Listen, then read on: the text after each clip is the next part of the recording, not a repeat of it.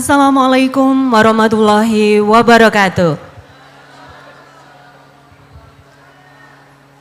Shalom, Om Swastiastu, Namo Buddhaya, salam kebajikan, Rahayu. Yang terhormat, Good morning, distinguished guests, ladies and gentlemen. Yang terhormat para pembicara, delegasi internasional, akademisi, peneliti, komunitas sepeda, serta seluruh hadirin yang kami hormati, selamat datang kembali di hari kedua The 35 International Cycling History Conference 2026.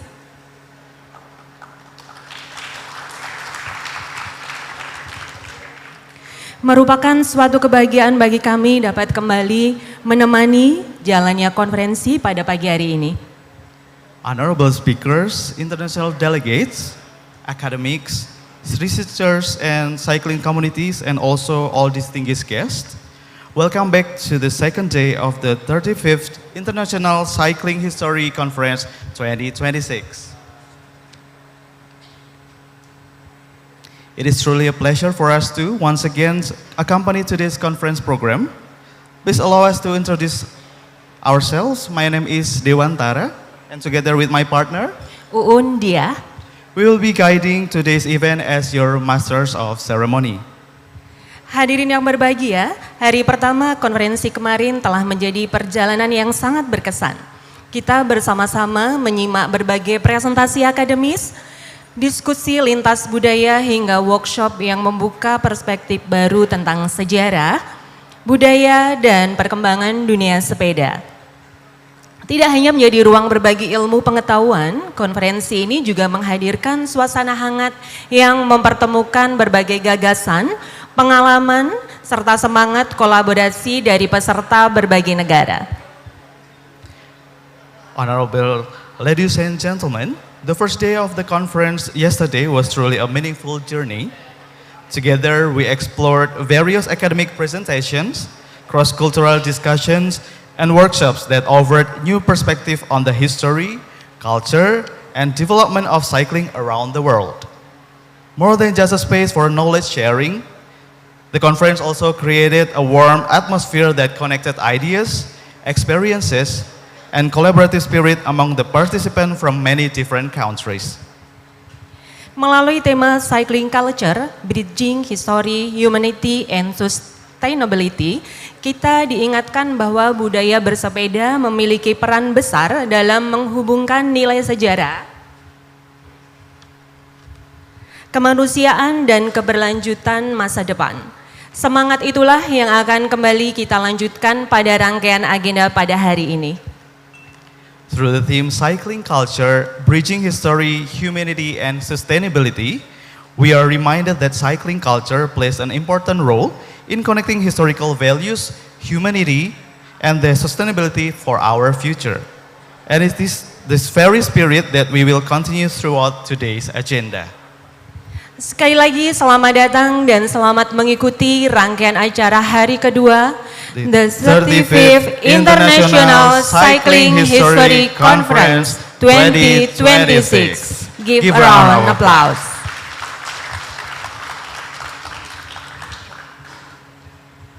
Hadirin yang kami hormati, memasuki sesi presentasi yang akan disampaikan oleh Mr. Glenn Norcliffe dari York University, Kanada. Bamboo or Bamboozle, an assessment of bamboo cycle. Setelah itu akan dilanjutkan workshop sepeda G by Singgih S. Kartono dari Temanggung, Indonesia, yang akan mengambil tema workshop sepeda G Bamboo Bike for Village Revitalization Movement. Distinguished guests, we are now entering the 10th academic presentation session delivered by Mr. Glenn Norcliffe from York University of Canada, and also the collaboration workshop by Mr. Singgih S. Kartono from Temanggung, Indonesia. And also for this session, the speakers will be doing the presentation respectively, and then after both of them finish the presentation, there will be a question answer session. Okay, give a round of applause. Please join me in warmly welcoming our speakers, and may this session bring valuable insight to all of us. We will invite the speakers, Mr. Glenn Norcliffe and Mr. Singgih S. Kartono. Give a round of applause. Give a round of applause.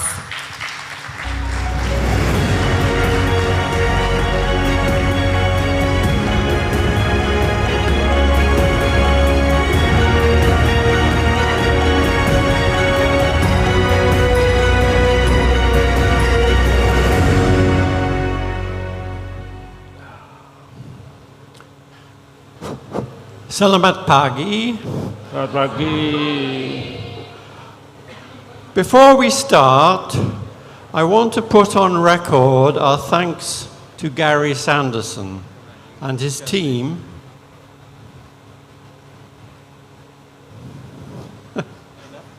Yes, thank you.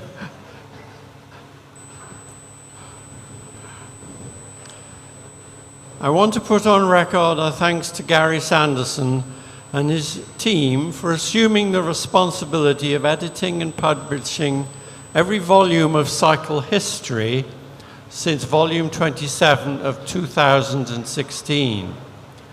The journal has maintained a consistently high standard of presentation and equally high quality content over the 11 subsequent issues.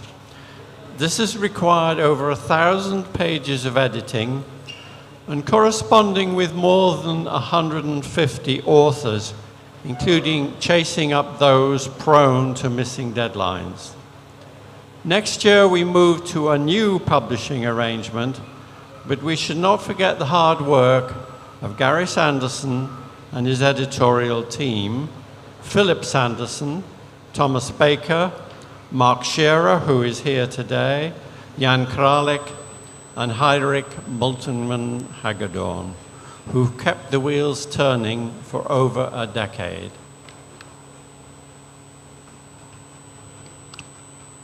Okay. Let's go back one. Let's begin. Where's this going? Ah, wrong way. No. Is this not working? Here we go. All right. Bamboo bicycles, an assessment of what they have done. And a paradox surrounds the bamboo bicycle. It first appeared in 1894.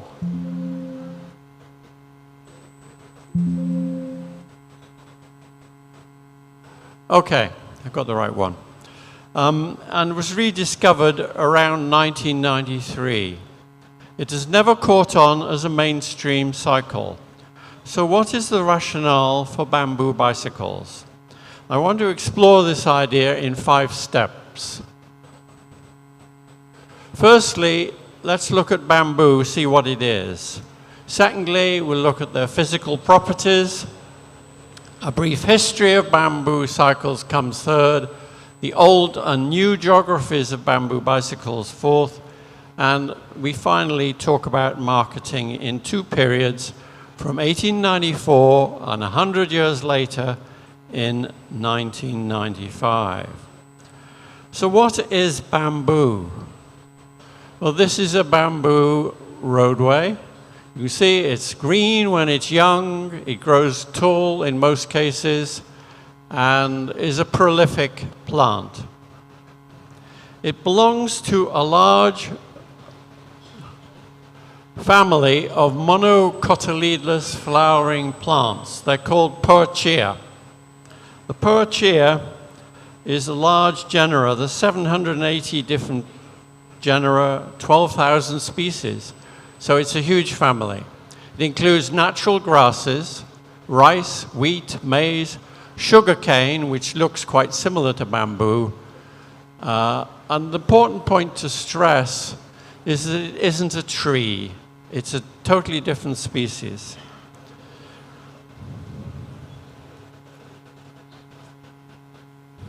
Now I've wiped it out.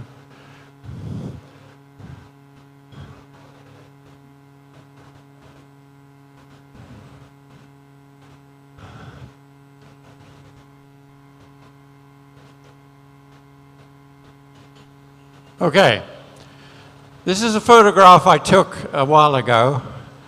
It predates the bicycle. But there's an important point to be made here. These huge animals, the titanosaurs they're called, or sauropods, could only grow and be so big because of the emergence of Poaceae, this plant family with bamboos in it. They could produce enough food for these animals, which are as big as 10 elephants, and which ate so much that they didn't chew their food, they just swallowed it, and their stomach did the rest.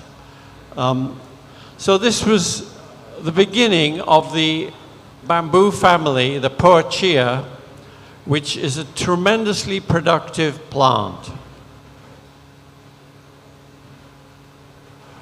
Well, bamboo is native, as you may have observed, traveling around Indonesia, to wet tropical regions, some of which are around here: China, Japan, Korea, India, Indonesia, Australia. But there are also 115 species of bamboo found in sub-Saharan Africa. So it's also well established in Africa. They're a rapidly renewable, eco-friendly resource. They have been introduced to temperate regions. This is in England a few years ago. You can see the bamboo here has turned yellow. It's a few years old. It hardens up and becomes somewhat different. The bamboo, unlike trees, emerges from the ground as its full diameter. So these are the culms on the left, and these are these young culms shooting up here on the right. They grow in a single season of about 4 months, with no branches until a high height is reached. During the next 2 years, they harden up because they're quite soft when they're born. And over the next 3 to 5 years, fungus starts to get established on the culms. And 5 to 8 years later, they will cause the culms to rot and collapse. Bamboo needs chemical treatment, therefore, to be made into a bicycle for other uses. There are many bamboos of different sizes. This is the giant bamboo called Dendrocalamus cynicus. They have individual culms reaching up to 150 feet high. These are not very suited to making bicycles. At the other extreme are very small bamboos. These are the little things here. You can see them. They grow just a few inches high. This is Radiella venesi. It grows in French Guiana, so also a tropical plant. Okay, the physical properties and uses of bamboo. We've done it again. There we go. Okay, bamboo has a series of uses. You can eat it, which is over here. You can drink it. You can pulp it up and turn it into a fabric. I sleep in Canada on bamboo sheets. They're very soft, they're very nice sheets.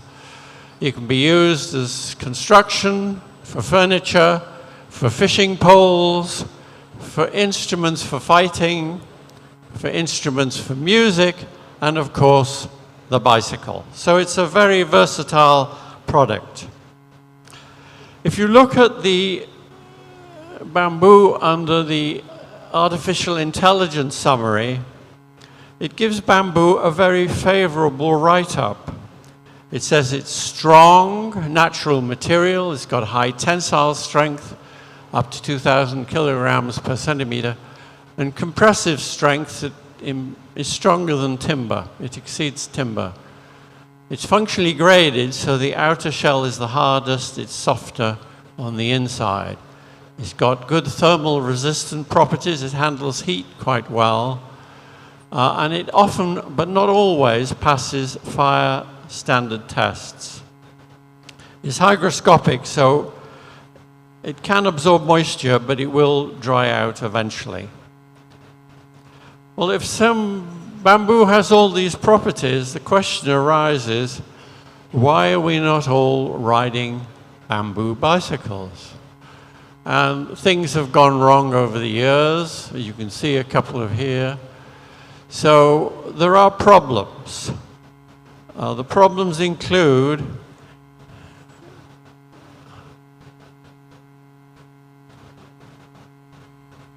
it is flammable, and the sad, tragic fire that occurred in Hong Kong last November was the bamboo scaffolding that caught fire. Fortunately, bicycles don't normally catch fire. It rots if it's not treated chemically. And it's edible. So you have to be careful you don't leave your bike lying where panda food will see the end of your bicycle. It splits.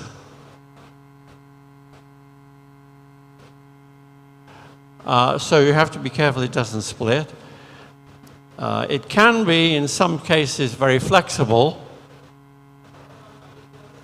But with care, bamboo becomes a suitable material for making bicycles.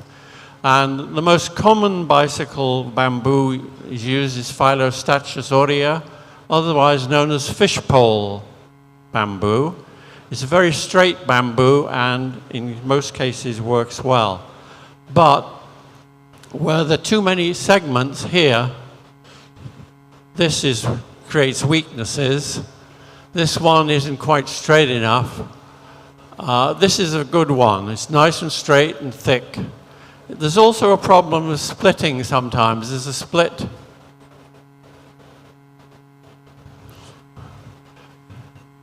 Okay, now, well, anyhow. Let's go on to the brief history of bamboo bicycles. The first UK patent was 1894 in the UK. It was patented, and the bamboo bicycle was displayed at the Stanley Show, which is the main bicycle show in England, in November of that year. It was also shown at bicycle shows in Paris and other countries. It was promoted as the most elegant machine on the market, stronger than the best of steel. So the story being told was that bamboo was stronger than steel. It was the strength of the product that was stressed. And it was wrapped up in this image of Orientalism. There's the image again of Orientalism. But it met with skepticism right off. A guy called Lacy Hillier, who was the leading spokesman of the bicycle industry in the United Kingdom at that time, made this joke. He said he'd been offered, I should add, £1,000 to become a director of this bamboo bicycle company. He said, go away and put a thin steel cube down inside each bamboo constituent of your frame, then take away the bamboo. So he didn't think bamboo was the answer. He was skeptical. If we go on to, the company only lasted 2 years. It was wound up in 1898, so it wasn't a successful company. In Austria, another company was founded, probably the most successful of the bamboo bicycles, and the story has been told to us by Walter Ulreich, who presented a paper on Grundner and Lemisch of Klagenfurt in Austria at the Cycle History Conference in 1994. They kept going for about 6 years. The company failed in 1902. And again, they were being promoted for strength, stronger steel. And the picture they used is of Georg Jagendorfer. He was 277 pounds, which is over 100 kilos, don't ask me exactly. He was a strength athlete. He performed at the circus in Vienna, and this was to promote the strength of the Grundler and Flemish bicycle. In France, the same skepticism came along. Velocio was the expert and promoter of cycling in France, and he said the bamboo bicycle made its first appearance at the Paris show right after the Stanley show. He said, right off, it seems you are sitting on something completely unstable which bends beneath you and makes steering very difficult. By the end of 1895, bamboo frame bicycles, which were supposed to revolutionize bicycling, had completely disappeared. There was also a vague attempt in the United States at the same period to create a bamboo bicycle by August Oberg and Andrew Gustafson of Milwaukee. This is 1896. We don't think this bicycle ever went beyond the prototype stage. And Donald Adams said splitting of the stalks was a common problem to all these bamboo bicycles. Well, I want to raise one point here that's not, to my knowledge, been raised before. And that is that in the 1890s, there was a tube famine, that demand for bicycles during the bicycle craze exceeded what the tube makers could make. As a result, the small makers had trouble getting steel tubing for their bicycles. And some of them switched to alternative material to make their bicycle frames. Wood was the most common one, but also we think bamboo bicycles fits in this niche of alternative materials for people to use to make bikes during the tube famine. Okay, let's move on to old and new geographies of bamboo bicycles.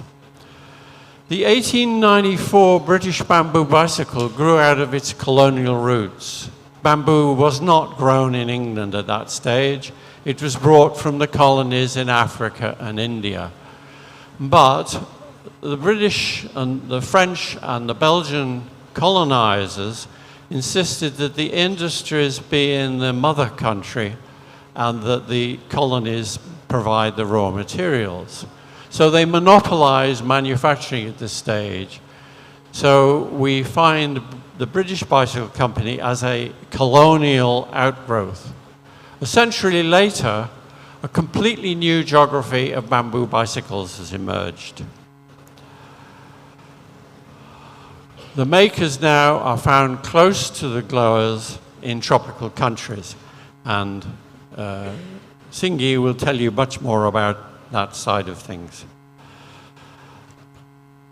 Now, a key person in the re-emergence of bamboo bicycles is this gentleman, Craig Calfee. He was a sculptor. He trained for sculpturing in New England. And one day in about 1985, he was riding his bicycle in New York City, and a car ran over his bike and squashed it and broke it. And he was very annoyed, and he decided that henceforward he would make his own bikes, and he would move to California to do it. So he moved to California, which is CA, and pioneers the making of new bikes. Now, his job at this point was making composite boats, like rowing boats, composite boats, high quality. And he felt that he could make a bicycle with similar composites, and he started making carbon fiber bicycles. In 1987, he launches the Tetra, which is used by Team Z in 1991 in the Tour de France, successfully. So that was the beginning of the carbon fiber bike.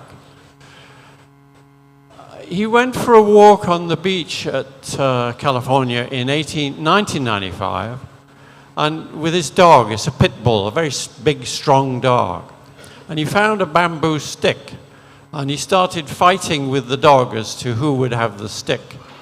And he was amazed that the dog, with very strong jaws, was unable to break the bamboo stick. So he decided maybe he could make a bamboo bicycle as a gimmick, a one-off, as a prototype, as an idea. So he set about making a bamboo bike. So this is Greg Galfi's Bambucera of 2008. You can see what an elegant bike it is. This is a sculpture, right? He's a sculptor. All bicycles are sculptures, but this one particularly is a sculpture. And what he did was he imported the bamboo frames from tropical countries. So he supplied training, tools, and built a supply chain to Ghana, Uganda, Congo, Liberia, Zambia, the Philippines. Bambucera bought these frames from fledgling businesses to resell to bicyclists in North America and Europe. Bambucera, founded for training and economic empowerment, operated through to 2013 when it was closed. At that point, builders started to make their own brands. So there now emerges small companies making bamboo bikes in Ghana, Bambumas, Bugali in Uganda. With a surreptitious result, there are now several small, eco-friendly bamboo bike makers of frames. Calfee bike is a elegant, stylish bicycle, recalling in this advertisement the kind of artwork you would find in 19th century France. Lugs used various things, but fiberglass with casting tapes used to set broken bones. It hardens in 10 minutes, but Singi will tell you much more about how the lugs were done. Okay, we're getting... I'm going to skip this one. This is a Spadagi bike that you can see you're going to hear from Singi. When I came to Indonesia in 2017, the bicycle meet the following year was in Bali. We went to see the East Bali Bamboo Bikes, which was started in 2016. So it's a cooperative. It's part of the East Bali Poverty Project social enterprise to empower the impoverished community of East Bali. They produce a range of mountain and city bikes which are functional more than chic. The area is close to Gunung Ganung, which is a very active volcano in Bali, and for years it's been spewing out ash which produce a fertile soil on which bamboo grows very well. The aim of this project is for 19 isolated mountain hamlets. They didn't have water, they didn't have sanitation, roads, schools, and so on. The project was to raise development in this area, and bicycles were part of the story.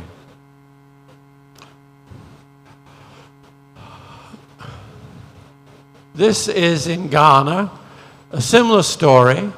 This company, the Ghana Bamboo Bikes Initiative, was awarded a United Nations Global Climate Action Award. They employ 20 bike builders and 10 farmers are growing bamboo. The economic benefits we know about of cycling.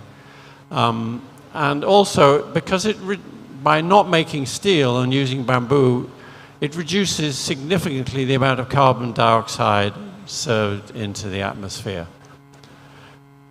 So there's the story of Ghana. And there are several more. I haven't got a complete list, but there's Boomers bikes in Ghana, the Bugali bikes. In Thailand, there's Webworks Bamboo. All of them promote being friendly, renewable, environmentally good, handmade, and so on. Philippines, the Bambike, and so on. So that's the story repeated time and again, that the bamboo bicycle industry has come back. Okay, a little bit on marketing to finish. 1894 versus 1995. The history of the bamboo bike falls into these two phases. During both phases, the bamboo bike remained a niche bike. It never became mainstream. In the 19th century, it was promoted as strong, light, flexible, tensile strength alternatives to steel. Today, it's marketed as eco-friendly. So we go back to the future in that we're making a valuable contribution to resource-based rural development. It's compatible with a lot of environmental objectives. It's green, it's an alternative to motorized and electric vehicles.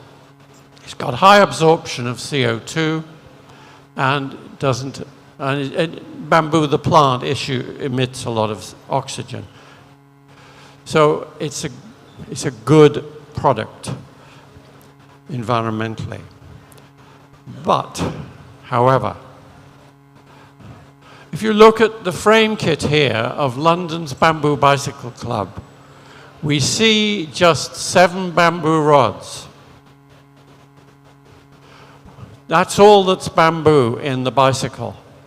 And it doesn't show you the wheels, the saddle, the seat post, the handlebars, and so on. So roughly about 20% of the bicycle is bamboo. So the last point I want to make is that hope may be in sight, because new bonding technologies using various resins, adhesives, and so on, just as we do with carbon fiber, with bamboo fiber, you can create products. And the potential is emerging to make bamboo, make much more of the bicycle with bamboo. The benefits will then be multiplied. And there's a literature in the chemistry journals about bamboo polymer composites, BPCs. They're eco-friendly, high-performance materials, similar to your carbon fibers, and present an alternative. So I end up with an upbeat conclusion. Since the 1990s, bamboo bikes have become deeply implicated in local community development. They offer eco-environmentally technology. In Africa and Asia, they're connecting users locally with the locality as a utilitarian bike and locally based enterprise. Innovations with bamboo fiber bonded with glues to create reinforced composites offers promise of a bamboo bicycle with a much higher percentage of bamboo. So a new era of bamboo bikes may be dawning. Thank you.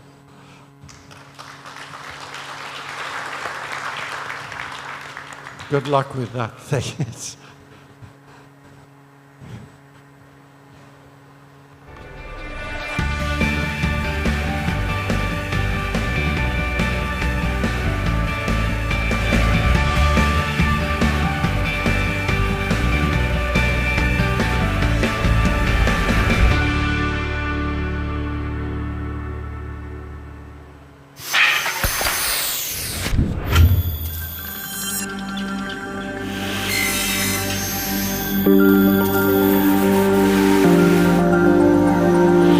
Kolesterol yang cukup tinggi, cukup shocking buat saya. Ini alat ini sederhana, tapi bisa memberikan kesempatan saya untuk bepergian lebih jauh.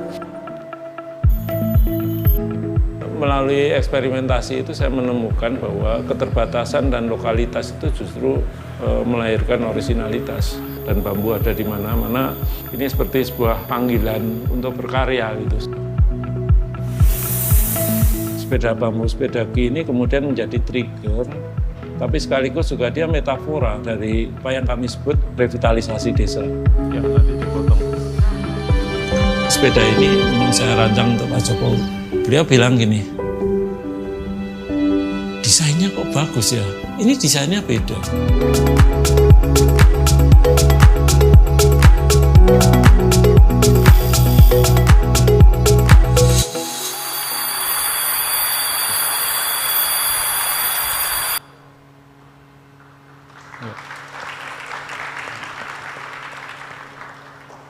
Ya, selamat pagi semua. Good morning, everyone.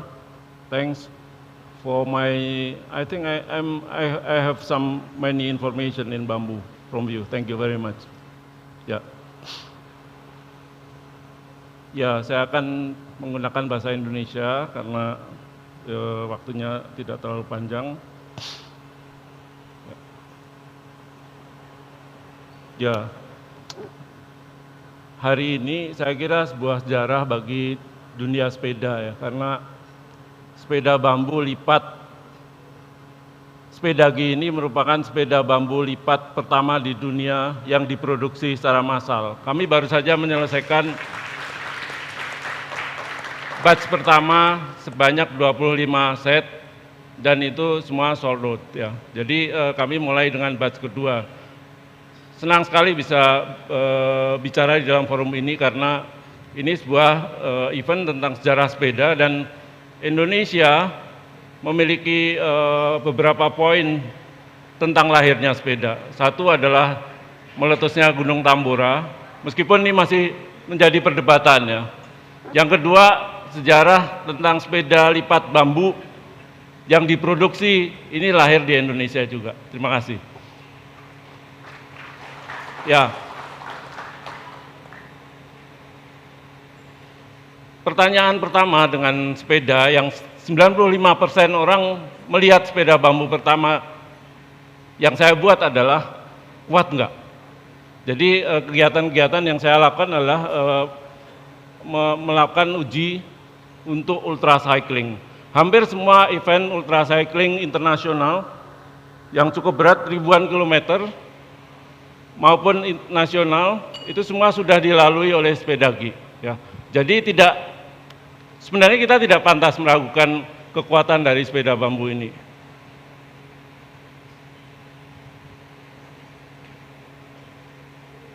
Sepeda bambu sepedagi ini meskipun dibuat di desa di Indonesia, di pelosok, sepeda bambu sepedagi ini juga membuat produk-produk yang mendapat apresiasi internasional. Sepedagi mendapat Good Design Award dan saddle sepedagi ini juga mendapat Good Design Award tahun 2022.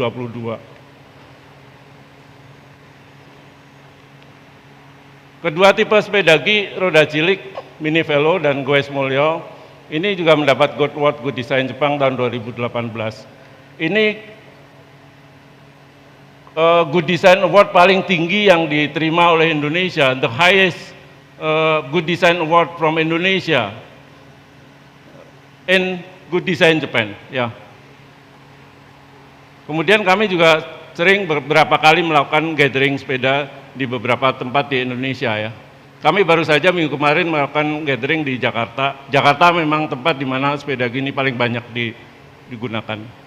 Kemudian kami juga ada bike tour dengan bambu bike. Namun sebenarnya tidak mudah mengembangkan sepeda bambu, sangat tidak mudah. Ini dimulai tahun 2013 dan setelah prototipe pertama saya baru bisa memulai produksi. Ini prototipe yang pertama dan saya meniru dari apa yang ada yang dibuat sepeda bambu di dunia. Tadi disebutkan tentang Krikalvi. Krikalvi adalah salah satu inspirator dari produk yang saya buat.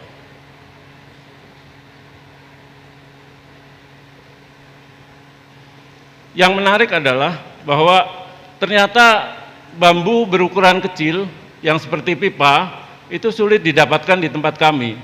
Jadi saya kemudian berpikir mencari material bambu yang kira-kira bisa saya gunakan.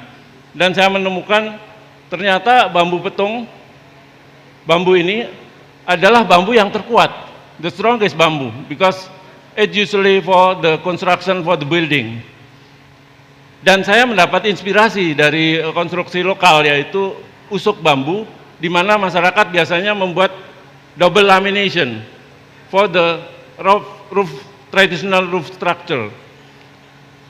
Dan kemudian akhirnya saya bisa membuat sepeda bambu dengan frame laminasi dengan bentuk oval, dan ini juga merupakan sepeda bambu pertama di dunia dengan konstruksi dan bentuk bilah-bilah oval seperti ini. Jadi keterbatasan kita, ketiadaan pilihan yang terlalu banyak, itu membuat kita justru terarah sepanjang kita mau serius mengembangkan. Ini inspirasi dari Usuk tadi. Frame sepeda ini adalah sebuah struktur yang unik ya, karena dia harus pipih ya, pipih. Dia hanya boleh flex vertically ya. Tetapi horizontally dia harus stiff ya. Pertama saya menggunakan material fiber dan resin ya. Tapi itu tidak kuat karena saya sulit sekali menemukan resin yang bisa membuat fiber tetap bulat ya, tetap kuat. Ketika fiber ketemu dengan resin biasanya jadi brittle. Jadi akhirnya saya memutuskan menggunakan Metalax. Membuat sepeda bambu sebenarnya adalah pekerjaan handmade ya. Jadi ini kesempatan yang paling tinggi bagi kita di Indonesia untuk membuat sepeda, termasuk sepeda-sepeda lama yang dulu juga dibuat, sepeda-sepeda kuno yang dulu dibuat dengan teknologi handmade, itu menjadi kesempatan kita. Jadi kemarin lihat bahwa ada sepeda Fanny Farting itu dibuat di Indonesia. Sepeda kayu yang kuno itu juga dibuat di Indonesia. Saya pikir ini kesempatan yang baik bagi kita untuk membuatnya. Yang penting dengan semua teknologi sederhana yang kita dapat, yang paling penting adalah bagaimana kita meningkatkan standar kualitasnya. Jadi teknologi pinggir jalan kalau saya sebut, ini sebenarnya bisa dinaikkan kualitasnya kalau kita serius membuat standar kualitas. Jadi meskipun dikerjakan seperti ini, kita bisa membuat kualitas yang bentuk yang sangat bagus. Ini 4 tipe pertama sepedagi, Dwi Guno, Dalan Roto, Goes Mulyo, Roda Cilik. Saya selalu menggunakan nama bahasa Jawa di dalam produk saya. Karena kalau kita ngomong road bike itu bahasa Jawanya ya Dalan Roto. Sekarang saya membuat versi gravel bahasa Jawanya Dalan Trasa. Karena kebetulan kami juga ada proyek konservasi Dalan Trasa. Ya. Ini kami pernah membuat dalam jumlah yang cukup banyak karena ada program dari pemerintah. Ini sepedagi versi affordable, jadi versi yang paling murah. Karena ada sesuatu yang kemudian saya lihat di pasar adalah ketika saya membuat sepeda bambu, saya ingin menunjukkan bahwa bambu itu tidak hanya menghasilkan produk berkualitas rendah dan harga murah. Sepeda bambu sepedagi harganya cukup mahal ya. Tapi ada banyak orang di Indonesia yang pengen membeli sepedagi. Jadi saya membuat konstruksi yang lebih murah. This is the affordable variant of the sepedagi because some of the people in Indonesia want to have bamboo bicycle, but the premium one is high price ya. Dan sepeda bambu sepedagi ini melahirkan sebuah social movement, kami sebut dengan sepedagi movement. Inspirasinya sebenarnya sesederhana ini. Jadi ketika saya membuat sepeda bambu sepedagi, banyak orang datang ke tempat kami. Saya sendiri semua proyek yang saya lakukan ini sebenarnya kalau ditarik benang merahnya adalah tentang desa. Tentang desa yang punya masalah yang sangat besar tapi kemudian tidak bisa berkembang. Jadi terjadi salah satu masalah terbesar di desa adalah terjadinya brain drain dari desa ke kota. Sangat sedikit orang desa yang kemudian setelah belajar di kota kemudian balik kembali. Saya memutuskan untuk pulang kampung tahun 1994. Saya orang pertama di desa saya yang kuliah di ITB. Jadi saya pikir yang paling berhak pengetahuan dan ilmu saya adalah kampung saya. Dan saya juga merasa bahwa desa itu sebenarnya adalah masa depan Indonesia. Jadi semua proyek sepedagi ini sebenarnya adalah sebuah proyek yang dikerjakan warga lokal dan warga luar. Sepeda bambu sepedagi ini menjadi ikon, menjadi simbol dari kegiatan yang namanya revitalisasi desa. Kenapa kemudian sepedagi menjadi simbol dan ikon dari revitalisasi desa? Sepedagi ini adalah sepeda yang dibuat dari bambu, material yang orang lain, banyak orang yang melihatnya sebagai material yang murah, material yang ketinggalan zaman. Tapi ketika kita serius, diseriusi kita bisa menghasilkan produk yang berkualitas, bahkan mendapat penghargaan internasional. Jadi sama dengan desa, desa itu cuma butuh keseriusan. Kalau ada 10.000 orang datang ke desa seperti saya, desa Indonesia ini akan makmur. Kemacetan di Jakarta akan selesai, seperti itu.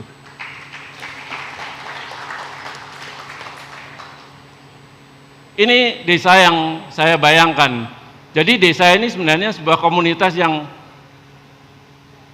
sangat sustainable ya, karena semuanya sebenarnya ada.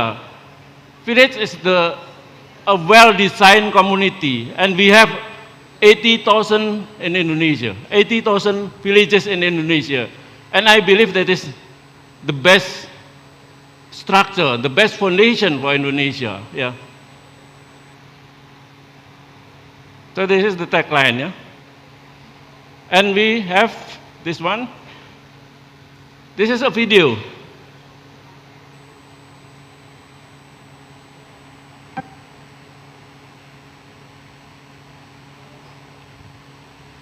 Bisa diputar videonya ya? Ini video.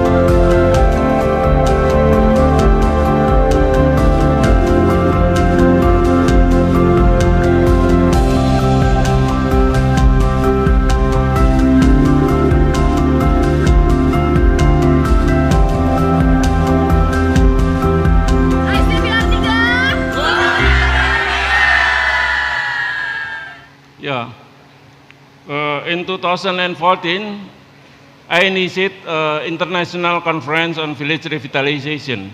So everything should be held in villages, yeah. It's almost 10 countries coming for this conference, and now it's already running until 4th, and the next, maybe this year we will be run the 5th, yeah, because some of friends, some of alumni, they want to run again, yeah. So the next IC Fair will be run in this year. This is the one of example of what we call a pre-conference project. So if we run a conference, we won't just make a conference, people meeting and talking and discussing and make a discussion, yeah. We prepare it some months before. Kita menyiapkan beberapa bulan sebelumnya a project that will be celebrated in the conference, and it will keep running after the conference as a living laboratory. Pasar Papringan is a market, traditional market in the bamboo garden. The problem is people get boring with the bamboo, people get inferior with bamboo, because it's too long to use, and bamboo never give a good economic impact to them, yeah. And this is a very hard problem, ya. Ini adalah masalah yang sangat sulit untuk dilawan karena masalahnya adalah bosan dan inferior. Jadi kami menggunakan pendekatan kreatif untuk membuat tempat yang sangat tidak disukai itu menjadi disukai kembali dengan membuatnya menjadi pasar tradisional. Ini sebelum dibangun, jadi tempat sampah umum.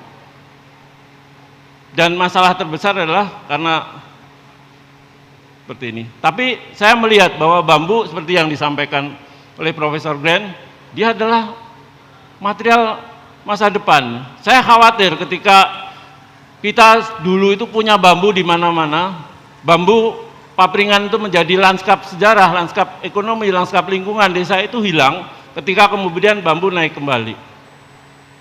Dan kita lihat di negara-negara maju bambu sudah sangat dikembangkan. Kita mulai dengan mengajak masyarakat melakukan riset sosial tentang apa yang bisa dilakukan. Di desa ternyata sangat kaya dengan berbagai macam potensi. Ada 100 lebih kuliner lokal, ada kerajinan tangan, ada hasil tani. Ya. Kemudian kami juga menggunakan tempat ini untuk preservasi terasah batu. Terasah batu adalah stone puff, itu teknik perkerasan jalan yang sekarang sudah hilang karena diganti dengan aspal ya. Padahal ini sebuah konstruksi yang sangat menarik ya. Ini suasana pasar Papringan. Setiap gelaran ada 3.000 sampai 4.000 orang datang ke sebuah tempat yang sangat terpencil dan ini memberikan dampak yang positif bagi masyarakat itu sendiri. We have our own money ya. We call pring. Jadi kalau Pak Presiden kemarin bilang bahwa desa tidak terpengaruh oleh dolar, di pasar Papringan memang tidak terpengaruh oleh dolar ya. Karena kami punya uang pring. We make this money from bamboo because this is a symbol that bamboo has big power ya. Dan masyarakat punya tempat yang baru ya, public space yang baru di desa. Jadi kalau mereka punya kegiatan ya bermain, sadranan, upacara 17 Agustusan, tempat ini digunakan oleh mereka. Juga untuk pernikahan. Sepedagi sekarang sudah punya sepedagi Jepang. Sepedagi movement itu menjadi pilihan, mata kuliah pilihan di Tokyo Soke University. Jadi sebuah kegiatan yang dimulai dari sebuah desa kecil ini bisa memberikan pengaruh di Jepang. Ada satu cita-cita yang saya sekarang sedang perjuangkan. Saya ingin sepeda bambu sepedagi ini dibuat di Jepang, didesain oleh desainer Jepang, dibuat oleh teknologi terbaik di Jepang. Tapi saya ingin mereknya tetap sepedagi. Karena apa? Saya melihat bahwa ketika kita berhubungan dengan negara lain dan selalu melihat bahwa negara lain itu sebagai pasar, yang terjadi adalah seperti di Indonesia. Kereta api yang dulu dibangun bagus oleh Belanda, the railways that very good and very wide built by the Dutch, then become shrinkage after the Japanese motor car, mobile come to Indonesia. So when I want to make a new relation with other countries, that I know that Japan has many bamboos. They have a very high technology in bamboo. They have very long story of bamboo. So I think they should not import the bamboo bike from Indonesia. They should made by themselves. Yeah. And I visit some parties in Japan to get the joint. And this is a very, very high technology bamboo in Okayama. It's very, very, very, very high tech. And I believe he able to make it. And actually he agreed to join me. But unfortunately, he died, he passed away 3 months after I came. So I should come here again, maybe this year to visit the successor. Yeah. And before the bamboo bicycle, this is my first project. I made the wooden radio. The brand is Magno. And also, we got many design awards. You're able to find my radio in Design Museum in London. That is the only product from Indonesia that collected by Design Museum in London. And I'm very proud because it's not from Jakarta. It's from Indonesia. It's from a village in Central Java. It's called Kandangan. Kandangan is the same with Canada. We always misspell Kandangan as Canada. With that. And this is the conclusion. So I'm not make the project as just a project producing the product. My question when I go back to my village actually is about what written by Alvin Toffler. It's the disorientation phenomena. We live in very, very fast changing moment, yeah, and we must go, but we don't know where we are now and where we will go. Jadi kita itu ada di dalam fase yang sangat disorientasi, Saya ingin tahu sebenarnya saya ada di mana dan harus di mana. Cyril spiritual. Cyril came from city and rural. Spiritual came from spiritual and material.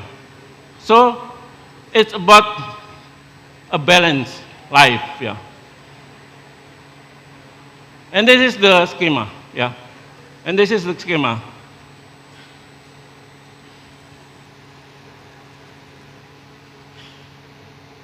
Sorry. Yeah, this is pre-industry, industry, and post-industry. Yeah. The balance, the unbalanced situation drive people to go to a new direction. That is the era when church become dominate of the life in the Europe, and this is revolution industry here, and then goes to the dan bergerak ke tempat yang paling dasar di sisi materialisme. Tapi ketika ada di posisi yang paling bawah, masyarakat kemudian mengalami kondisi di mana tempat yang dicita-citakan itu sebenarnya sesuatu yang juga tidak berimbang. Mereka kemudian melahirkan the green movement, ya. But they don't move to the new spiritualism. They go to this in the middle, spiritualism. What is spiritualism?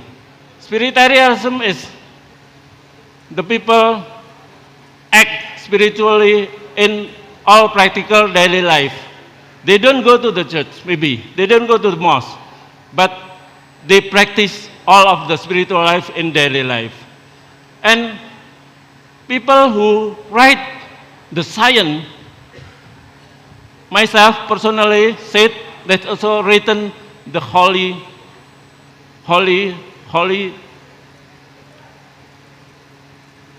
seperti menuliskan sebuah kitab suci.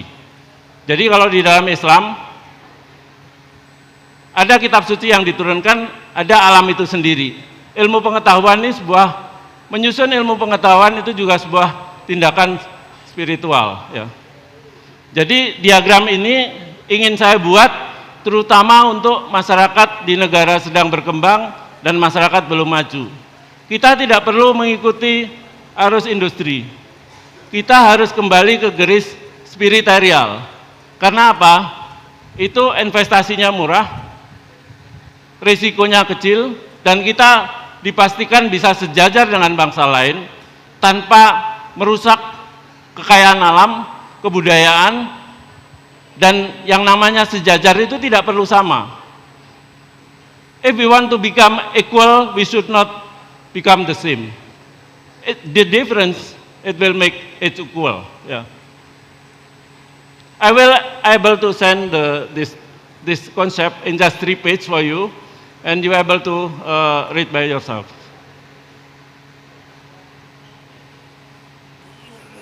And we have the Cyril spiritual sustainable life vision, but the most important is this in the center, global mutual cooperation. That is the reason why when I go to Japan and people ask me, I want to import your bicycle. No, you should make by yourself. Because you have bamboo, you have high technology and bamboo, you have history of bamboo. You should teach every country that if you have the nature, you should make by yourself. Ya. Ini Pancasila global, ya. Kalau di Indonesia ini ada Pancasila, tapi yang paling penting adalah bagaimana kita membangun kegotong royongan global. Bagaimana kita tidak membangun persaingan di antara yang lain, karena itu merusak semuanya. Jadi sepeda gini sebenarnya bukan hanya sebuah sepeda bambu, tapi juga adalah sebuah gerakan sosial. Terakhir saya ingin menunjukkan sepeda lipat, ya. I want to show you this bicycle. Ya, I think bagaimana how to unfold this bicycle, ya. The first one is this one.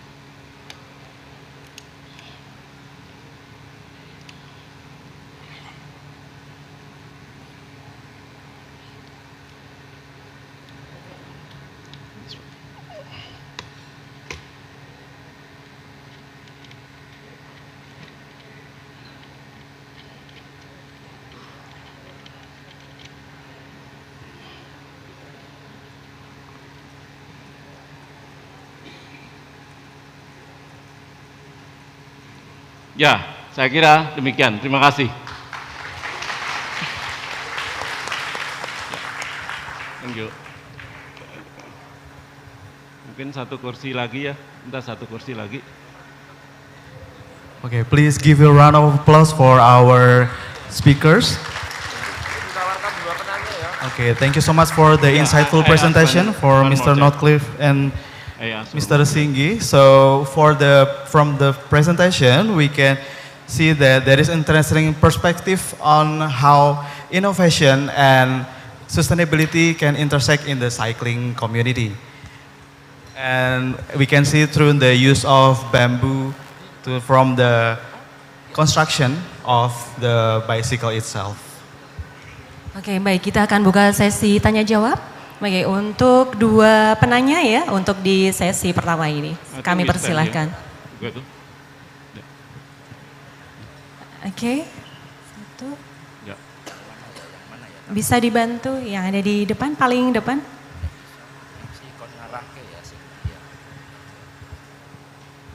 Bismillah. Good morning, terima kasih Mr. Notcliffe and Mr. Singgi. My name is Mikdam Awali Hasri. I want to ask to you about how to maintain or how the strategy for sustainable the raw material. Because it's our opportunity. Apakah membuat jadi frame ataukah tetap bambu sebagai absorption of emission. Nah kemudian bagaimana? Apakah hasil penjualan itu nanti akan invest to conservation of the bamboo. Baik, thank you. Baik, terima kasih kepada narasumber. Langsung dijawab ya. Oke. Saya sebentar ya. Untuk bambu memang material yang perlu diawetkan. Jadi treatment untuk sepeda bambu sangat penting ya, karena sepeda bambu adalah transportasi.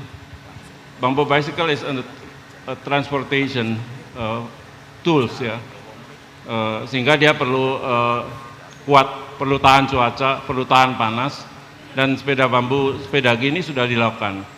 Saya menggabungkan dua pendekatan, satu pendekatan tradisional dengan menebang pada saat waktunya, ya, mongso ya istilahnya. Kemudian yang kedua adalah dengan treatment kimia, yaitu menggunakan borak-borik dan direbus, kemudian di oven sampai di bawah 10%, seperti itu. Kemudian untuk sustainability, sepeda bambu ini sebenarnya kan ada dua makna ya. Satu, dia adalah simbol tentang green mobility, sebuah sepeda yang tidak mengeluarkan emisi. Kemudian dia dibuat dengan material yang sangat eco-friendly ya, karena bambu adalah material yang tumbuh sangat cepat, dia penghasil oksigen sangat banyak, penyerap karbon, penyimpan air, menyuburkan tanah, menahan erosi, dan segala macam lah. Bambu itu tanaman dari surga menurut saya. Saat ini sepedagi belum diproduksi dalam jumlah yang sangat banyak. Jadi saya sekarang ini sedang mempersiapkan to scale up produksi agar nanti bisa melakukan lebih banyak lagi upaya-upaya untuk penyelamatan kebun bambu. Tapi yang kami lakukan, melakukan social movement dengan membuat pasar papringan. Sekarang ini mungkin sudah ada sekitar 100 orang atau 100 komunitas di Indonesia yang membuat kegiatan serupa. Jadi kami memang bertujuan untuk menginspirasi orang. We want to inspire people to conserve the bamboo garden, yeah, because it's important. But we should apply a new approach, yeah, because the problem is about boredom and inferiority, ya. Kemudian kalau dari sisi nilai ekonomi, satu batang bambu di tempat saya beli satu bambu petung itu 125.000. Sepeda bambu, frame sepeda bambu sepedagi saya jual 7,5 juta. Kalau yang sepeda lipat ini frame set 9,4 juta. Jadi bisa dibayangkan dari satu batang bambu yang 125.000 rupiah itu bisa menghasilkan, satu batang bisa menghasilkan 5 frame.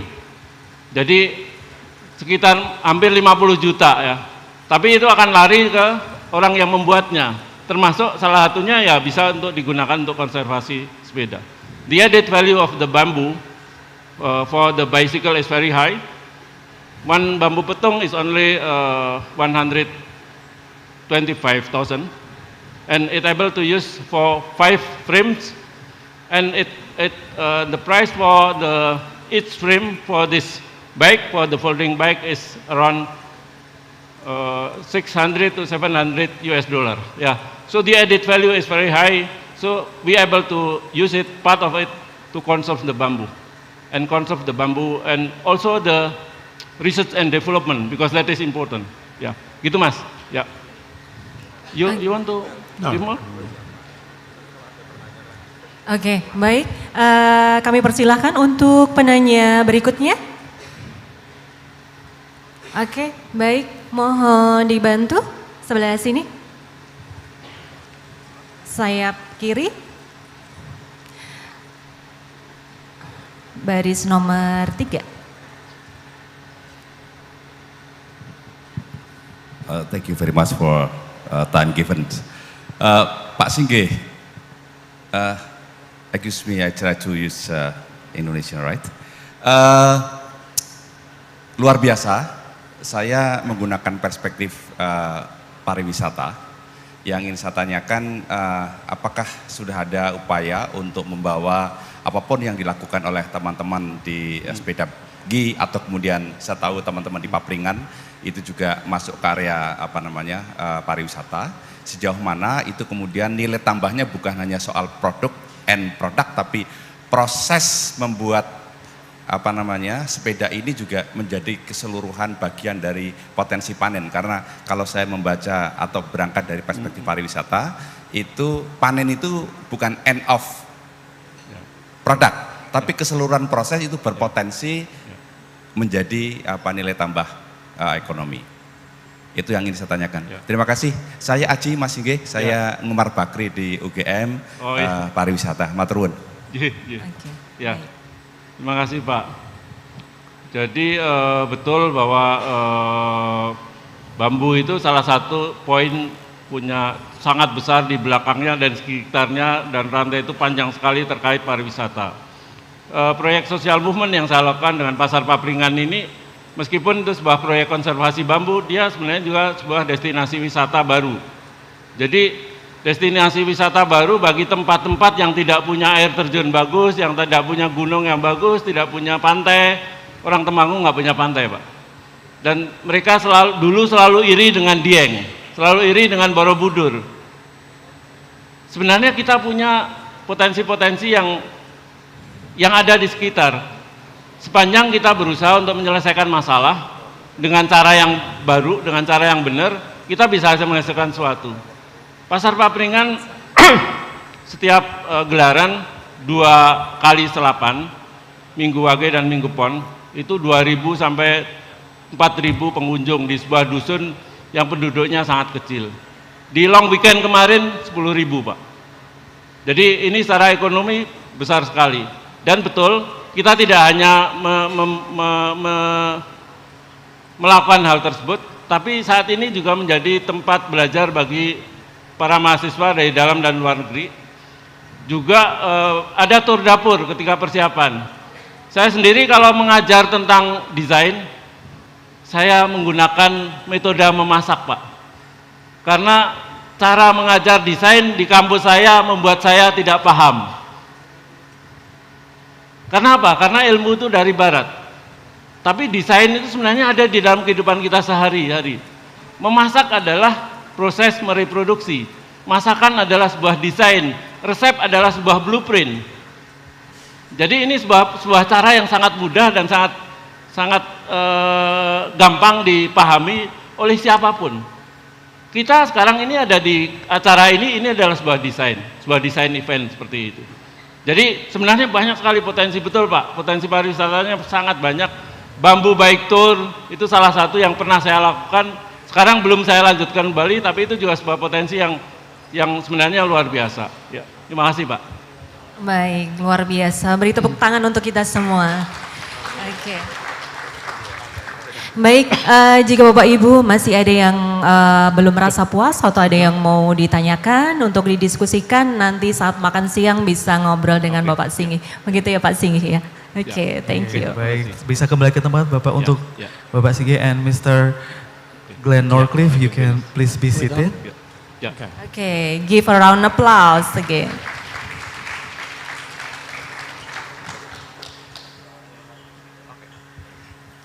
Oke, jadi setelah tadi kita lihat presentasi pertama, Betul, banyak ternyata sekali. bambu bisa dibikin sepeda. Betul, Iya.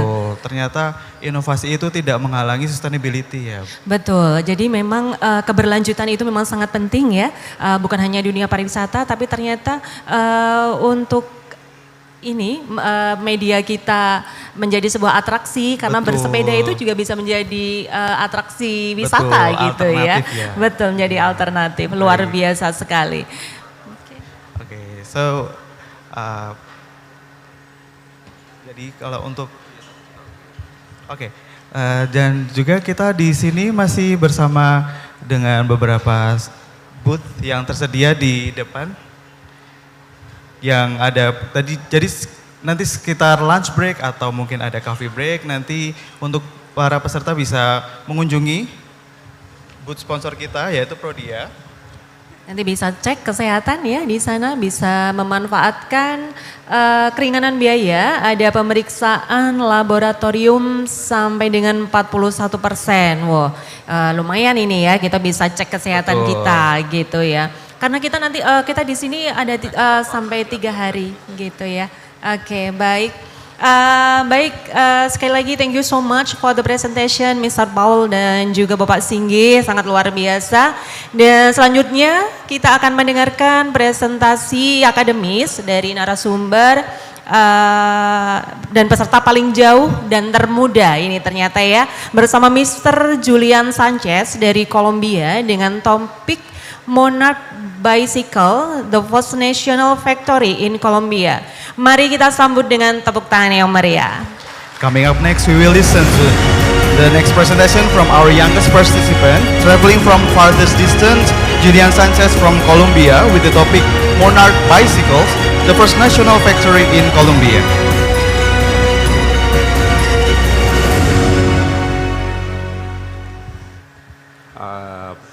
Selamat pagi.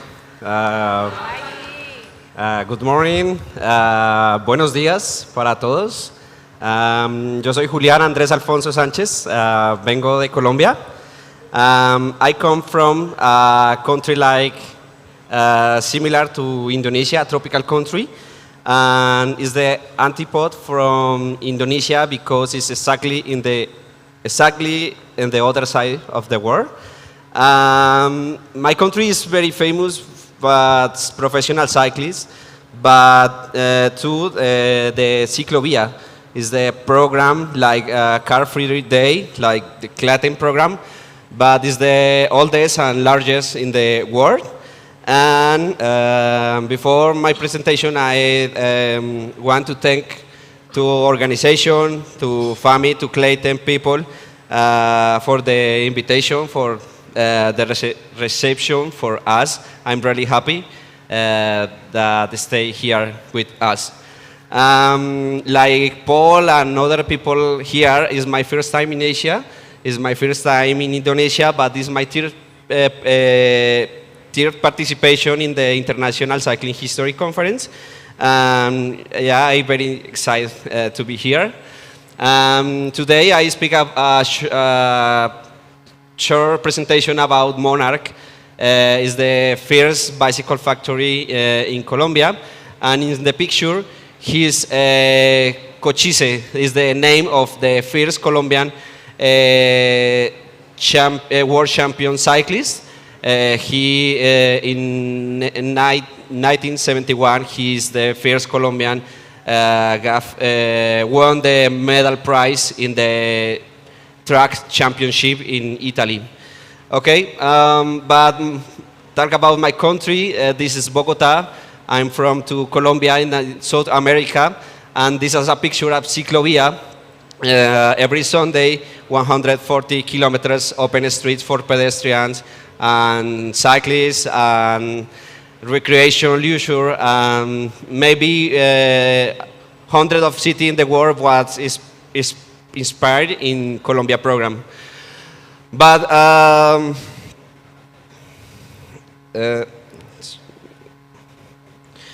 But to understand the importance of Monarch, the bicycle factory, we must remember that first bicycle arrived in Colombia at the end of the 19th century. And in this moment was celebrate the first races and was create the first clubs. And the principal brand of bicycle in this moment was imported for French, UK, and the other countries. And until from this moment to 1950, all the bicycle that used in Colombia was imported, of course. However, with the mid-20th century and transformation began to take place in Bogota, in Colombia, urban growth, the expansion of working class, expansion of all the cities, the need for transportation and mobility system, the drop in price of the Second World War create a favorable moment for the mass adoption of bicycles in Colombia. And in the middle of 20th century, the cycling in the principal cities become a popular practice, like to work, to job, to students, and in the farms too. In this context, the National Bicycle Factory Monarch appeared in 1951. It's the first bicycle factory, and represent an advance and industrial and cultural shift. Monarch is the Sweden factory, was founded or created by Birger Svenssons in Honestad, a small town near the Varberg city in Sweden, in 1908. He registered the factory with this name, Svenska Cycle Depot in the small town. We start to assemble bicycles and sell across the mail. And he is known as the poor kid who became the bicycle king of Sweden. Monarch is maybe the most popular bicycle factory in Sweden. In 1912, start own production with manufacturing, and in 1917, grow the Monarch for call the brand of bicycles. The name Monarch is adopted and evoking royalty and monarchy in Sweden. In 1925, it's a new factory and construction, a modern plant, and change of name to Svenska Cycle Fabriken. In 1934, officially renamed as Svenska Cycle Fabriken Monarch. This is a picture of principal factory in Varberg, Sweden, Cycle Fabriken. In the 40s, the Monarch factory grew, and after the Second World War, Monarch become explore new markets for sell bicycles, and in 1944, the founder was died, and his three sons managed the factory and explore new markets. Shortly after the end of World War II, they decide to open new markets and begin a tour through South America, which will lead them to found factories in Brazil, next Colombia, and Peru. In Brazil, in 1948, in Sao Paulo, Next, Colombia in Cali. Cali is a city in the Pacific Ocean, in the west in Colombia. And in Peru, create other factory in 1922. For example, this picture is the first moment of Monarch in Sao Paulo, finally 40s. This is a picture in Sipan. The management of Monarch factory in Sweden create an agreement with investment in Brazil and become a deal by Monarch bicycles in Brazil.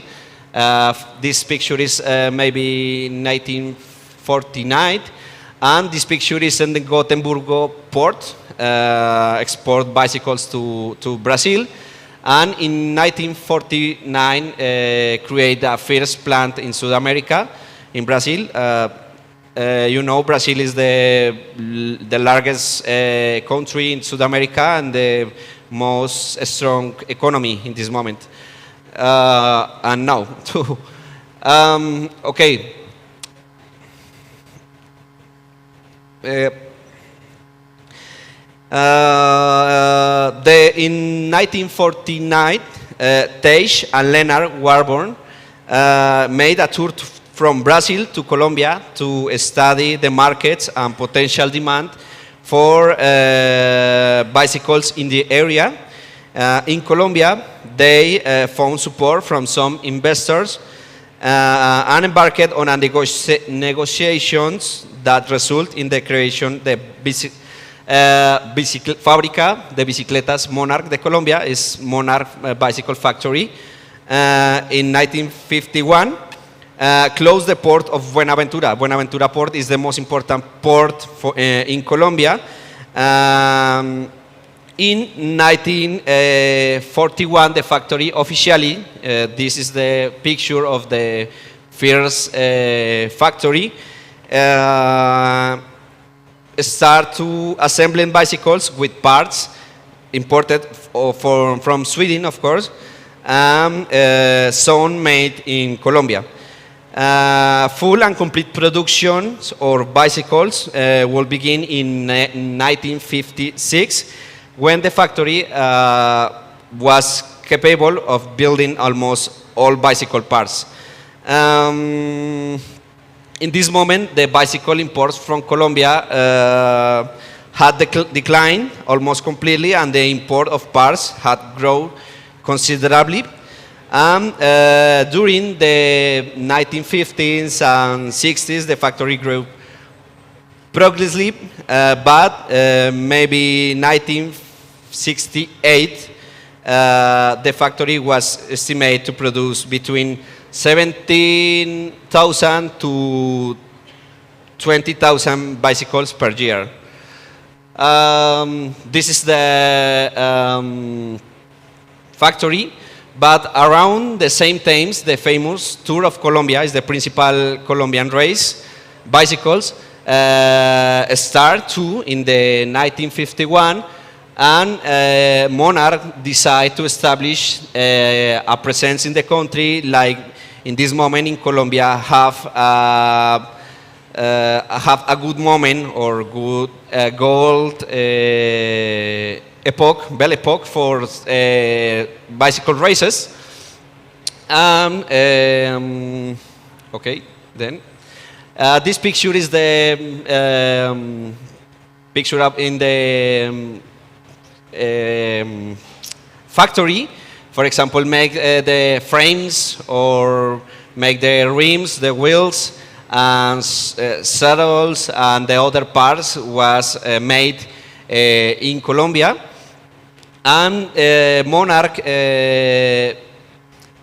helped to democratization and popularization the bicycle and cycle sport.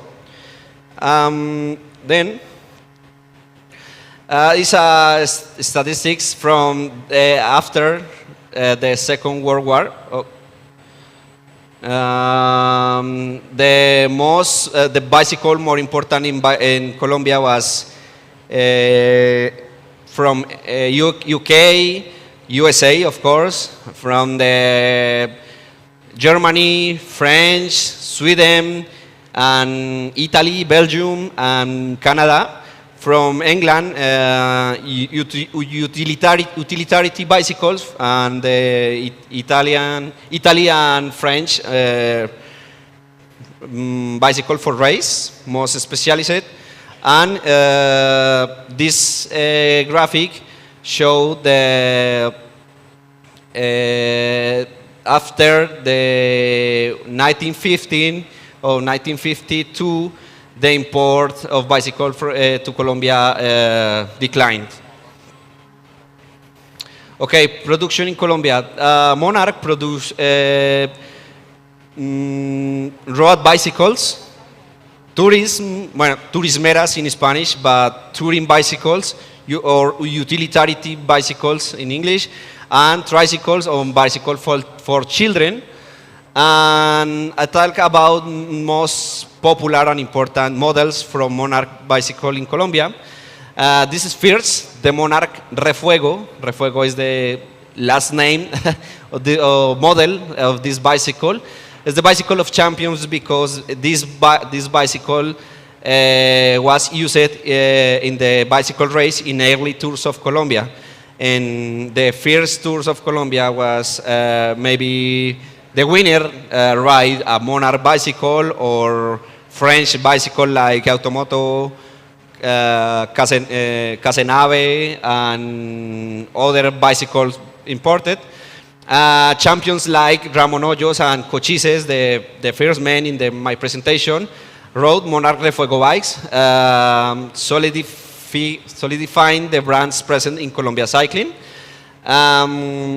This bicycle have a system, maybe simplex system, maybe another system of shifts, 10-speed bicycles, maybe.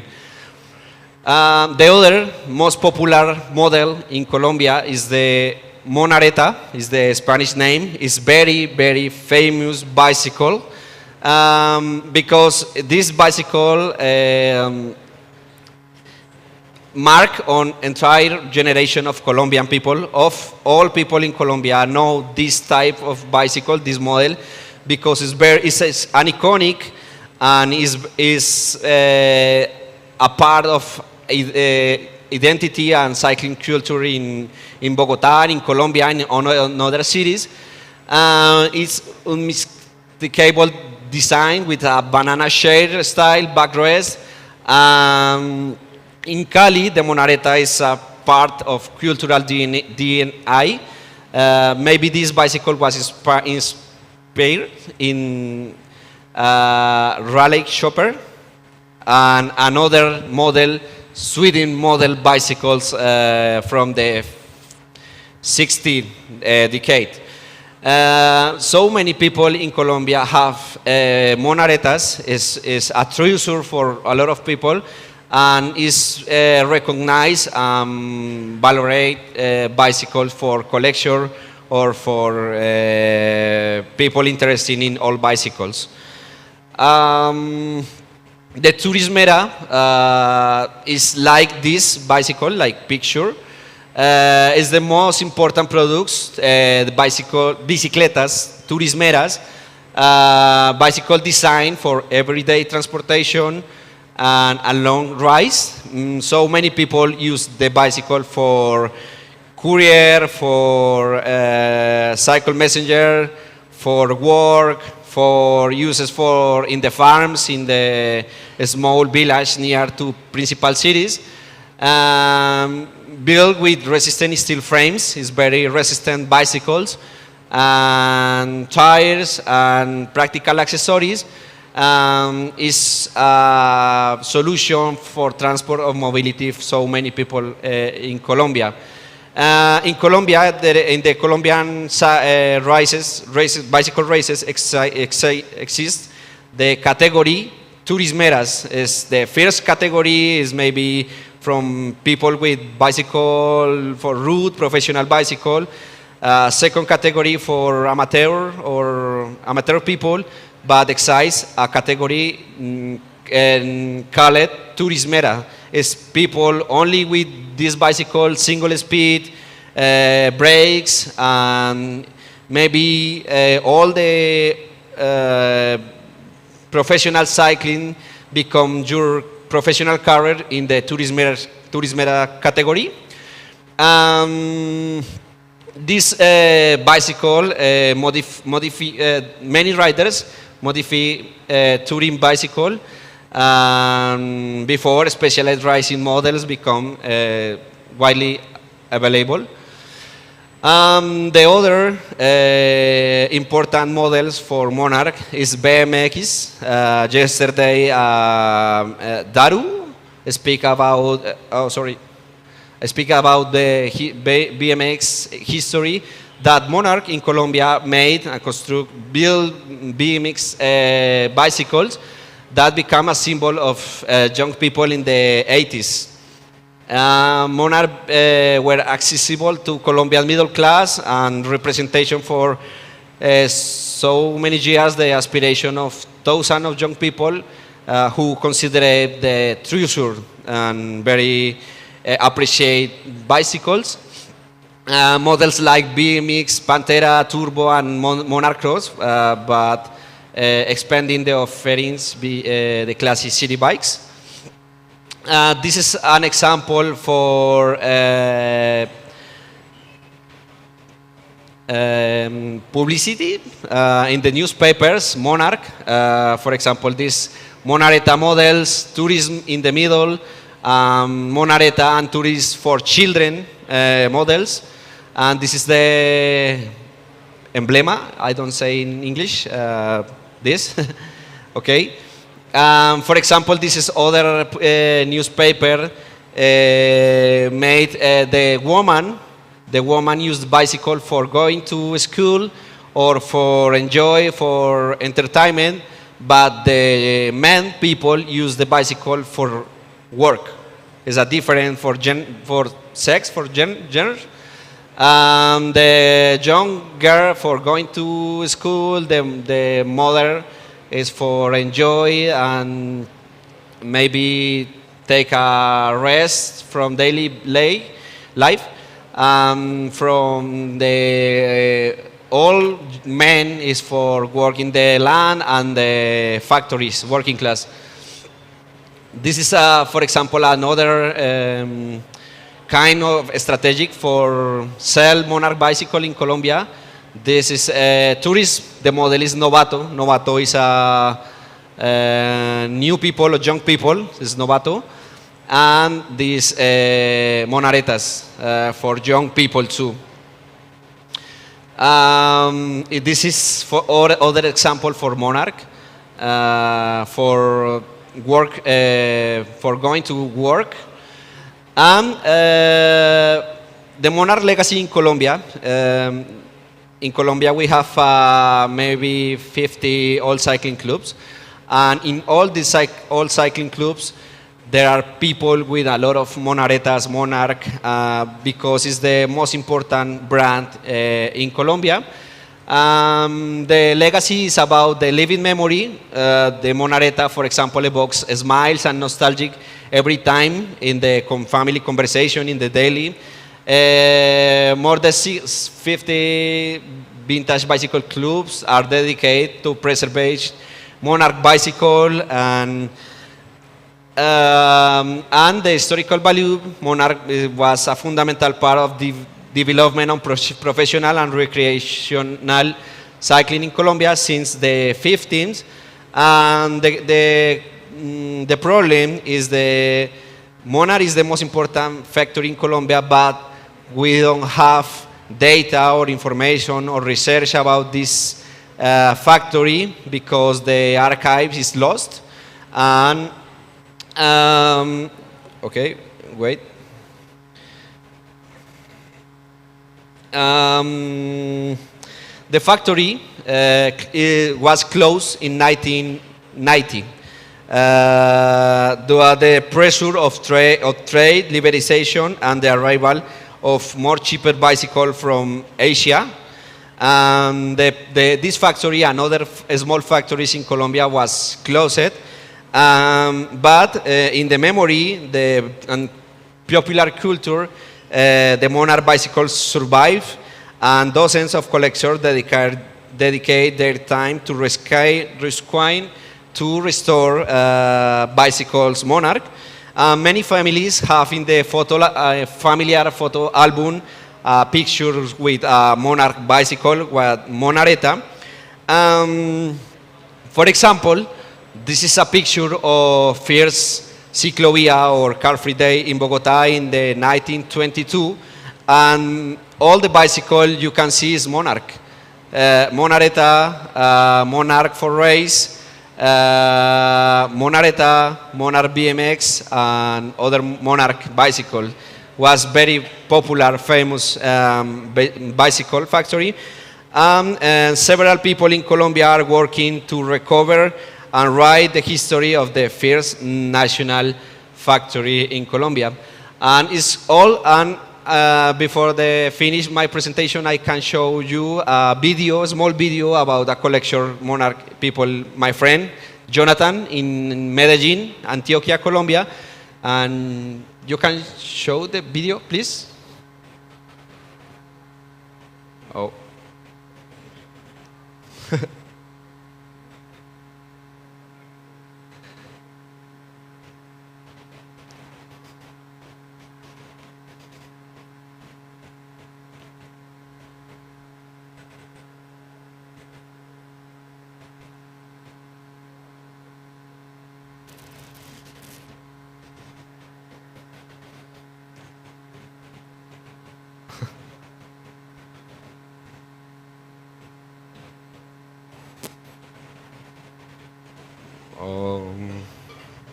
Okay, this collection of my friend Jonathan. We have bicycle for children, tricycle, tourism, Monarch bicycle, Monaretas, tourism model for ladies, for men, for working, utilitarian bicycle, all the Monarch in Colombia, a small bicycle route, Monarch Refuego, this champion bicycle, more bicycle for race, tourist bicycles. Is for example, is a good collection in Colombia because it's the most important for he and for other people rescue the heritage and the historical bicycles like a Monarch. Okay, it's all. Thank you.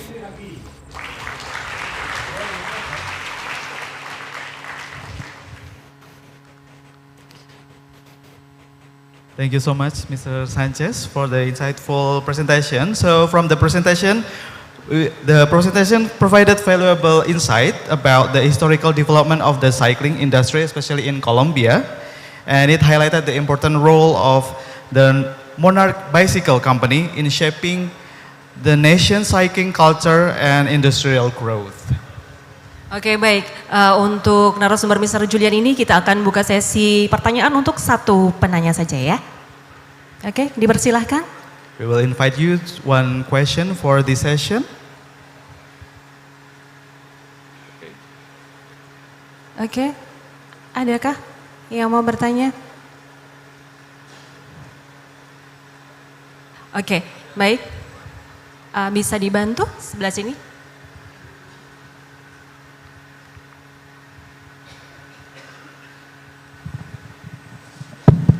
Yeah, very nice presentation about the bicycle history in Colombia.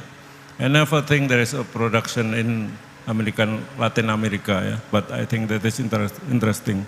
I want to ask you about the bicycle part, because now every bicycle factory, all of bicycle part is not produced by themselves. It almost imported from Taiwan or from China, and I want to know at that time, yeah, in early step and before, I think before 60 or before 70, is it produced by Monarch yourself? But the rim, the hub, the BBs and everything parts. Yeah, thank you. Okay, but Monarch, Monarch produce steel, forks, tires, rings.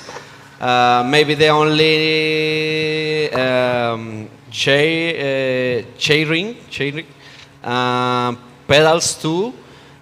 Maybe all parts was produced in this moment, but then the 90s, in Colombia only produce steel frame, forks, and the other parts like chief, brakes, and system chief is made in Taiwan. Shimano is the principal, but the other Campagnolo RAM is the other, or is the for races, professional bicycles. No. Okay. Thank you. Okay, thank you, Thank you sir. so much, Mr. Julian Sanchez. Give it one round of applause for Mr. Julian Sanchez, Okay, all the way give from a round of Colombia. applause. Oke, baik hadirin yang kami hormati, kita akan memulai sesi presentasi selanjutnya, yaitu dari Bapak Bambang Hari Setiawan dari Gresik, yang akan menyampaikan topik The Special Treasure of Beijing, Ritual, Reverse Socialization, and the Prestige of Cycling in the Periphery of an Indonesian Regency. Distinguished guests, we will now begin the next presentation by Mr. Bambang Hari Setiawan from Gresik with the topic Special Treasure of Beijing, Ritual, Reverse Socialization, and the Persistence of Cycling in the Periphery of Indonesian Regency. The stage is yours.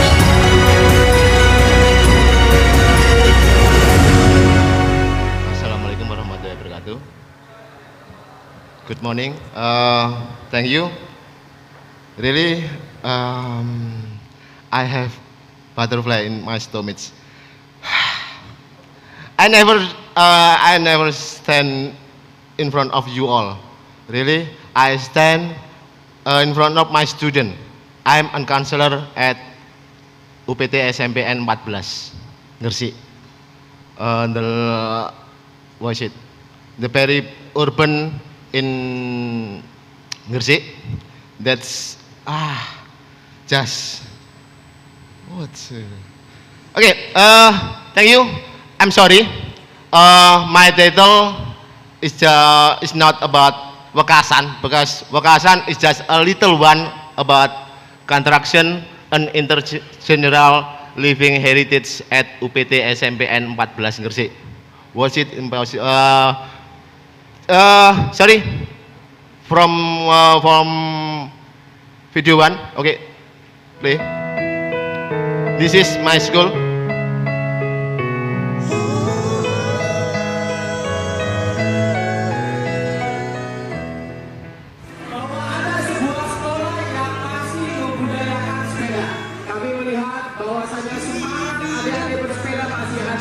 Di SMP 14 Gresik. Sepeda masih bisa memberikan kita nikmat-nikmat yang tidak ada di kendaraan lain. Saya nangis.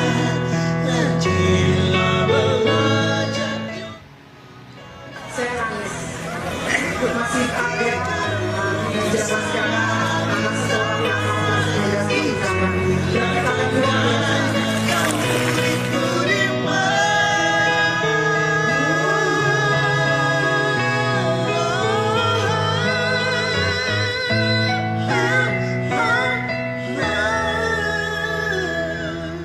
Okay, thank you.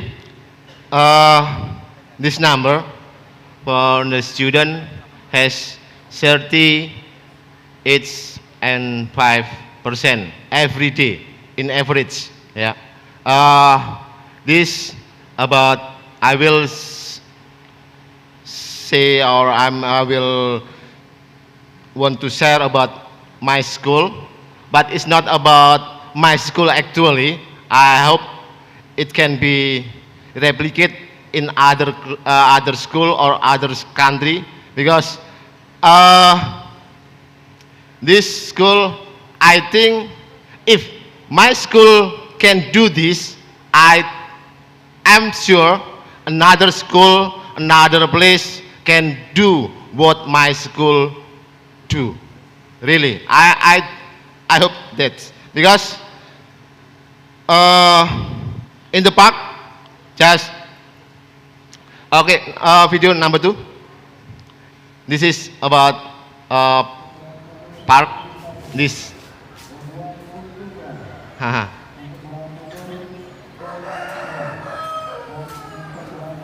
My school park, yeah. If in the top number, it can be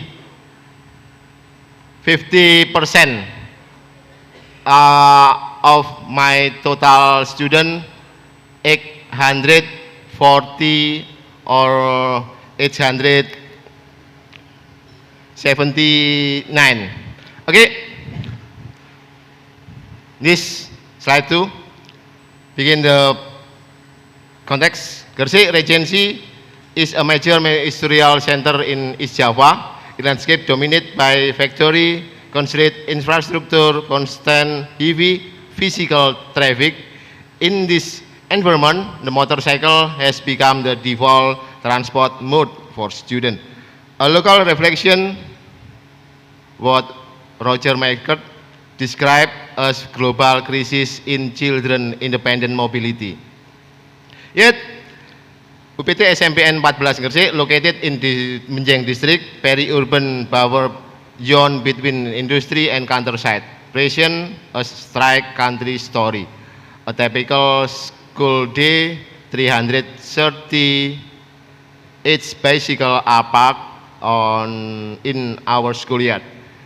The figure pictured in peak at 70.2% in normal month, and it dropped to 39% during Ramadan. This phenomenon prompted my how does an Indonesian public school construct and sustain a bicycle ecosystem as a form of living heritage, and what its translation for school. Okay, next. Okay, to answer this, I use auto-kinetic design as school counselor in my with 15 years of insider. Actually, I'm a daily cyclist too. From Lamongan to Gresik, it has 40 kilometers. Just 1 or 80 kilometer.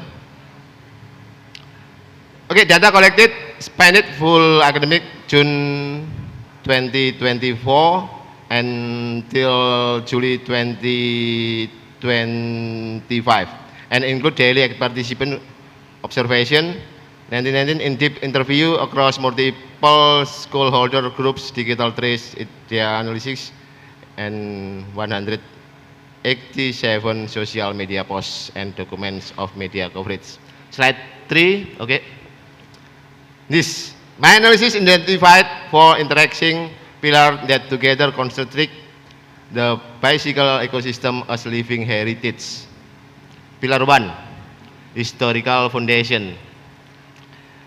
The school enabling policy since in founding, reinforced by the firm but humanist intervention as former principal Bapak Sunarto during 2010s, and grassroots economy, flea market in Indonesia, pasar loak. Ya, Mr. Daniel has come to Menjeng and see what the flea market in Menjeng. You can see at his channel. What's the now? Oh, sorry, Mr. Daniel. The title your about flea market. Pasar loak Menjeng, ya. You can see at the sepeda rakyat kecil, ya. You can see flea market in Menjeng. available second-hand component and bicycle mechanic can name Kak Yen. Kak Yen himself is parent and legendary mechanic in Benjeng, who offers special prize for young student or young cyclists. Pillar 3, value transmission.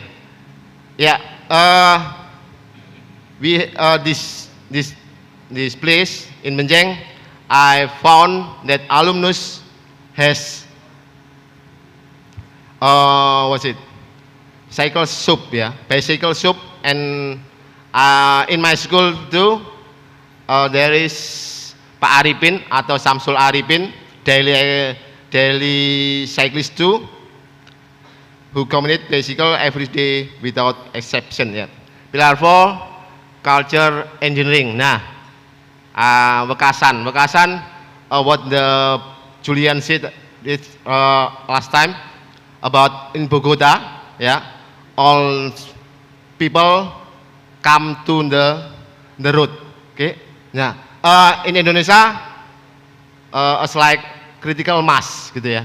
Critical mass it's like American, I think. Pillar 4, culture engineering. Wekasan is acronym, ya.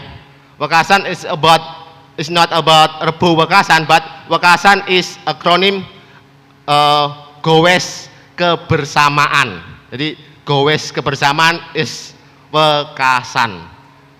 And this actually in the last month in Friday. The last month and Friday. Okay, next. Historical foundation. The sailing culture at SMP 14 Gresik did not emerge overnight. It was built a consistent policy foundation dating back the school early years. Ibu Snul Khotimah, the first teacher in my school, retired witness, and he say we provide a spacious and safe parking area. We never forbid cycling and not force about it. It happened naturally. Mau pakai sepeda monggo, nggak pakai juga nggak apa-apa. Kalau memang saman mau pakai, kita buatkan parkiran, gitu ya. And Bapak Sunarto, Vice Principal, he say we rate this parking spot. We call parent not to punish but to explain. Your children too young, it's better to cycling. Easier and safer. Wakil kepala sekolah dan beberapa tahun yang lalu menjadi kepala sekolah juga, sehingga dari beliau awal mual asal keberanian sekolah kami untuk mendatangi penitipan sepeda motor di samping sekolah. Jadi ini tentang keberanian, ya. Kalau enggak berani, ya wis, kapan lagi gitu. Cuma masalahnya ya as you know lah.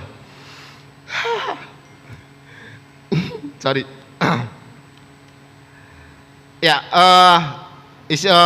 We know that children were banned from bringing motorcycle to school. They would simply park them at nearly resident house. So we raised this spot regularly. We recorded the motorcycle and called parent not to punish but to explain. This combination, technical enforced humanists, gradually restored cycling participant to 38% and 5% average we see today. It reflects that Alfred Jang-Nickel called culture-sensitive policy address the social meaning of transport, not merely its logistics. Okay, next. Pillar 2, grassroots economy, Kayen. This is Kayen and his son who study in my school, the legendary. This workshop is not simply repair shop. it is a language of Karin Bedley research by Keaton. Yeah. A space where technical skill transmitted alongside value, variability, self-realization, and community care. Kayan articulate his philosophy plan. For school children, I always give special prize. They are still students. Their pocket money is limited.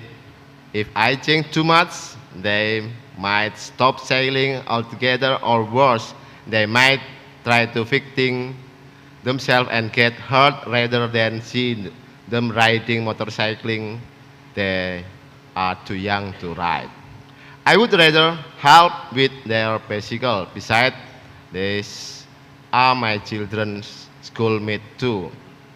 I don't see in this business. I see it's helping. Completing Kayen is Menjeng Flea Market, a weekend second-hand component market where students hunt for parts, compare price, and assemble their own machine. Grade 7 student result describe his experience. Frame from market, wheel from brother, and total 150,000 rupiah island to assemble. Ya, this is my student. Pasar luak seminggu 2 kali kalau di Menjeng, hari Rabu sama hari Sabtu. Di yang paling banyak itu pas hari Sabtu. Sayang saya nggak bisa memvideokan mereka. Sabtu sudah libur soalnya. Kita kerja hanya Senin sampai Jumat. Oke, next. Pilar 3. Value transmission, Om Fian and Pak Arifin. The third concept, how selling value and transmitted across generation, not through programs or policy, but through people. Water Sanders identified 3 missions of role modeling in moral education: demonstration, articulation, and relationship. Both figure this is the pillar embody all 3. Yeah, I think. Yeah, Om Fian, graduate from 1919, who now own her the legacy bicycle shop in Menjeng district. In the entrepreneur success reframe bicycle as economic concentrate, as pathway to achievement. When students visit his shop, he tell them, a bicycle is a tool, not a status symbol. Later, you'll know what really matter. It's not about, truly matter. The second, Pak Arifin or Samsul Arifin, science teacher and alumnus, everyday role model. He from the house to the school 16 kilometer every day. The second, Mr. Arifin, every day with me, we archive about what the student do from the first time in the school and how to go home. Ya, pulangnya seperti apa? Bisa di video yang berikutnya, video ketiga. Nah, this is from yesterday ya. This is yesterday. Mr. Arifin send me every day we recommend. Yeah, this is yesterday. But in front of my school, I see last time motorcycle, bisi transformer, truk besar-besar itu mesti melintas, tapi ya tetap kita bertahan meskipun sering kita ngomong ke media, bahkan kami sudah menyurati dinas perhubungan. Sopo gue nggak direken blas, ngapunten. Bisa dicek nanti di Gresik Kabupaten. Oke, next. Pilar 4, Culture Engineering. Rebo Wekasan is about adapted daily local tradisional. Rebo Wekasan in Gresik every safar ya.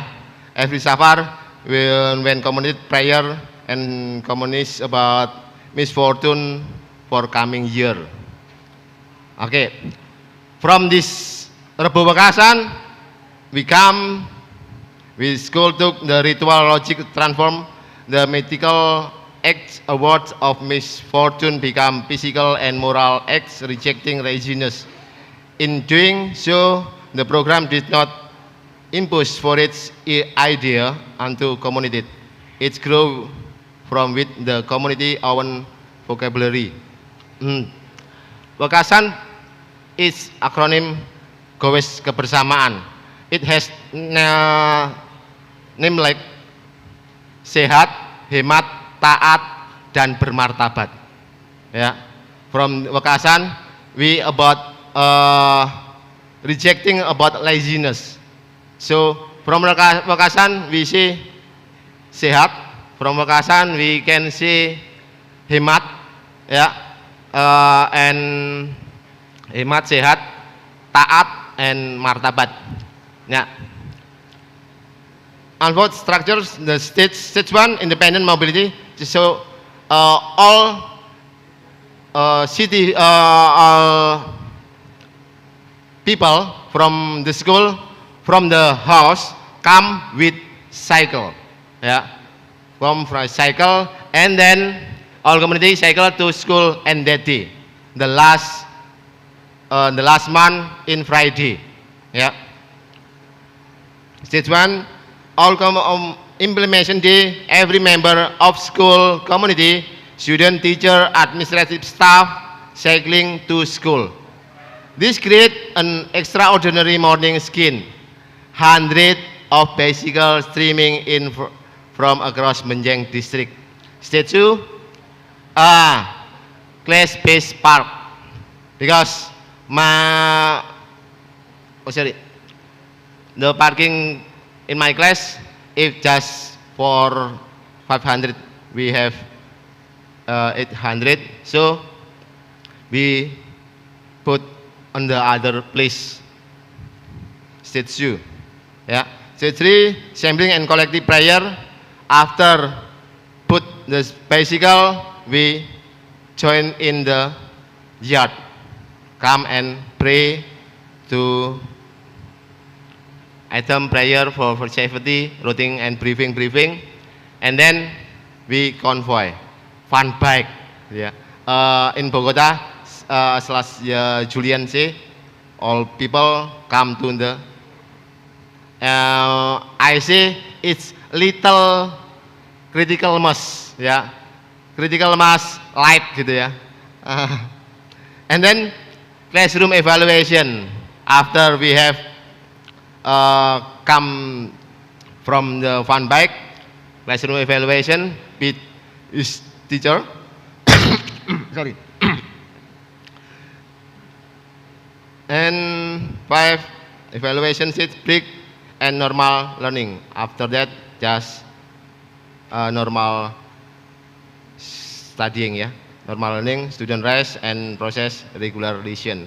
The program slogan capture in civic ambition, reality, ya sih, reality, frugal ability and detail. Oke, video 4. This is the first Wekasan ya. I think yeah, this is with Back to Work Indonesia. Melesat melaju di padatnya ibu kota. Rasa lelah jelas terlihat di wajah mereka. The first 2022. Di zaman sekarang anak sekolah yang mau bersepeda seperti kalian. Berarti kalian luar biasa.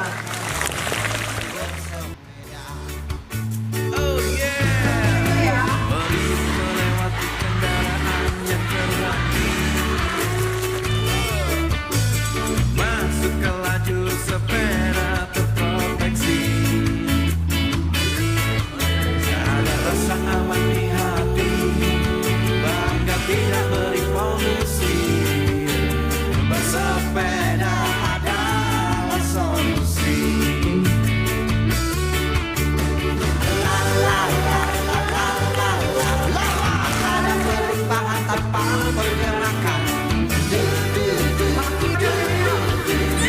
Sepeda untuk Indonesia. Sepeda solusi masa depan Indonesia. Sepeda sehat, hemat rakyat.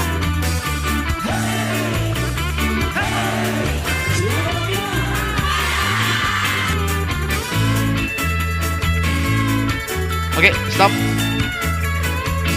Okay, thank you. Next. Mohon izin, Siap. Bapak narasumber, kami sampaikan waktu presentasi tersisa 5 menit lagi. Okay, thank you. Okay, this is my data.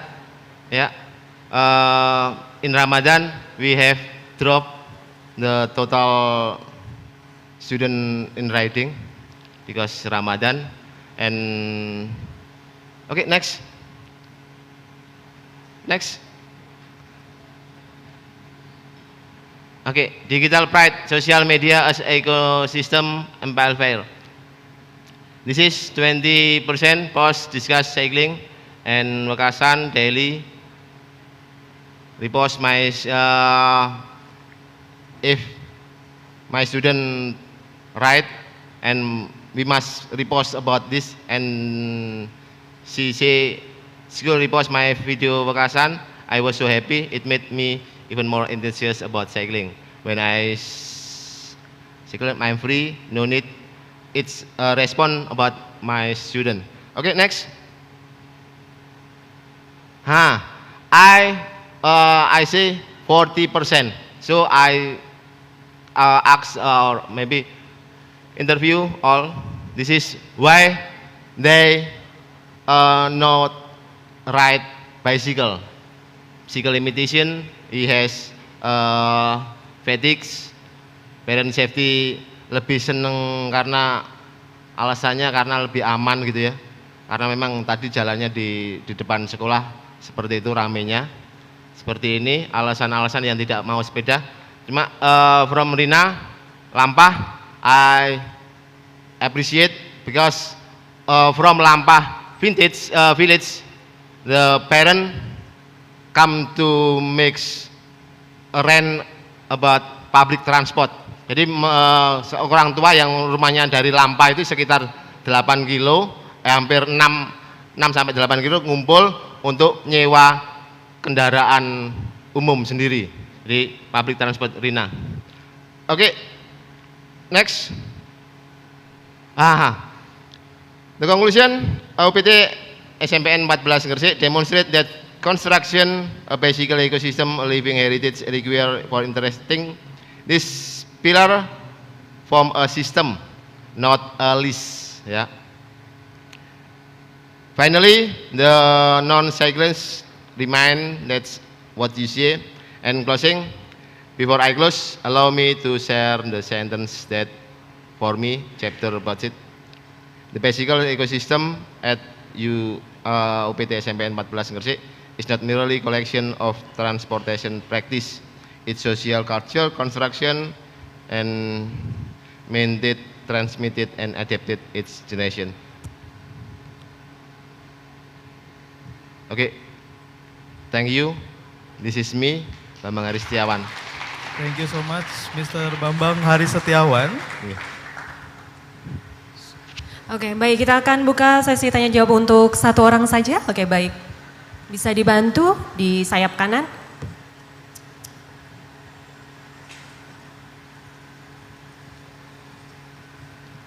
Okay, thank you very much. It's very interesting presentation. Yes, because I work with cycling and also work with schools right now. 3 schools with road safety risk, high risk road safety risk.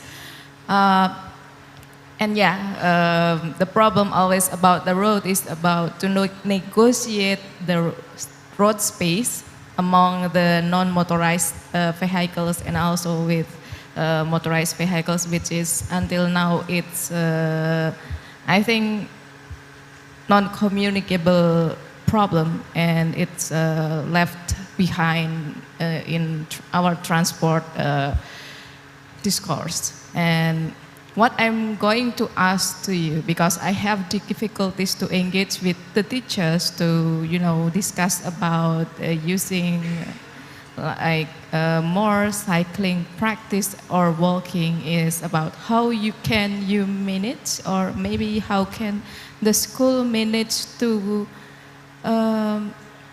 make sure, or maybe let the other teachers also going with this idea to let the children to cycling to schools. Yeah, thank you very much. Saya jawab bahasa Indonesia nggih. Ngapunten. Vocabulary in English just a little. Jadi kami punya guru-guru yang hebat di awal-awal. Saya berada di sekolah tersebut baru 2010. Terus aktif bersepeda gara-gara ada anak yang saya BK. Jadi ada anak yang kedapatan waktu itu bawa motor, kami tindak dan kami harus mengundang orang tuanya. Terus dia nyeletuk, alah sing dilarang sepeda motoran murid tok gitu ya. Oke, from this sentence. Oke, see you next time ya. Jadi akhirnya kita mulai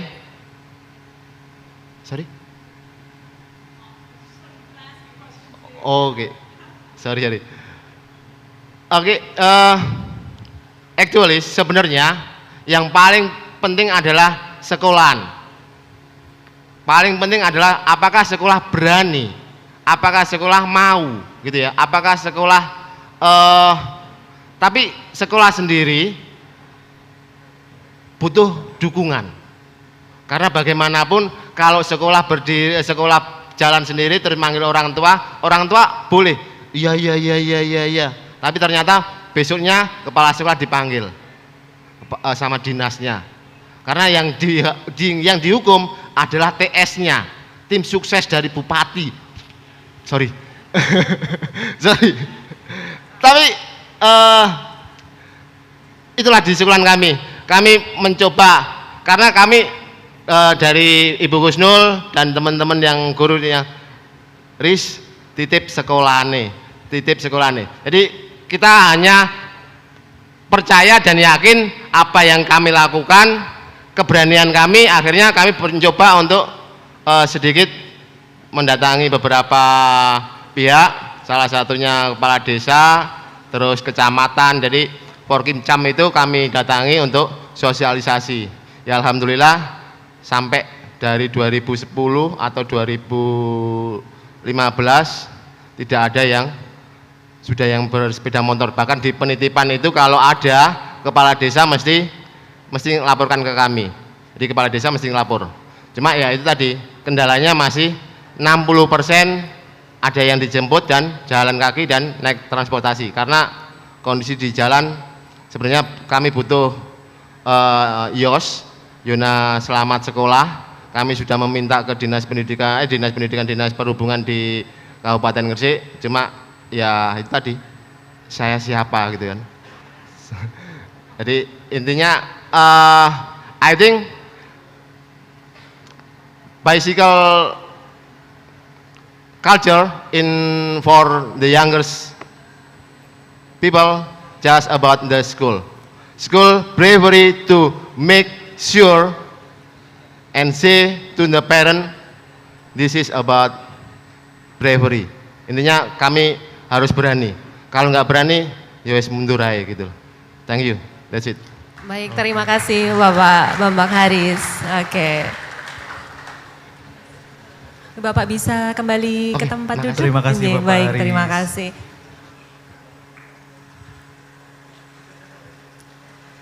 Baik, selanjutnya presentasi yang akan disampaikan oleh Mr. Jos Rietveld dari Belanda. Next, we will continue with the next presentation by Mr. Jos Rietveld from the Netherlands with the topic the export of Dutch bicycles to the Dutch East Indies or Indonesia from 1895 to 1970. Please welcome our speakers, Mr. Jos Rietveld.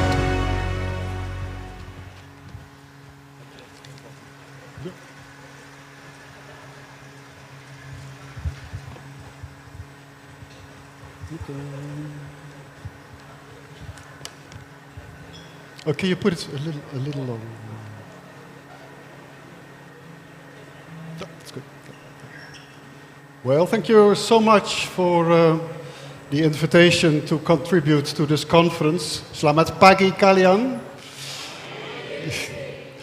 I will talk about the export of Dutch bicycles to the East Indies, Belanda, India, and Indonesia from 1895 till 1970. I will present quite some slides, but I don't have time to mention the backgrounds. These are to be found in the extensive article to be published in the proceedings. Well, my name is Jos Rietveld. I'm retired since a few years, and in the meantime, more than 50 years busy with old Dutch bicycles. As a matter of fact, I'm chairman now of the Dutch community of old bicycle fans, some 800 members, and I spent quite some time on our common hobby. For myself, I'm a big fan of the Dutch brand Vongers, and you may see my little showroom at home, completely dedicated to this brand, Vongers Sterbike, Pami. This is my oldest bike. It's a Vongers from 1901 in pretty original condition. It's the oldest in the Netherlands. As a matter of fact, there are a few older bikes for Vongers here in Indonesia, and we'd like to get them, but you don't want to sell to us, so that's a pity. But this one is pretty original, and it took some 150 hours to restore it to the condition it is in now. Well, Indonesia and the Netherlands share a long history. The Dutch arrived already in 1603 in this archipelago and set up a lot of plantations for the export of spice, coffee, tea, and wood. Quite particular for a country that is 50 times smaller than Indonesia and is more than 10,000 kilometers away. This is the Netherlands and this is Indonesia, so on the same scale. So you see the difference. And well, it's quite particular that we, as a small country, went into this big archipelago. During the next centuries, the Dutch occupied a lot of islands, and in 1816 the East Indies was a formal colony of the Netherlands, and it lasted until 1945. And a lot of Dutchmen went to this country. 50,000 Dutchmen already in 1900, and some 300,000 in 1940 at the top of our, well, being here. There's a lot to say about the way the Dutch ran this country, including slavery and wars, until we definitely left here in 1949. It's only recently that the Dutch government made apologies for the bad things our country did here. Nevertheless, a lot of Dutchmen lived here and made the best of their living. They appreciated the goods from the home country, including bicycles. And I will give an impression of the huge Dutch bicycle import in the 20th century in this country, as a result of research in Dutch archives. Of course, there was always import of bikes from other countries like Great Britain, the USA and Germany, but I didn't research on that part. Well, this is the oldest picture I could find from 1896 with Dutch planters in Aceh, the northern part of Sumatra. And there are two safeties on it, and the one in front, one of our specialists said it's a Cleveland from the United States, so not a Dutch bike. And the other one is even older, but the brand is not really known.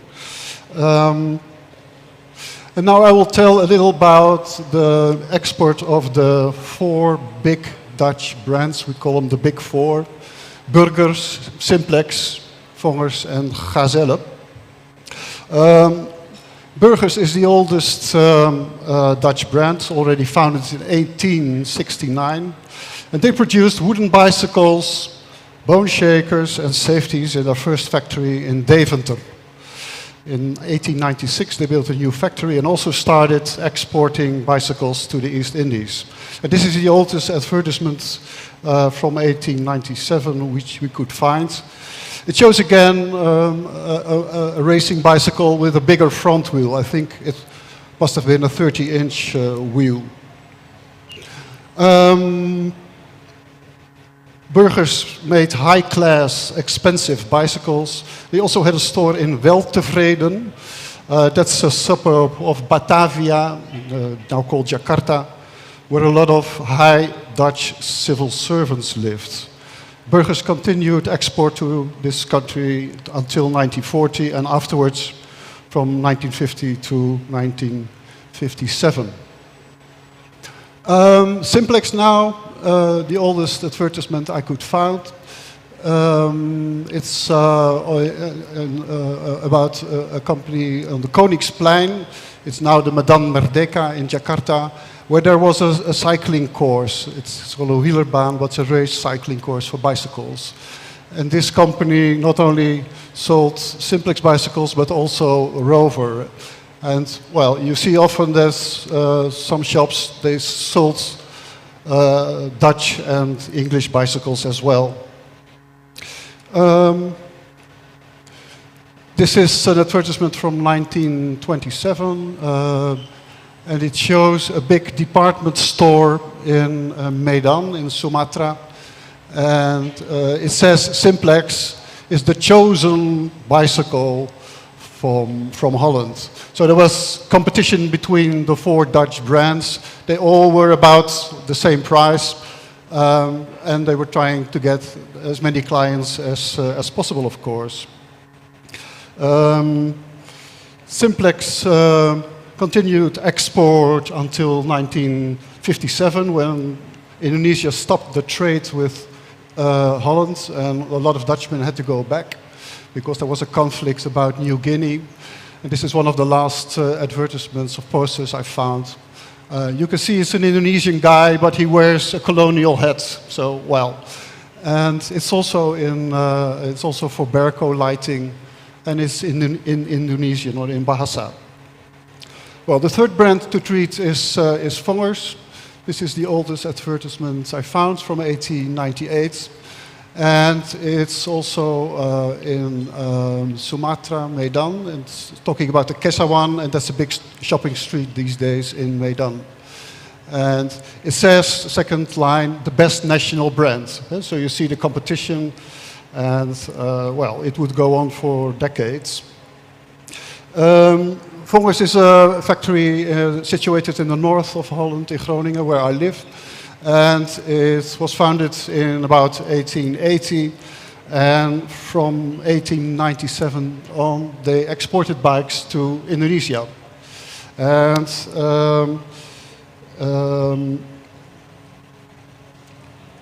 these bikes from Vongers, they were made after the example of the best English bikes like Humber, Singer, and Lee Francis, and held a lot of English parts. Luckily, we have a lot of pictures from Vongers because the factory archive remains preserved. And this one shows the transportation of bikes for Aceh on a horse-drawn carriage in 1909. And in these days, some 20% of the production of Vongers went to the East Indies. And this is a picture of the embarkation of these bicycles in the harbor of Amsterdam. Now this is a nice picture, I think. It's a lot of bicycles for the Dutch Indian Army. Vongers sold about 5,000 bikes to this army until 1932. And these are exposed in the cycle driving school near the factory. It was a huge room which was also used for, well, for marketing purposes. And this is a typical Vongers poster. It depicts Java, I think Eastern Java, with the volcanoes maybe here. Well, this soldier must have been warm with this dress, and the same poster. No, I just And these are some of these soldiers of the Indian army, still in the Dutch era, on Vongers bikes with the sword in the front of the bike. Now this is a typical agency of Vongers. It's also in Sumatra, in Padang. And quite some time these agencies were run by Dutch people. This is a picture of the exhibition in Surabaya with Vongers. And as you can see, all the advertisements are still in Dutch, and it's 29 already. This is a particular photograph of two Indonesian boys with the poster you just saw. And Vongers was really famous in these times already in this country. This is one of the last folders I found. It's the cover of an Indonesian folder in Bahasa from 1963 with the Monument Nasional in the Medan Merdeka in Jakarta. And well, it shows that Vongers really tried to get foot on the ground also after the period Indonesia was independent. Well, then the last big firm was Gazelle.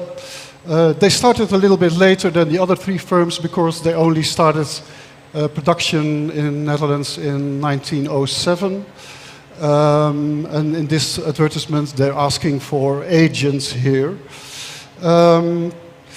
Gazelle was very eager to expand, to import here, and opened a lot of stores after 1920.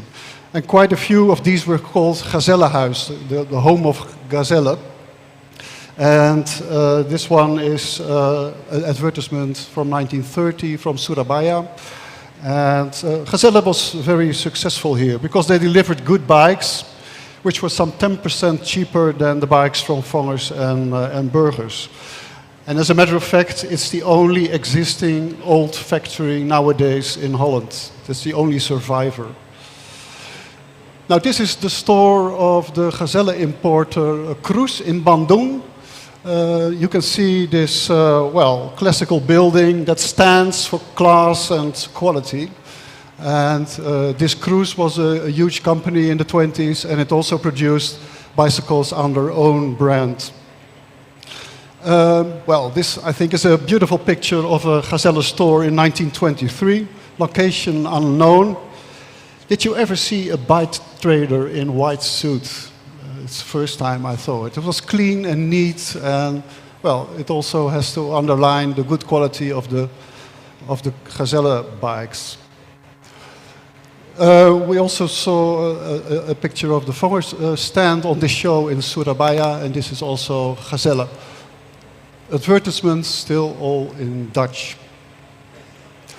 And this is a nice picture because it's typical for the period. It shows a Gazelle folder in 1930, and it depicts a jongos, that's a civil servant, you could say, who brings the bike to his Dutch boss. And the text is also in Dutch. And it shows that the bikes were really sold by the Dutchmen and not yet by the Indonesian people in that time. And this is a famous advertisement also. It's typical because the Indonesian boy on the bike, well, I guess he couldn't afford to buy a bike like this. It cost some 200 guilders in that time, and I think they had to work a lot of time. But it's a nice kind of marketing, I think. This is also a nice picture. After Cruz, Linde Tevens Stokvis became the importer of Gazelle bikes from 1933 on. And it shows the new backlight of Gazelle, the pig's nose, we call it in Holland, with some mountains on the back. But it's meant for the local market, but it's in Dutch. Another picture of this brand. And here's some figures of the export of the bicycles from the Big Four to this country. And as you can see on the right, the the export of bicycles was about 180,000 in the first 40 years. And after the war, when Indonesia was independent already, the export was much bigger. And it shows that the bicycles after the war were also sold by Indonesian people. A little bit about some smaller Dutch companies, Sirius, Batavus, Empo, Hartog, Germany, Germaan, I should say. There were some 30 other brands from Holland who exported bicycles to this country. And this is a picture of, the Sirius fabric in Venlo. And they made some 18 nickeled bicycles for the Sultan here in Yogyakarta. We don't know if any of these is preserved. And this is Hima. Hima is, quite a well-known brand. They were settled in Amsterdam, but they were selling so many bikes to Indonesia that they founded factories here in Surabaya and in Bandung, which only closed in 55 or so. When we see how the figures together are, my estimation is that about 700,000 bicycles from Holland went to the Dutch Indies, Indonesia. So I think, we really brought the bicycle to this country. In 55, Indonesian government stopped trade, and after 62, it also there was also another export from Holland, but also China, Japan, India, all these countries after 55 imported a lot of bicycles here. And the import of English bicycles also was massive. I'd now like to talk a little bit about some pictures from Indonesia. Here you see an Indonesian couple with a new Vangers lady bike. It's from about 1930, and for the people that understand Vangers, it's a model DZ. It's a pretty expensive bicycle, and it's a particular picture because in Holland people went to the photographer when they bought a new bike. And here you see a nice example of this in Indonesia. I think this is a better situated couple. The bike, of course, is for the lady, but the man has a reason to also to be on the picture. This is a picture of Bandung in 1935, and as you can see, it shows only horse-drawn carriages and bicycles. So there are no cars, no motorcycles in that time. And, the bicycle was in that time an important means of transport. And this is a street in Yogyakarta, close to Klaten, in 1950. And you can see a lot of bicycles and one or two becaks. But in the 50s, the bicycle, I think, was the most important means of transport in Indonesia. And this cycling culture, I think, it was a little bit founded by the Dutch, and it remained until about 1970. And then the motorbike would take over. This is a picture from Bandung. Jalan Asia Afrika is the main street in Bandung. And, you can see some cars driving, but there's a lot of bicycles stalled here.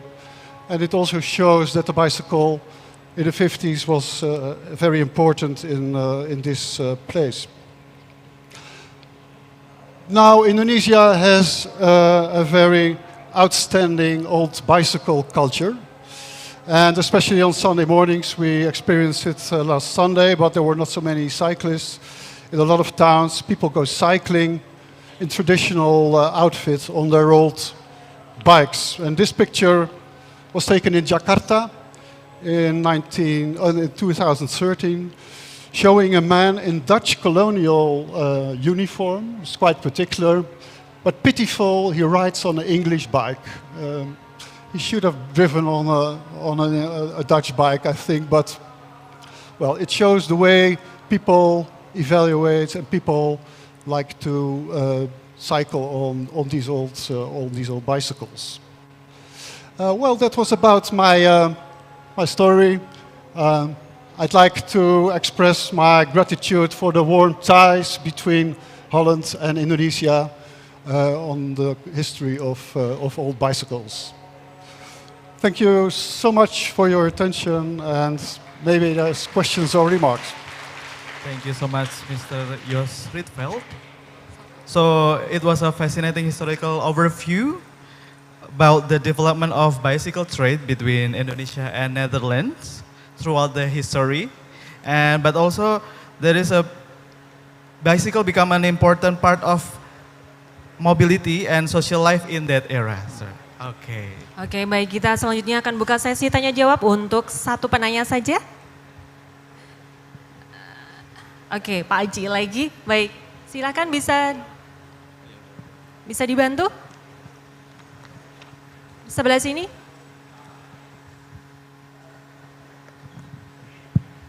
Thank you. Goedemiddag Jos. You call me to come back to Groningen. Yeah, you're welcome. Yeah. I wonder if there is still a museum related to Vongers or Batavus in nearby Groningen, because I know that there is a Batavus museum in Herenveen, but I don't think that is now still being active as bicycle productions. No, the Batavus Museum was closed only 2 months ago because Batavus stopped production in Heerenveen. They removed their production to Turkey because the wages are a lot lower there. And so it's one of the last big bicycle factories that stopped. And the museum is now in storage. And we're a little bit concerned what's going to happen with the old bicycles in that museum. And to your first question, there is no Vongers Museum, but in Groningen there will open a new museum for regional history in 2028. And there will be a Vongers corner in it. So, few of my bikes will become there so that you can see the production of this important brand for the town of Groningen. Okay. Cukup Pak Haji. Oke, baik. Okay, once again, thank you so much for Mr. Jos Rietveld, and you may please have seated. Thank you for your Please presence. give round of applause for Mr. Jos Rietveld from the Netherlands.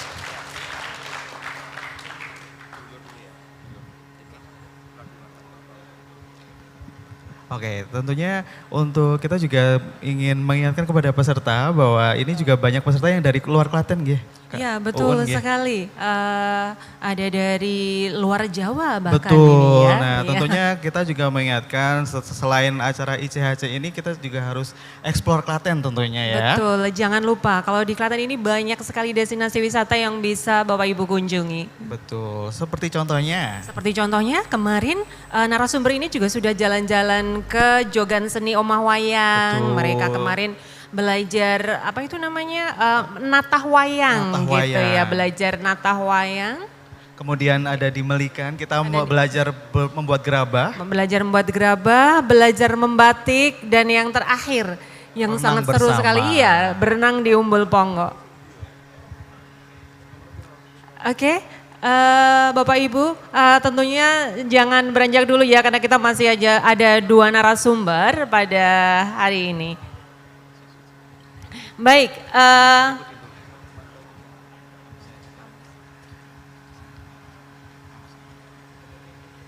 untuk sesi berikutnya yaitu presentasi yang akan disampaikan oleh Bapak Ahmad Safrudin dari KPBB Jakarta. We shall now continue with the next presentation by Mr. Ahmad Safrudin from KPBB Jakarta with the topic The Role of the Bicycle Through the Years in Indonesia. Please welcome our speaker, Mr. Ahmad Safrudin.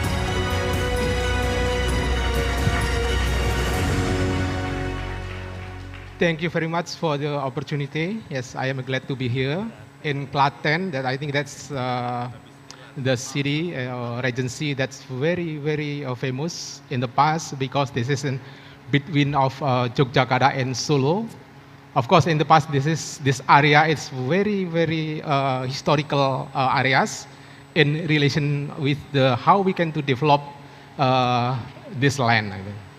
Yes, I would like to share to you all about the role of the bicycle through the years in Indonesia, with a focus on the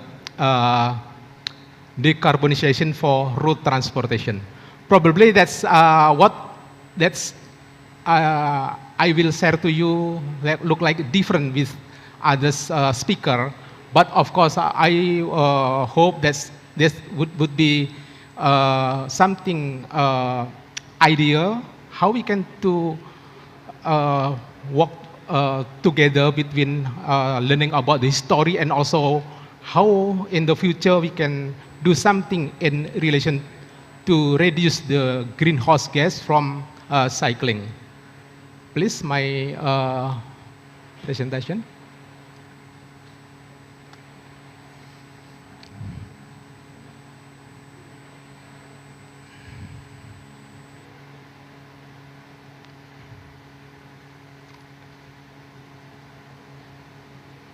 That's the first.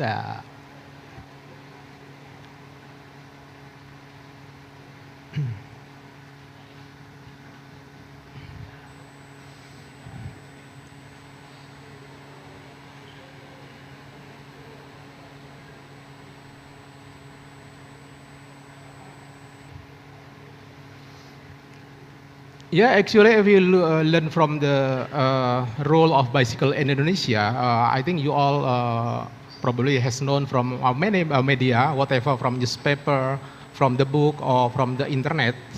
That's yes, that's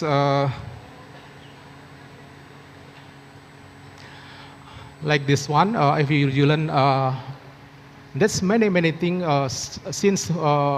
Bicycle introduced in Indonesia more than 100 years ago, and many roles of bicycle that's utilized by people in Indonesia. Whatever for transportation, I mean, and also for leisure or like make recreation, sport, and others like that. But you know. With the bicycle, actually, this is also make a more egalitaire of transport mode in Indonesia, because you know bicycle look like more affordable in the in relation with the price of on the procurement of this transport device. So I think that's more easy people to get this bicycle. And you can see in the slide that's actually this very important transportation mode in the past. What happened in Indonesia, and this is also like a multi-purpose of transporter by bicycle in Indonesia, like a postman and also street vendors.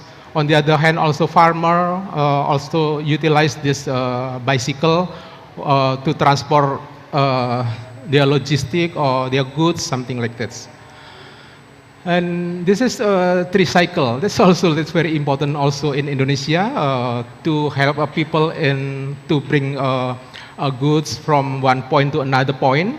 And probably you know that's in Indonesia, tricycle, or we call it becak, pedicab, or rickshaw, introduced in 1980, so that's around 40 or 50 years after bicycle introduced in Indonesia. And this for recreation. And the next, the function or the role of the bicycle for socioculture. You know, usually if we have a bicycle and then we meet with another bicycle owner, and finally we can establish the community. So from the community, actually we can learn each other, empower each other, and then, you know, this could create like civilization, create more better friendship and others like that. On the other hand, with a bicycle, some people, that's also look like esteem for their pride that they have a bicycle, especially for with important brands.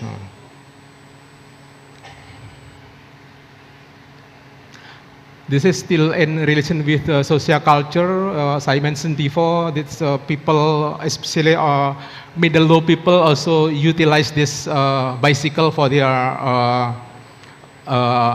daily activity.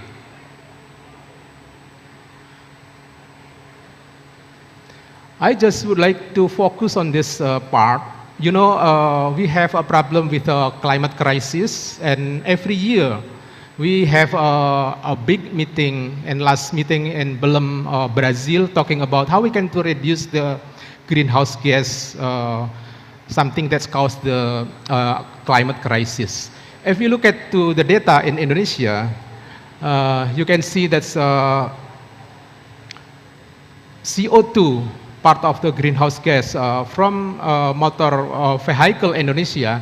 This is look like increase from year to year. And if we do nothing, it's mean in 2030, the greenhouse gas, CO2 from road transportation could be 470 million ton a year. I think that's a big number of the CO2 emission. So probably we can do the action as the mandate of the Paris Agreement in 2015. How we can to make ambitious action against this greenhouse gas. And another issue, Indonesia also have a problem on the supply of fuel. Or another word, this is like shortage on the energy in Indonesia. So the next about the air pollution also. So I think if we can do something from cycling as part of the non-motorized vehicle, I think that could be useful in the future. This is our case study on the first mile, last mile in the Greater Jakarta. How we can do shifting the people utilize motor vehicle for their first mile and last mile on the mass public transport in Greater Jakarta, and how they can shifting to the bicycle. This is the data. It just probably you can learn after this one, after this conference.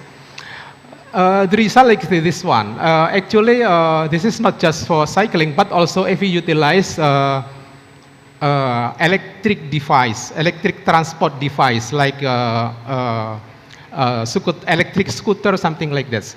But the most better, of course, that if we shifting to the bicycle, you know, if we just if any people in the Greater Jakarta shifting to the cycling for their first mile and last mile just 10%, it's been can reduce the CO2 more than 50% like that.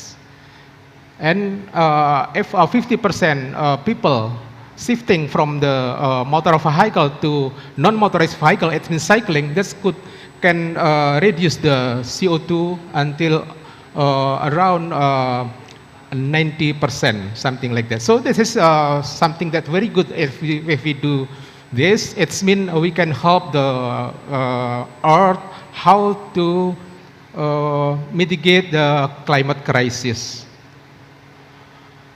But the challenge of course, the mostly people just utilize the their bicycle for sport, for recreation like this, but not for the transport. Just limited people utilize as their transport device. And you know, also sustainable mobility, this also look like very easy to be wording, very easy to say, but very difficult to be done. So that's, I think, another challenge for this idea. And the next, of course, not an ideal transport mode option Because in the situation like this one, especially in Indonesia, people always blame that we are in the equator areas and the tropical countries that very hot. We have a problem with sunshine and others, something like that. On the other hand, you know, this is also a very strong campaign from the motor vehicle sales, something like that. From the motor vehicle manufacturer influence people to utilize the motor vehicle like that. And finally, you know, you can see especially like in Yogyakarta and also in Jakarta itself, every day we have a problem with traffic jam, we have a problem with air pollution. That's also another reason why people don't want to use the bicycle for their daily transport. And the last, I think this summary and recommendation, and especially for the recommendation, I mean how we can together encourage on the consistent of policy and action to implement the bicycle as mode of transportation by developing urban spatial infrastructure. I mean like how we can have green belt as a secure line for the non-motorized vehicle, especially for bicycle, and also how we can to consistent to do public education to build a cycling culture, and also developing mindset respect for the cyclists. It's mean for another road user, usually especially people that utilize motor vehicle, the mostly not respect to the cyclists. Yes, and the last, I think that's also very important if we can escort, how we can have fiscal policy, so someone that's use the bicycle will got the compensation from the government. I think that's all of my presentation. Thank you. Thank you so much. Thank you so much, Mr. Ahmad Safruddin from KPBB Jakarta for the great presentation. Oke, baik, kita akan buka sesi tanya jawab satu orang, dan untuk penanya nanti ada hadiah dari Bapak Ahmad ya. Oke, dipersilahkan. Baik, bisa dibantu?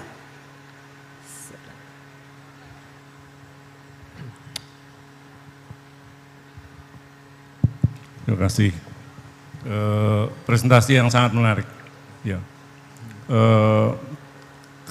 Ini pendapat saya pribadi. Kalau Jakarta saya hopeless, Bandung saya hopeless, Semarang, Yogyakarta mungkin sedikit ada harapan. Tapi harapan terbesar untuk mengkampanyekan sepeda sebagai kendaraan alat transportasi sehari-hari justru di kota kecil. Saya pagi ini keliling Klaten, dan Klaten sebenarnya adalah kota dengan fasilitas jalur sepeda yang sudah cukup baik menurut saya. Tapi saya tidak melihat banyak pesepeda di situ. Lebih banyak pesepeda motor dan mereka bersepeda sangat kencang. Berkendara sangat kencang dan agak membahayakan yang menurut saya. Jadi bagaimana menurut Bapak, apakah gerakan ini bisa dimulai dari kota kecil, dari tempat-tempat bukan di Jakarta, karena semuanya sekarang orang berharap perubahan itu di Jakarta. Padahal perubahan itu bisa dimulai dari kota kecil, dan saya ingin Klaten sebagai tempat penyelenggaraan ICHC ini membuat sejarah untuk Indonesia. Terima kasih. Ya, terima kasih atas pertanyaannya sangat luar biasa ya. Ya, memang setuju ya, tadi kalau Jakarta hopeless, tidak ada harapan begitu ya. Sekalipun tempo hari sempat bagus dalam konteks policy, dibangun yang sangat masif jalur sepeda, sekalipun belum bisa mencakup keseluruhan kota Jakarta, tetapi sebenarnya sudah ada niat yang baik gitu. Tetapi ya memang kalau tadi saya mengatakan usulan soal konsisten dalam policy maupun aksi, ternyata pemerintah sendiri juga tidak konsisten di situ. Jadi mentang-mentang beda mazhab ya secara politik, kemudian itu dihancurkan, beberapa titik dihancurkan. Nah, dengan menghancurkan 1 meter saja jalur sepeda, itu sudah membalikkan mindset publik gitu. Waktu itu masyarakat sudah mulai tergerak secara perlahan ya untuk menggunakan sepeda dengan adanya jalur sepeda. Tetapi begitu terjadi polemik antar dinas terkait dengan dinas yang lain ya, antara Pemda DKI Jakarta dengan polisi lalu lintas ya, ujung-ujungnya Dinas Perhubungan DKI Jakarta kalah di situ.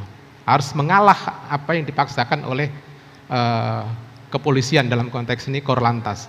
Sehingga beberapa titik itu dihilangkan jalur sepeda. Nah, dengan menghilangkan jalur sepeda seperti itu juga merusak asumsi masyarakat bahwa sepeda tidak aman. Sehingga waktu itu ya akhirnya menjadi negatif campaign untuk konteks penggunaan sepeda tadi.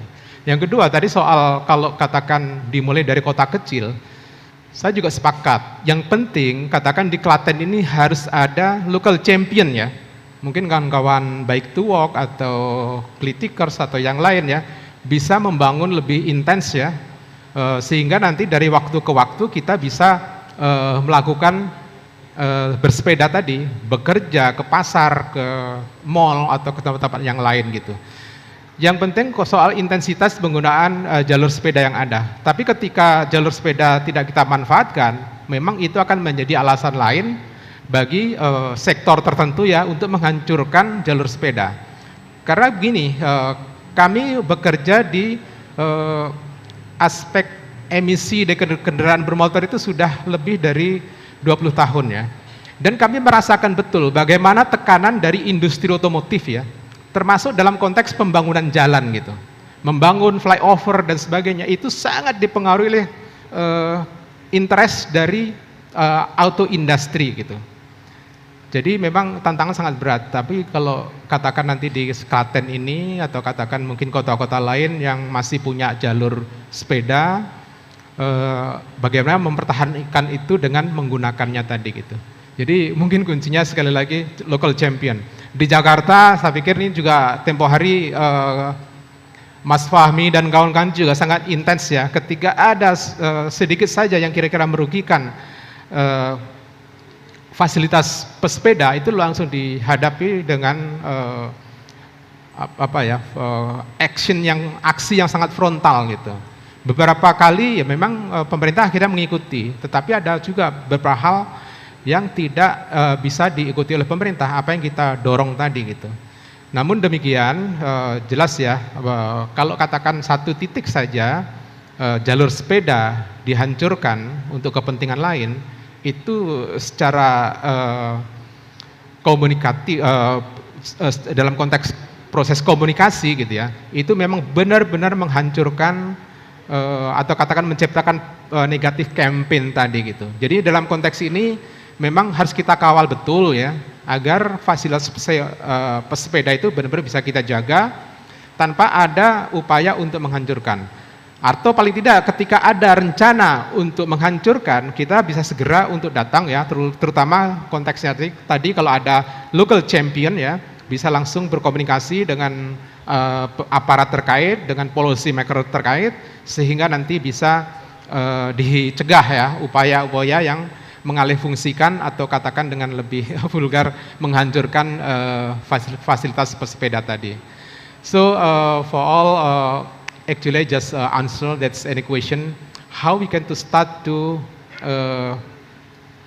make publicity, make more broader utilize of bicycle. I just explain because an equation that's in Jakarta itself, that's very difficult to implement bicycle everyday or daily transportation modes because of many reasons as I have explained before. But of course we need like a local champion how to escort so the bicycle can be daily activities or for the people in distant cities like this. And any suggestion that's probably can be start from the small city like a Klaten. Thank you.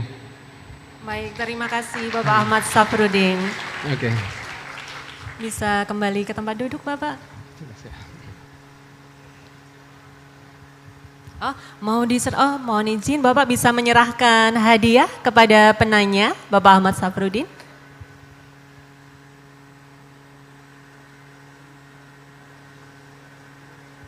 Oke, baik, terima kasih. Baik, kami informasikan kepada seluruh hadirin, sebelum kita melanjutkan ke sesi berikutnya, mari kita berikan waktu sejenak untuk beristirahat. Silahkan menikmati waktu rehat yang telah disediakan dan acara akan kembali dilanjutkan beberapa saat lagi. Ladies and gentlemen, before we continue to the next session, we will have a short break. But there is some information we will provide. The first one is during the lunch break, there will be a penny farthing attraction from Mr. Stuart Elliott. And then after that, we will resume the program shortly. Thank you and please enjoy the break time provided. Selamat beristirahat. Baik, bahwa acara ini terselenggara berkat kerjasama dari pemerintah Kabupaten Klaten, Event of Indonesia, Kementerian Perhubungan, Direktorat Jenderal Perhubungan Darat, Kementerian Pariwisata Republik Indonesia, Ekonomi Kreatif, Kementerian Kebudayaan Republik Indonesia, Pemerintah Provinsi Jawa Tengah, Embassy of the Kingdom of the Netherlands, Embassy of the Federal Republic of Germany, Jakarta, Fakultas Ilmu Budaya dari Universitas Gajah Mada, Cycling History and Educational Trust, Dutch Cycling Embassy, Indonesia Cycling Federation, Kormi, International Veteran Cycling Association, International Cycling History Conference, Bank Jateng, Tiket Hub, Aqua, Logan Food, Pacific, Jerjon, Prodia, Madani Kreatif,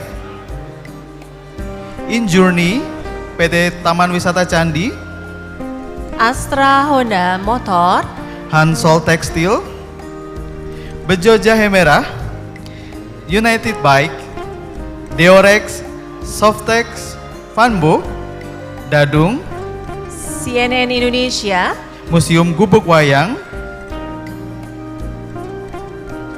Desa Wisata Bugisan, Ionia, Hotel Galuh, Cokro Hotel,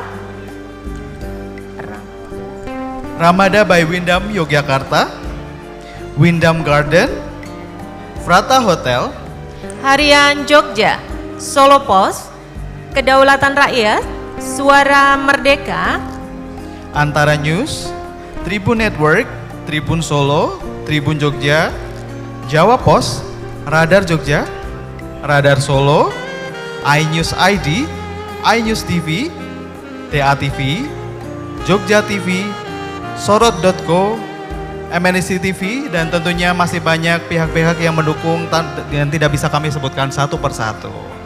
Baik, selamat menikmati istirahat.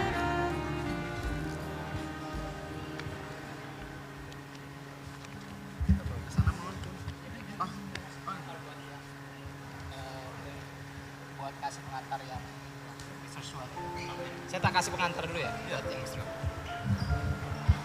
Hadirin sekalian, sambil menikmati makan siang, bagi ada yang ingin penasaran, kita ada atraksi dari Stuart Elliott from England. Dia membawa satu kotak besar di depan, dan ini pertama kalinya nyampe di Indonesia, salah satu produk dari Dan Bowell Australia, sebuah penny farthing yang bisa dilepas, kemudian dilipat dan dipasang menjadi sebuah penny farthing. Sambil menikmati makan, dan kalau ingin maju melihat penny farthing lipat ini, kami persilahkan bisa ke depan panggung. Terima kasih. Oke, Stuart.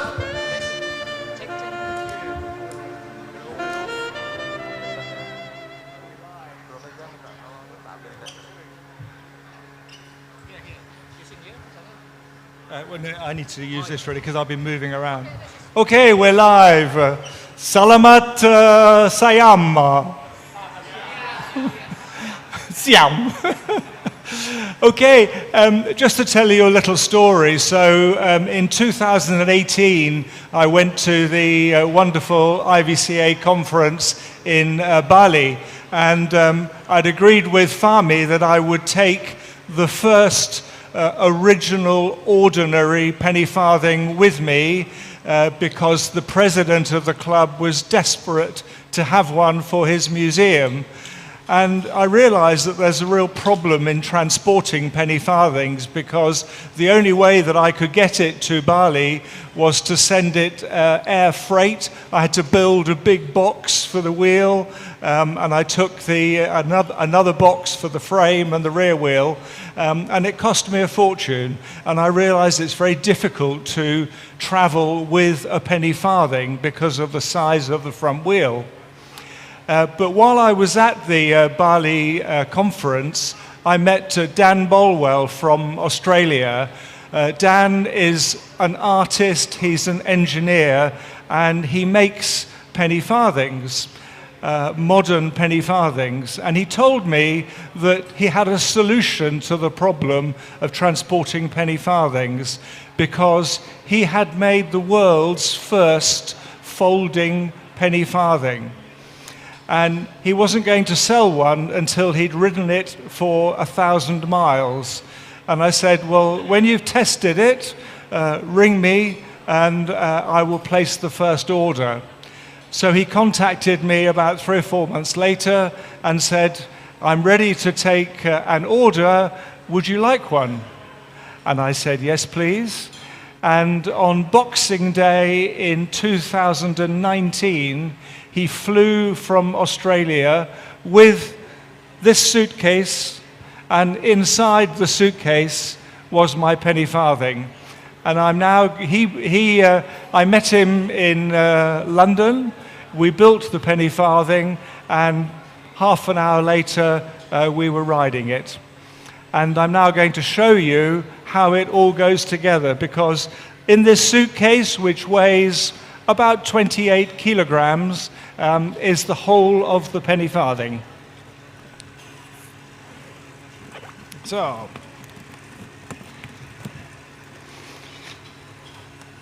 these are some special tools. This is the tire, which we'll put together. You can take the covering off the rear wheel. I don't need that.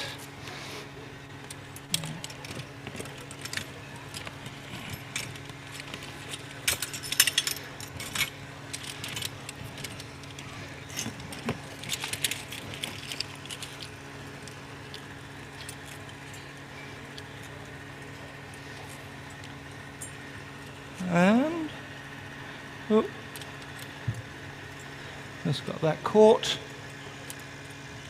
And this needs to come out. Yep. There we go. And this is the magic piece. This is the front wheel with a pedal in it. So the clever thing is that, as you all know, these spokes on a wheel do not hold, they don't push the rim out, they pull the rim in. So they do not need to be rigid. They can be flexible. And these are flexible spokes, all of them. And it's made into 4, and they slide together. There we are, we have one joint. The second joint.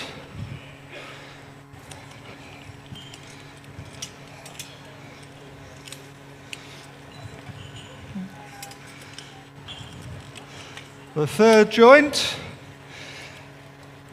And then the only difference with the fourth joint is that there is a little bracket which then tensions it and holds it together. So I'll just put that in my pocket. Okay, if you could hold those for me. and I need a tool. Can you just hold this here for me? Oh, no, it's in here. No, Fami, can you just hold this? That's great.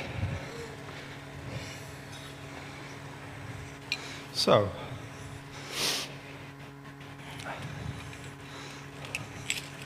now that needs to go the other side.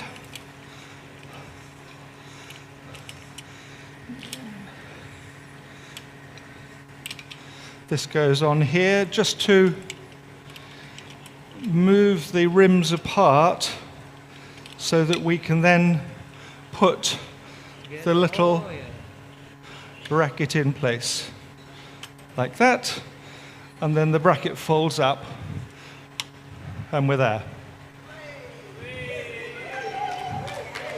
So there is a wheel, all made, and these spokes tension automatically. So I've had this bicycle now for 7 years. I have never adjusted the spokes. Can I have the little bolt? And I'll give you that. So the only thing that holds it together is one bolt. One bolt, that's all. And that goes in here.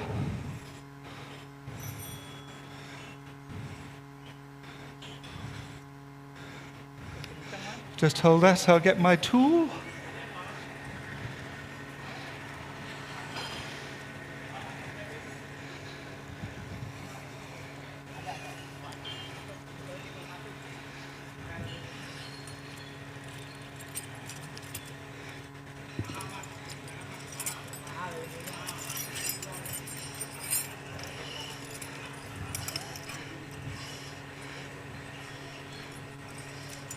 Hopefully.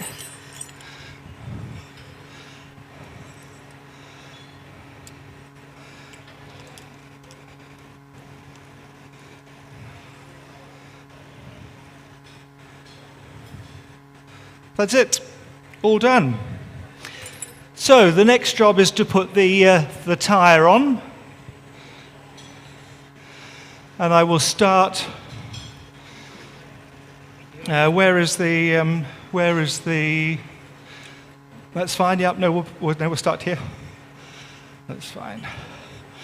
So I just need to get it started. If you just hold the bike a minute, it's just to get it started. There we are. There is one joint, as all with all penny farthings, and if you put that joint in first, then you put no pressure on it. And then all you need to do is to stretch the tyre, makes it a little bit thinner, and it goes into the groove. Okay, we turn it around a little.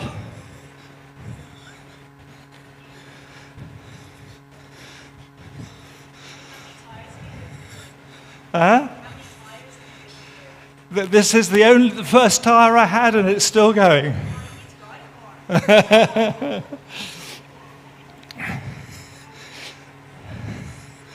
You can see it's all sitting into the rim very well. Okay. Farmy's checking it as I go round.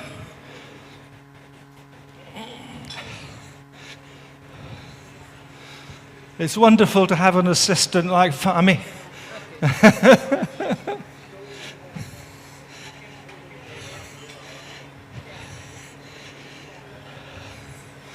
Okay.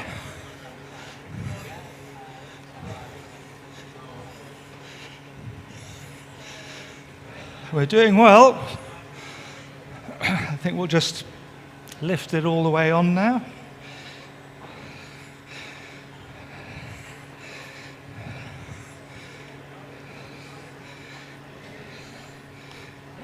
Okay, and then we just need to get the last bit to sit into the rim. You need strong hands or a hammer, but we're getting there. All looking good.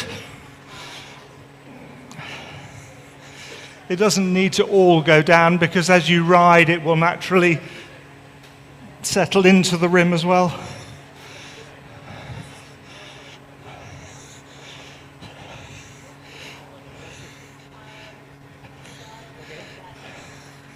Yeah, we're good. Just a little bit more. Okay, I'll leave you doing that and I'll get the next pieces.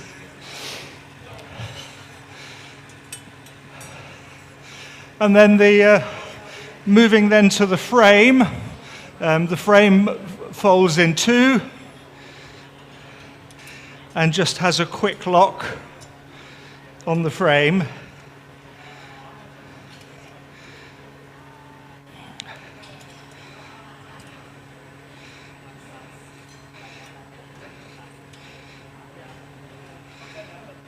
There we are.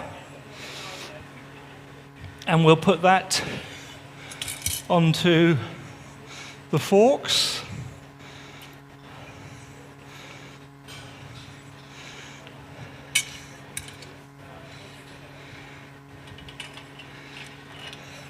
There we go.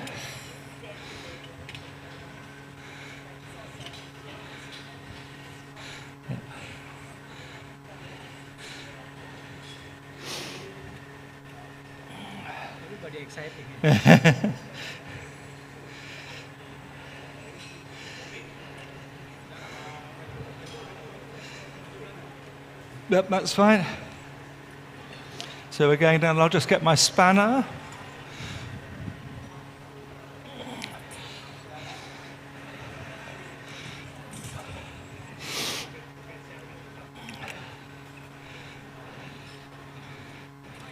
That's pretty good. Yep. Yep, good. There are locking nuts on here so we can make sure that it doesn't move. And we'll just put the handlebar on. So again, there is just one Allen key.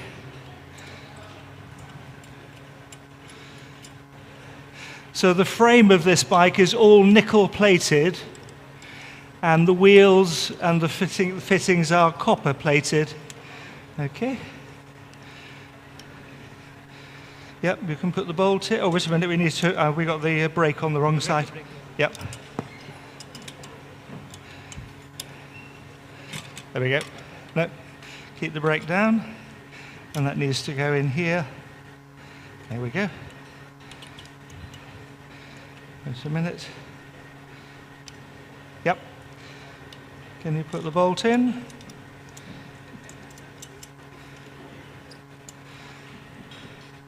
I'll just get the Allen key.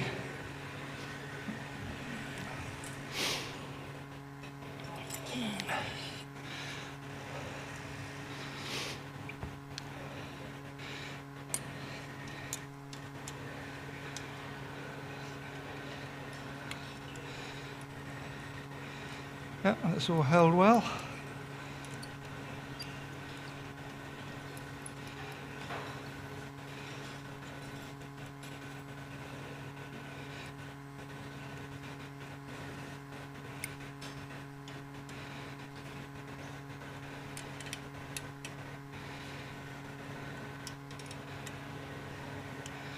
Okay, handlebars fitted.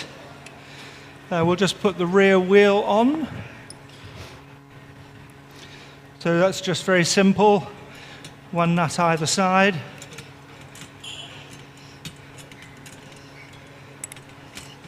Nearly there.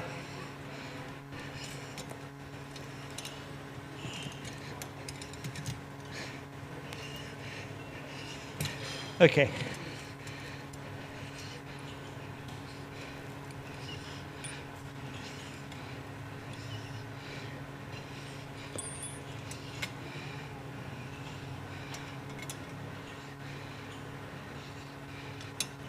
Boop.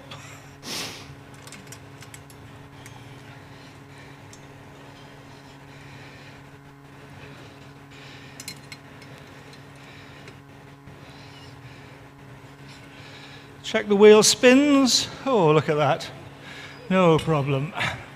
Okay, so we're ready to put the frame onto the bike. And just to keep it consistent, on each crank there is a letter R and a letter L. So we just need to take these off. Again, they're just held together by quick lock bolts.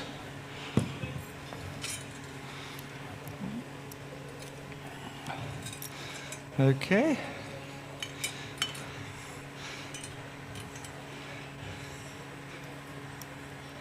Okay, you can drop it down. Just a little fiddly getting it onto both at the same time. This one's just moved down. Just lift it up a little.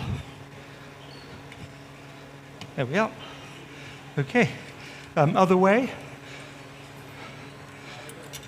Yep, from...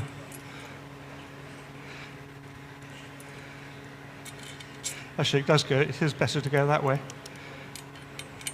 We'll go from front back to front. Put the little locking nut keys in.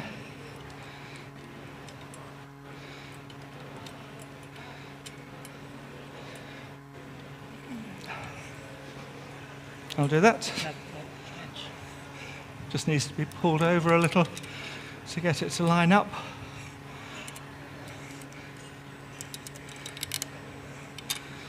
You have a nut? That's one. Oh, so, yep.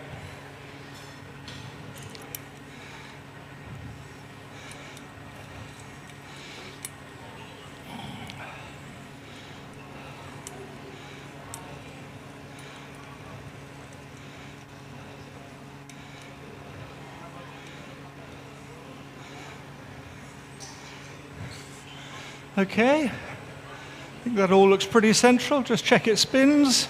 Hold it up the other side. Oh, we're a bit loose there, is it? Yep. Okay.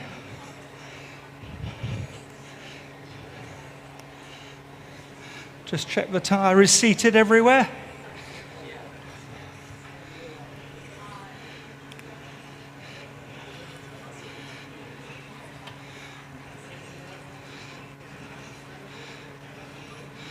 I think we're good. Fine. So we got to put the pedals on. And these are quick release pedals, so very easy to take off. Oh. Is there a left and a right? I can't remember. Yes. I don't think it actually matters.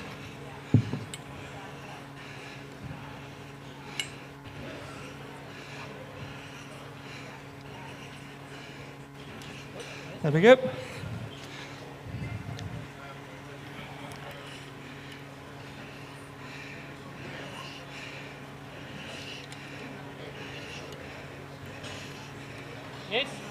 This. You can ride it? You can ride it? It's a 50-inch frame, this one, so.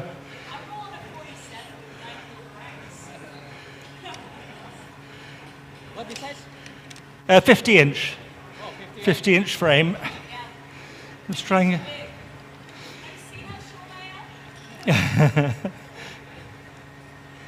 I'm just struggling to get this pedal in.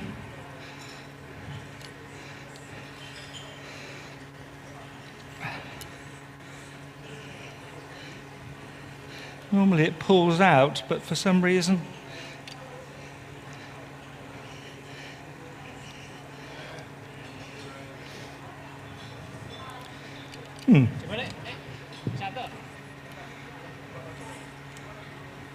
I think that's done it, maybe. Does anybody, do you know quick release pedals?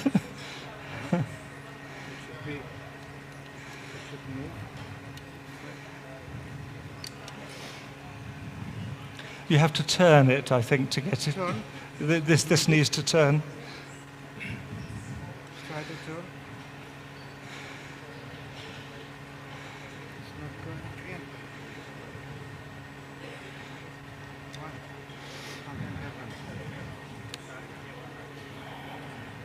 Yeah, you can show them the spokes if you want to pass the spoke around. Does that look clear?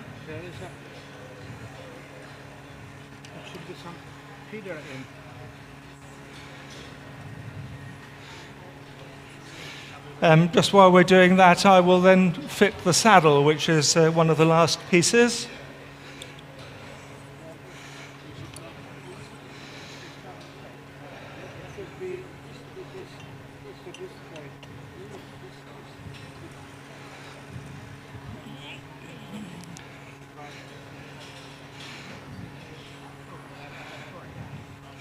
So the saddle just goes on to the bracket here,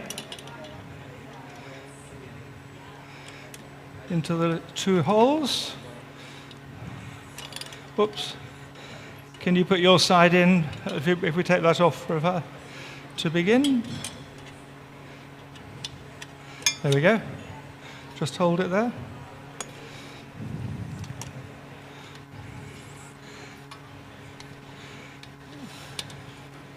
There we go.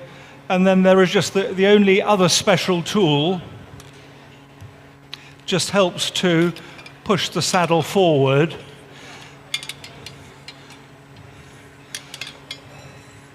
Goes that way.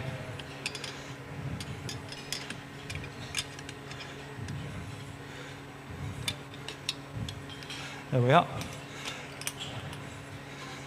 So that it clips onto the bracket at the front. Is it possible we've put them on the wrong side? Are they handed? Maybe it's possible. Have to turn it? No? Yep.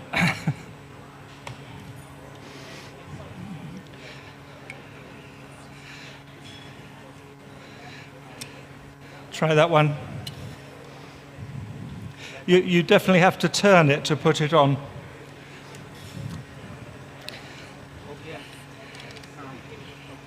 Are you on? No?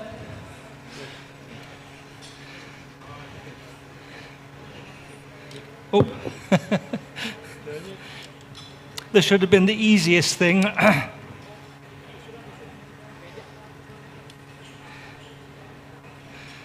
There we go. Yep. Okay. Are you on? Yep. Okay. So the bike is built. Thank you. Just hold it a second.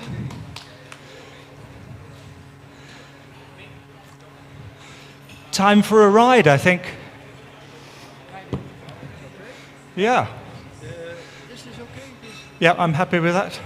Oh, it's a bit loose actually. Let me just tighten that up. Yeah, there's the spanner there.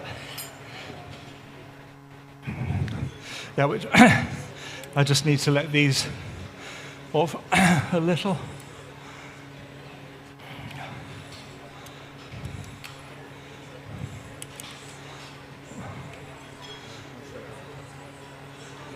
How's that? Bit more? No. That's right.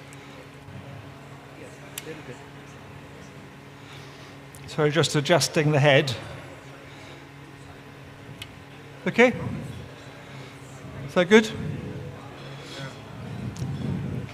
Okay. Let's see if we can ride.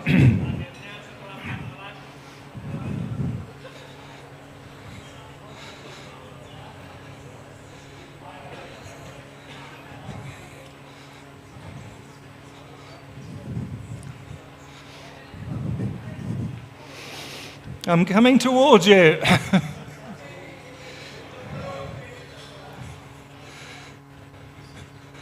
Are we good?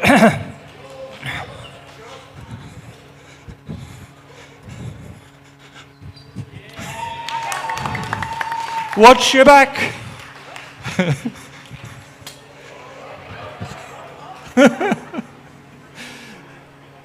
There we are.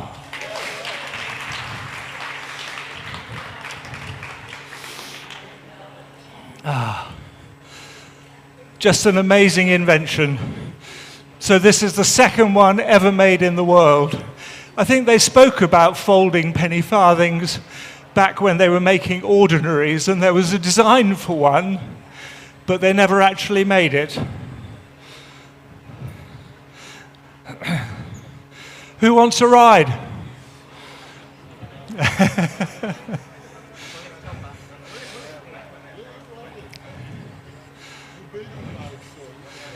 I think I might just tighten up the saddle first. Can you just hold it, Philippe? I'll just get the... I'm just going to tighten the saddle.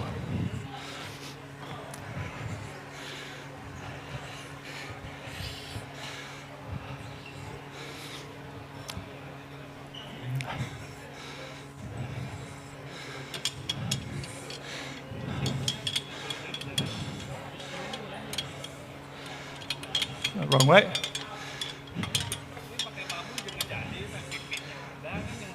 So you can push this forward so that it goes on to... Are we on the second one there? Yeah. Another. You're on the first. We're still on the first, yeah? Okay, wait a minute. Push it. Yes. Second. Okay, perfect, that's fine. That's just a little bit tighter. Are we happy with this headstock? I think we could just do that a little tighter before you go. I was okay for me. Thank you.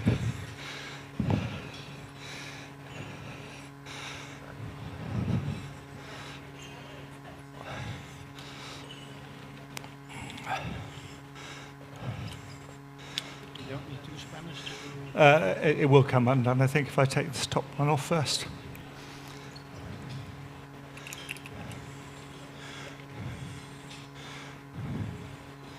Okay. And we'll just undo that one. Keep it up. Well, it's too...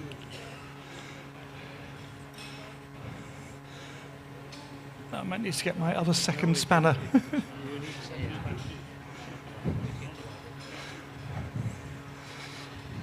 I can't remember which one. I think it might be that one that does it.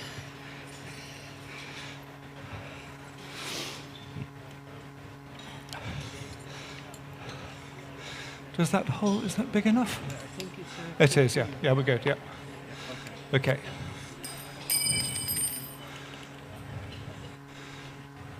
Okay. You can push it. Yep, okay, so you can tighten now.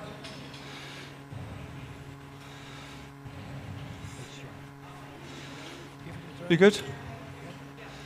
And then, Give it a try if this is before we lock. yeah, I think it's good, yep. Good? Yep. Or more? No, that's fine. Fine? Yep. I'll just tighten these now. And then we can just lock it with that one. That's a security lock. Yep. Yeah. Okay, perfect. That's right. Okay. I think that's tight enough. Your turn. Okay, thank you. Go for it.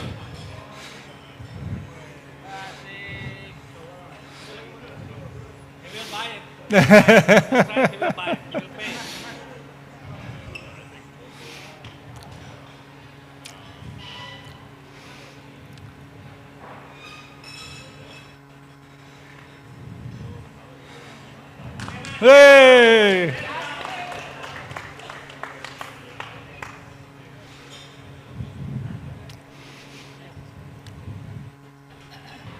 Radim, have a ride, come on. Your turn.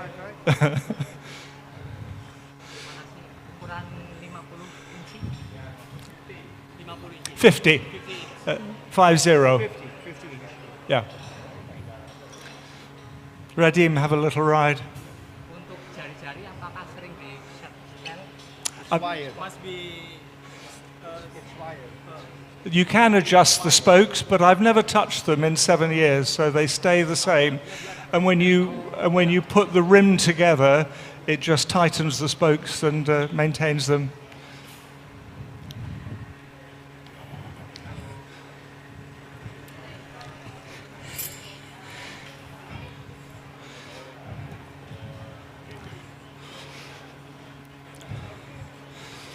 These are the spokes. Have you seen the spokes? These are the spokes. We can split the tire. The tire is in one piece. This is one fit. Tire in one piece. Yeah. One piece, and it is just glued together. But the rim holds it together as well, so...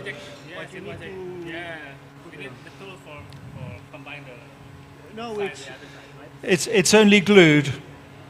There is no wire in the middle. Using a wire. No wire. No wire. No wire. Just glue. Special rubber glue. Yeah, you need to make sure it's bedded down, especially where the joint is. So it's But it's already good. rounded for 50 Yep, size, right? yep, correct, yes, yep. With Messi check, I buy it with raw with how many meter, right? Yeah. And Messi check. Okay, I think we'll get rid of this. Where is the sound man?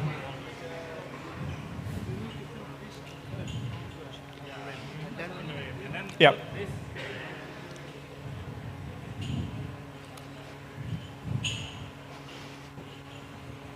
Can I give you this? We're finished.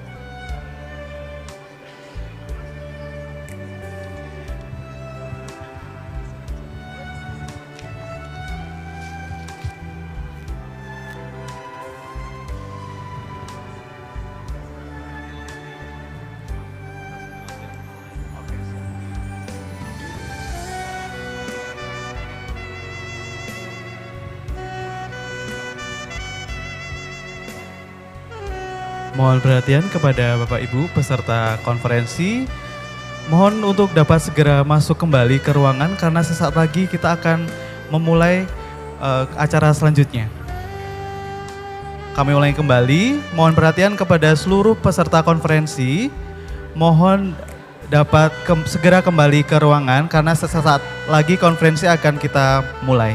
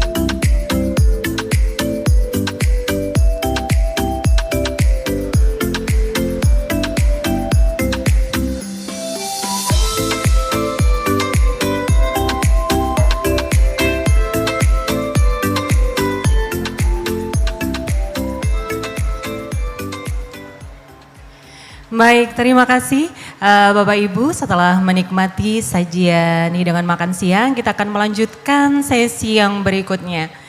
Hadirin sekalian, kita akan memasuki sesi berikutnya, materi yang akan disampaikan. Okay, ladies and gentlemen, before we proceed to the next presentation, for this session will be guided by our moderator, Ms. Dewi Santi SSMPD, experience in international non-government organizations such as GIZ Germany, Ricolto Belgium, ICCO Netherlands, and now become independent researcher and advisor. Please welcome our moderator, Ms. Dewi Santi SSMPD. Baik, kepada Ibu Dewi Susanti dipersilakan.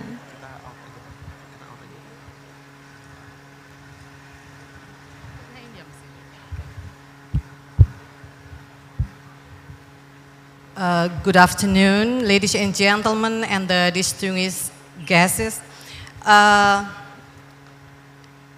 Talking about cycling, merely close to discussing about history. We may wonder who, how, and when the first inventors of bicycles. So, maybe for the next presenters, we will know the answers. Now we move to the next academic presentations by Mr. David Herlihy from the United States with the topic of a forgotten French cycling pioneer who may brought the first bicycle to Asia. So for Mr. David, the time is yours. Please warm welcome to Mr. David.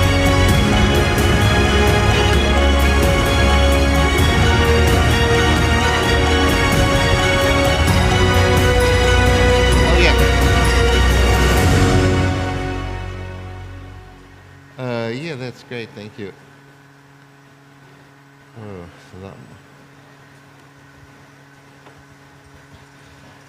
Hello, everybody.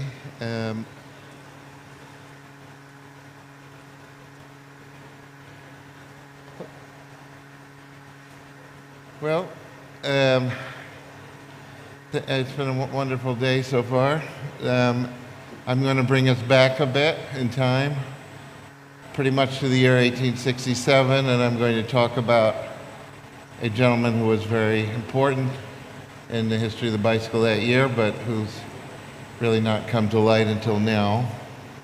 And his name was Georges d'Orgeval, French. So let me tell you a little bit about him. Could I have the next slide? The next one, please. Yes. So in the middle of the bicycle boom in May of 1893, the French bicycle daily, which in fact there actually was a bicycle daily, Le Vélo, they published an article, actually a letter, a rather curious letter, with the under the title "Memories of an Old Timer."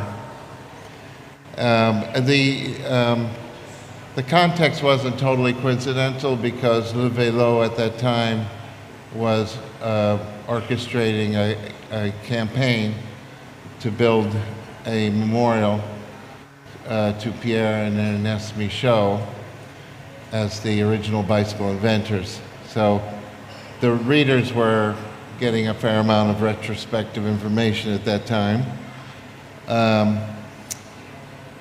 So let's have the next one, please. So the writer, who was writing from Monte Carlo in Monaco, in the Riviera, this Mr. d'Orgeval, made a number of claims concerning the year 1867. And just to kind of give you a little historical context, that was the year that France, which was still under the reign of Napoleon III and the Second Empire, hosted the International exhibition, the Universal exhibition, I should say. And that was the year that this Michaud bicycle suddenly burst on the scene and sparked a kind of, you could almost say, a worldwide craze. So the writer, d'Orgeval, claimed in his letter that back in 1867 he had been close to Pierre Michaud, the blacksmith who was deceased but in line to get memorialized. He also claimed that he had the honor of mounting the first velocipede to come out of the Michaud workshop on Rue Jean Goujon. By first velocipede, he meant a bicycle. d'Orgeval claimed to have been the first to have ridden his bicycle from Paris to Le Havre, which is about 200 kilometers. And he claimed to have been the first and only person at that time to travel by bicycle with a camera. And finally, he claimed to have been the first to bring a Michaud bicycle to the Far East, meaning Asia, where we are now. So I'm going to get into these various claims. Can I have the next?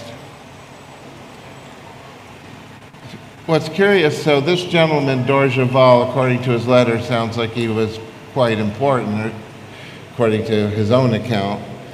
And yet, there's no mention of him whatsoever in Keizo Kobayashi's thesis, which, as you all know, is one of the most thorough studies of this period. So we might be entitled to wonder whether this Dorjeval really was all that important as he claimed to be. Well, I've actually been on his trail for a while, for a few years, and I've concluded that not only were the previous claims that he made in the letter plausible, there's also, I think, quite a bit that he left out. There's other claims he might have made. I would add that in 1867, he was closely involved in the launching of the Michaud brand. He was also the first to publicize and promote the bicycle in the popular press, namely Le Sport. And he was the first to generate worldwide attention to the bicycle because he was conducting lessons for his peers in the Bois de Boulogne, which is the big park on the northwest side of Paris, where fashionable people went. And he was the first to actively promote the bicycle in a place other than Paris. So he's got a long list of credentials for somebody we've never really heard of until now. Let me just start, before we get into those various claims in more detail, let's look a bit at his family background. Next, please. So he came from a noble family in L'Arve, which, as I said, is about 200 kilometers, about maybe 120 miles away from Paris. And of course, as a noble family, you had the coat of arms, the black lion.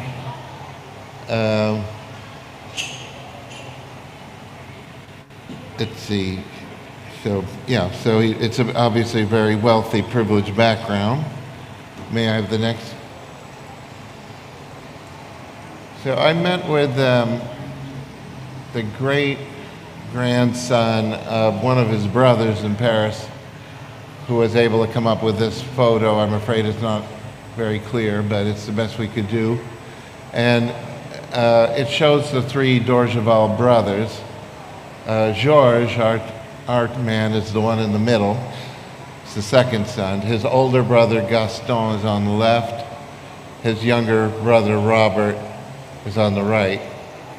So we believe this was taken about 1860, so approximately 7 years before he gets involved in bicycles or thereabouts. We'll go to the next. He, in addition to his two brothers, he had a half-brother, an older half-brother, and an older half-sister. His father, they shared the father, and the older one, Adolphe, the older half-brother, or the only half-brother, he was from the previous marriage of George's father. And he wound up residing in the south of France as well. Here you see his chateau, which I visited. It's near Nîmes in southern France. It now belongs to the government of France, and it's a sort of museum, I guess you could say, although it's only open by appointment. And in that chateau is the portrait of his older brother Adolphe, who he sort of projects a kind of elitist image there with his cigar. And he was apparently quite a sportsman. I found an account. I guess he would bounce between his chateau in southern France and his residence in Paris. I read an account around 1866 in the newspaper that he hosted a party with some 200 people, members of the jockey club. So you can see the Dorgeval family was obviously very well connected with the Parisian elite and in particular the sportsmen. The Dorgeval family itself had its own chateau in Normandy, which was apparently destroyed during World War II bombardments. Fortunately, I haven't been able to find a photo of that. Okay, so we'll go to the next. So now let's move back into the chronology of Georges' cycling career, try to piece together what he actually accomplished. So the first question might be, well, how does he encounter the Michaud bicycle?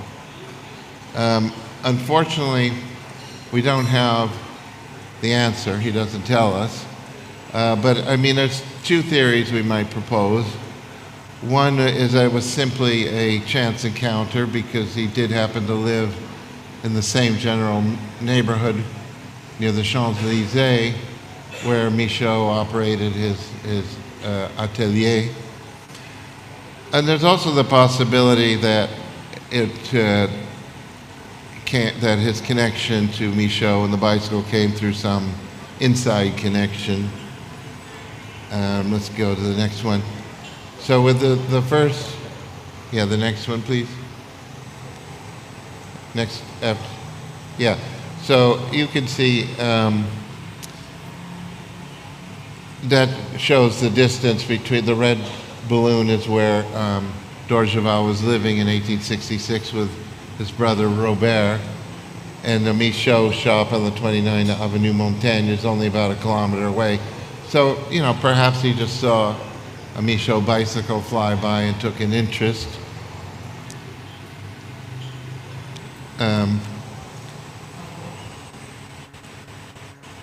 But then there's another theory that I think is also quite plausible, which is that, as some of you know, Michaud, the blacksmith, really was not a one-man show. We now know that there were three young engineers who were kind of hiding behind the facade of Michaud.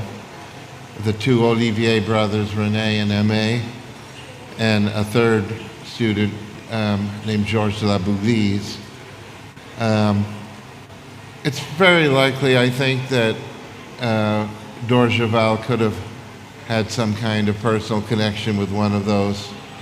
And we can note that René, as part of his testimony in 1869, he noted that after school hours, so he left school, the Paris school, the École Centrale in Paris in mid-1866 and moved back to Lyon or Marseille.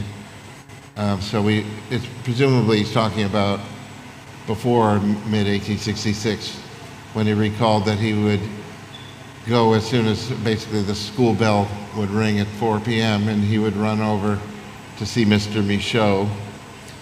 And according to René, we had already given him a fair amount of publicity and sent numerous clients his way. So it's certainly not impossible that one of the clients he sent was Georges Dorgeval.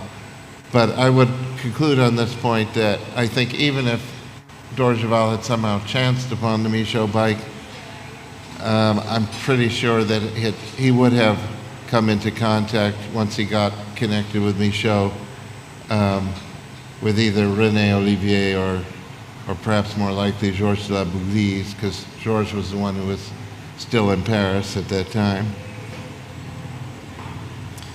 Okay, so that's a rough idea of maybe how he might have encountered the bicycle, but when exactly would that have been? When would he have taken up cycling? Well, we know that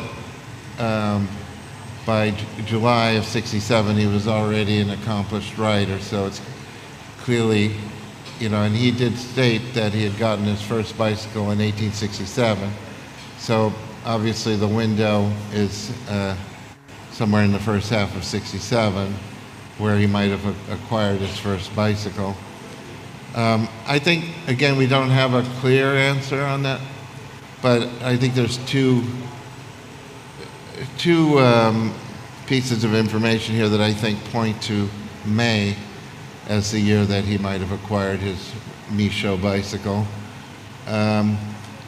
One was that,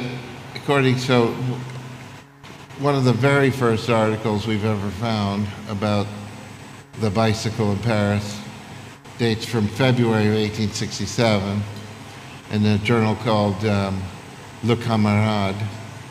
And the editor, who was in his 30s, was really not a big fan of the bicycle. He thought this is way too unstable for somebody like me to want to ride. But he noted that in Paris they had just formed a club that was reserved only for the two-wheel riders. So I think he was a little miffed about that. So the editor, is part of his argument against bicycles, which he describes as a sight familiar to everyone in Paris. He stated, handling it is not exactly easy. It is an exercise in balance.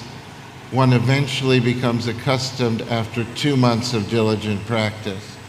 So if we assume that Georges d'Orgeval needed 2 months to become confident, to become an accomplished rider and confident enough in the bicycle that he was ready to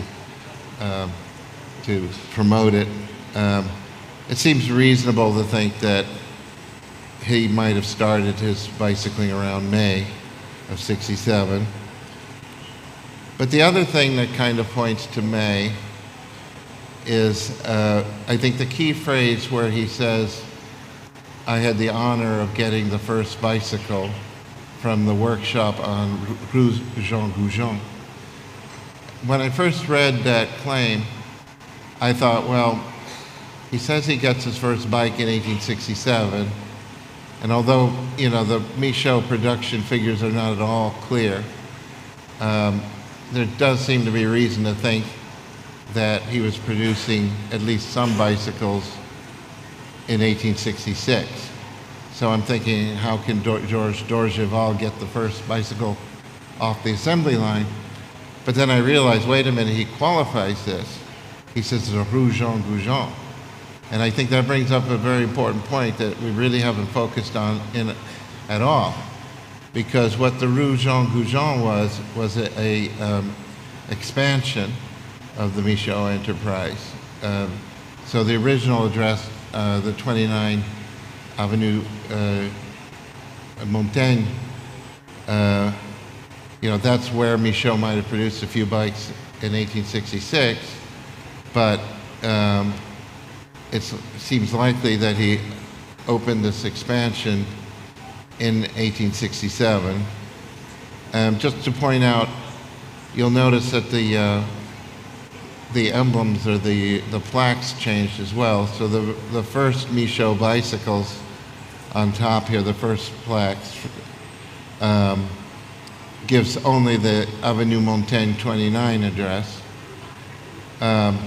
But sometime later, and we know it's not much later because these are on similar bicycles, what we call the Serpentine, the original Michaud model, you'll notice the plaque below starts with the Rue Jean Goujon, Avenue Montaigne, so it gives the two addresses. So I think that's important in terms of trying to figure out when d'Orgeval acquired his bicycle. Can we have the next one? Oh, sorry, you didn't see the plaque. Oh, sorry, no, keep going. And again, next. Okay, I don't think you saw that. I apologize. I was looking at my screen. So that's what I'm talking about, the transition from the plaques. The top one is the first one that just says Avenue Montaigne, and the bottom one, which was on similar bicycles, but it includes the second address, the avenue, the Rue Jean Goujon. So at some point, evidently Michaud expands into from his original workshop to the Rue Jean Goujon. We can go to the next one, please? No, forward. Oh wait, no, okay, come back, please. Yeah, okay. All right, I'm sorry, that's correct. All right, so why might it have been in May of '67 that the expansion took place to Rue Jean Goujon? Well, that's in the middle of May is when Michaud ran his first bicycle, his first ad advertising the bicycle. And it only ran for a week in the middle of May. And it's very small, as you can see, it's up in the upper left, and it really doesn't describe much other than to say that it's a velocipede with pedals. But it is significant because this was published in the official French newspaper, the Moniteur Universel. So it was one of the major newspapers in France. So I think it seems likely that he would have run that ad once he had the Rue Jean Goujon up and running. So it would have been, I think, about that time that Georges would have received the first bicycle off that assembly line. Let me just point out that the Rue Jean Goujon is very near the original site, 29 Avenue Montaigne. I mean, you can walk to it in a few minutes. But what's significant, though, it's a point that I don't think has been made before, is that the original workshop has only 100 square meters, and Michaud at this point is still doing his regular line of business, which is making iron parts for carriages, and he only has about 4 or 5 workmen. So in that space, it seems very unlikely that he would have been able to produce bicycles in a significant number. But when he acquired the Rue Jean Goujon number 19, he basically quadrupled his workspace. That has 300 square meters, and apparently that was all reserved for bicycle production and also a bicycle rink where buyers could learn how to ride. So this was a very significant expansion, and I believe I think it's reasonable to think it took place around May of '67. Okay, when I have the next one. All right, well, some months later, in July and August, that's when Georges Dorgeval makes the first real press push for this Michaud bicycle. His background, he's a journalist, so he has written before for Le Sport, which is, the perfect kind of, as the name implies, it's about sports, and it's young, wealthy men mostly buying it, I'm sure, and that's the target for this bicycle. So one question, though, is if Dorgeval was already riding in May of '67, why does he wait till July before making this big press push? And I mean, I think there's a couple of possible explanations. One that we kind of talked about before, it just may have taken him a few months to get the hang of cycling, and maybe he needed a few months to convince himself that this really was a breakthrough. It's also possible, I think, that the push was timed to coincide with the opening of the rink, because Dorgeval makes mention of this rink, and he wrote 2 articles in Le Sport, first one late July '67, and then a follow-up one a week later in early August. Curiously, this follow-up includes a letter. So Dorgeval answered after he wrote the first article promoting Michaud, which you can see Oh yeah. So he. Let me think here.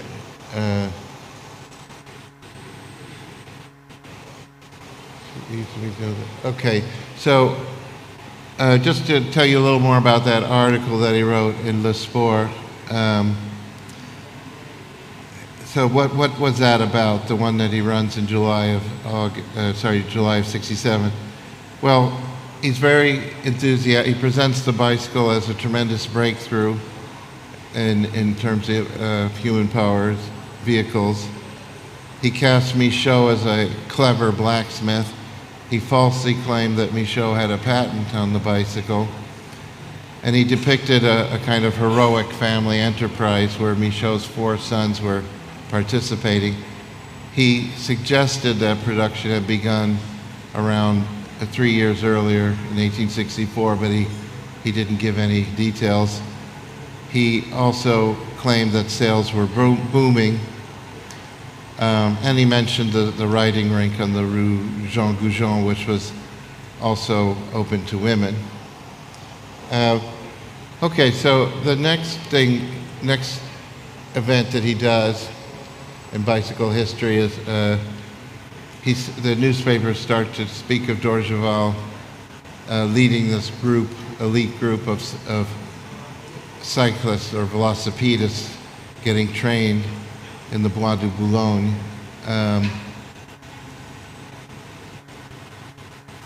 So let me see. Yeah, so that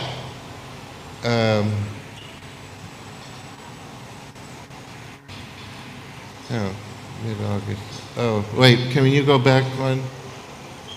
Yeah.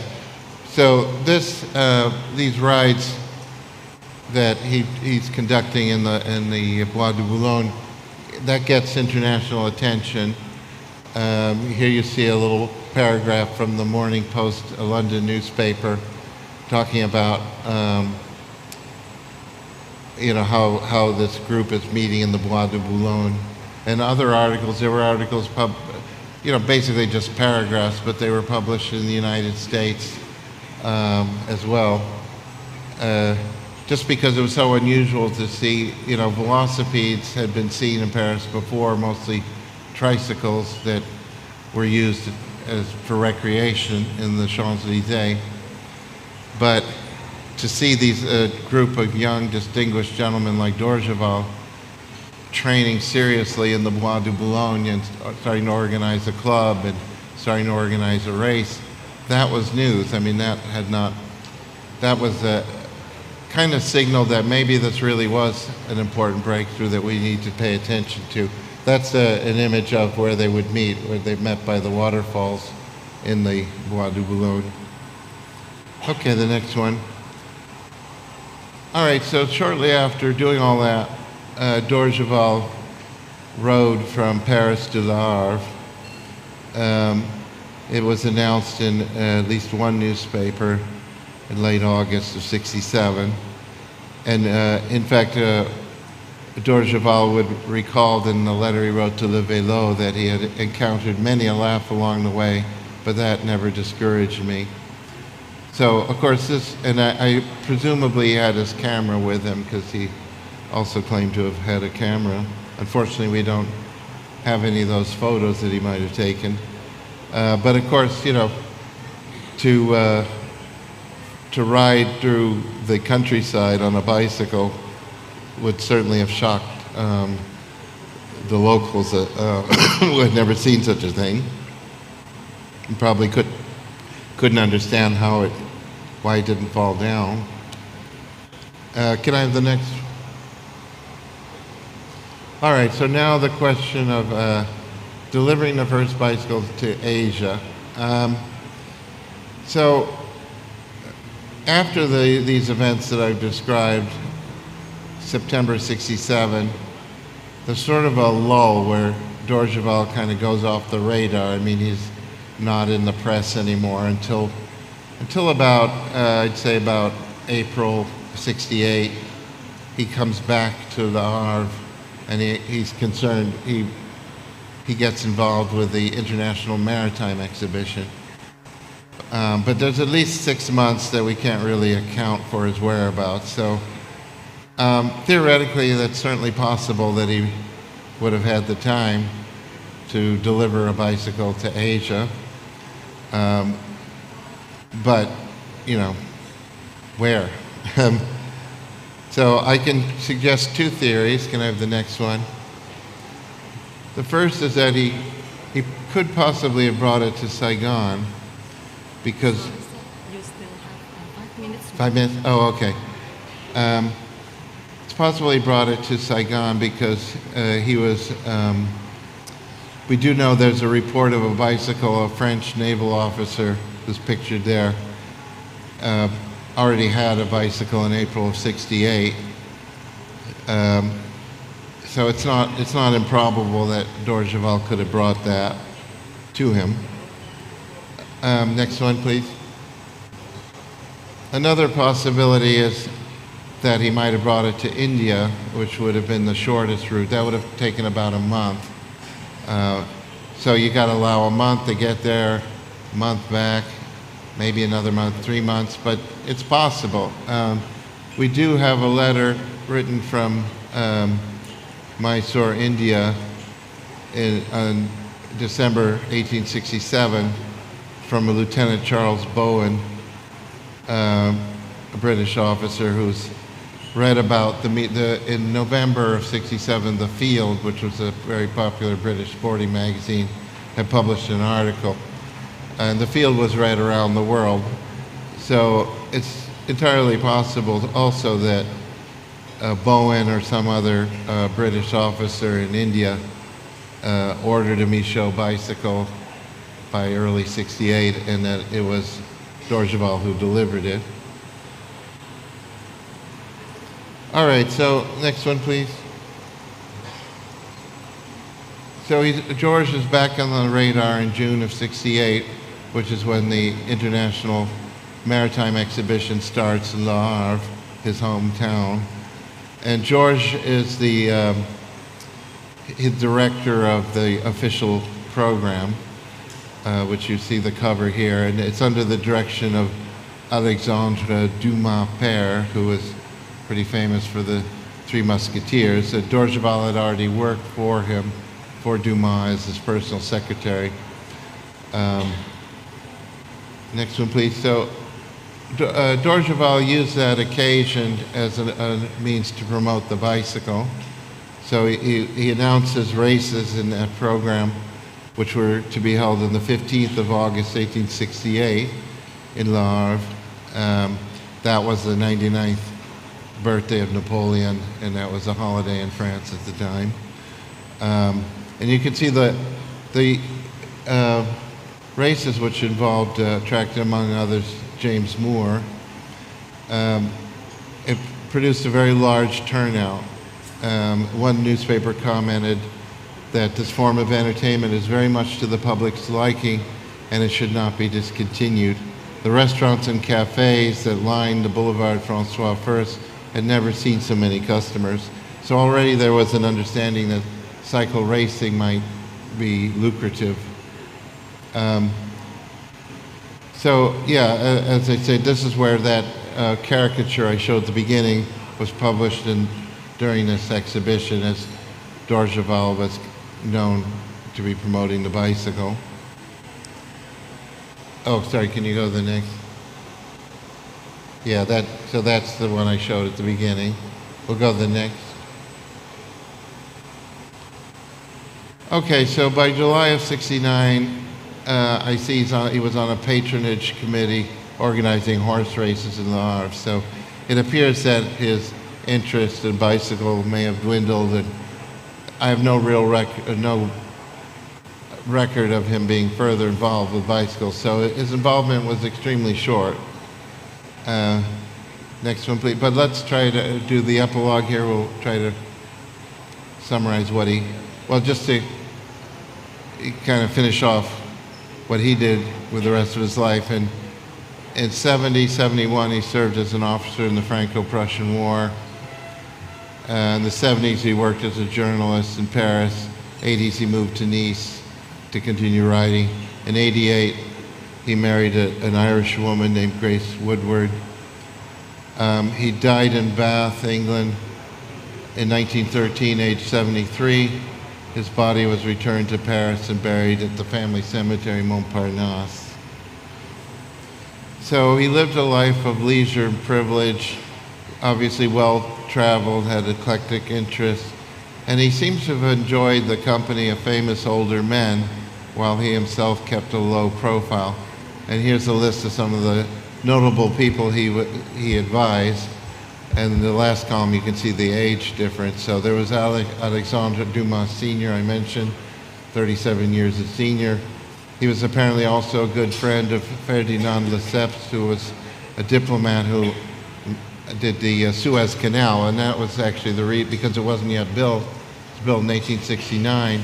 That's one reason why the boats to get to Asia had to go so far, to go around the Horn. Adolphe Thiers was the French president. Apparently, in the early 70s, Dorgeval was his assistant, and he was also a good friend of a journalist. So that was kind of the crowd he hung with, evidently. The next one, please. Apologize, Mr. David. You only still have 1 minute. Okay, we're almost at the end here. Can I have the next? Next. No. Next. Yes. This is a portrait of his daughter. He had one daughter from his Irish wife, and she in turn had one child, Anna, who died in 2013 in a Paris suburb, but unfortunately I haven't been able to trace any descendants from then. If we go to the last. Next. Okay, just to conclude here. So his involvement with bicycles was obviously very brief, but he clearly played a pivotal role in launching Michaud, sparking velocipede mania. And you can see on the left is an image from 1868 when Dorgeval was so active promoting the bicycle. You've got Cupid on a bicycle. 5 years later, you have a caricature. That's Thiers, the French president that Dorgeval worked for. And you see the bicycle is now being used as sort of a metaphor. But the idea, of course, is he's got to get there before the chaos erupts. That's France on his back. But the point I want to make here is that 5 years later, the bicycle has become an accepted part of French life. And I think Dorgeval had a very important role in that. Okay, so that'll conclude the talk. Thank you. Big applause to Mr. David. Thank you for your presentations. If I may conclude that the first inventor of the bicycle was Jos de Orgeval in 1867, right? Say it again. 1867 by Jos de Orgeval. And his first ride bicycle from Paris to La Havre, and then launched Michaud's bicycles, right? Yeah, I mean he's not the inventor, but he's one of the very first to ride a bicycle in public and get publicity for it. So that makes him important, I think. And also, I think what's open here is exactly what was his connection with Michaud, or potentially the young men behind Michaud. The fact that he received the first bicycle off the assembly line in Jean Goujon suggests to me that he played an important role in launching the whole brand. So I think there's more research that could be done there. Okay, thank you. Have been seen before that we already seen about the histories and then life behind about the inventors, and now we give you an opportunities to one questioner. Ada yang mau tanya, nanti misalnya sungkan dalam bahasa Inggris bisa saya bantu translate ke Pak David. Silahkan, one question. Ada yang mau bertanya? Monggo. Tidak ada? Bapak Ibu, ada yang ingin ditanyakan atau ada yang kurang jelas mungkin? Okay, so I think I already brief for your presentations. Thank you very much. Thank you for your time. Have a good day. Thank you. I give a big applause again. And then we shall move to the next presenters. Oh yeah, I guess I'm over here.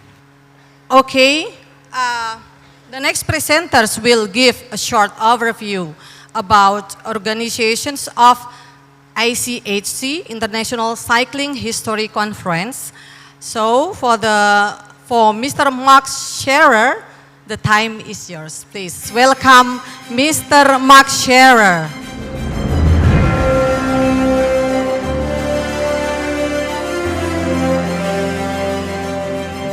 Good afternoon. I'm Mark, and I just wanted to give you a few updates about the ICHC. So for a number of years, we have been trying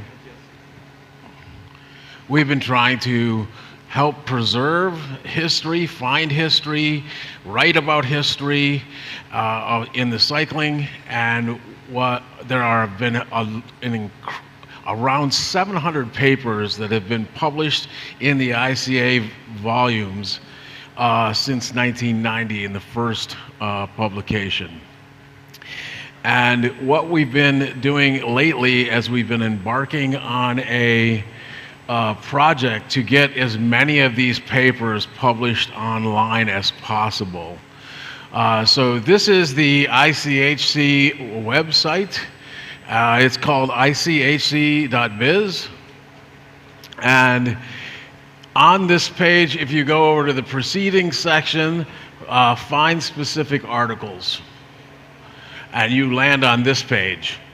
And one thing I wanted to point out is if you go to this download where it says any, and if you change this to download paper, this will bring back the 113 papers that we have permission from the person who wrote it to put it online, and so it's set up online.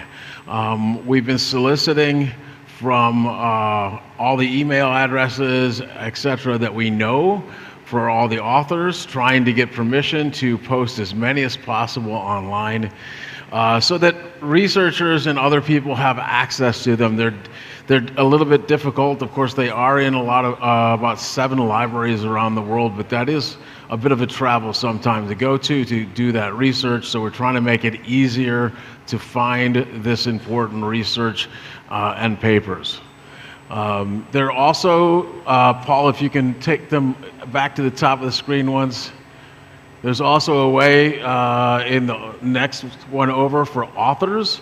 You can click on authors and you can type in somebody's name here and it'll bring back a page that connects to anything that they have a PDF about. So Paul put in his last name and you click on it and then he can click on his name, Rubinson, and it shows the documents that are available.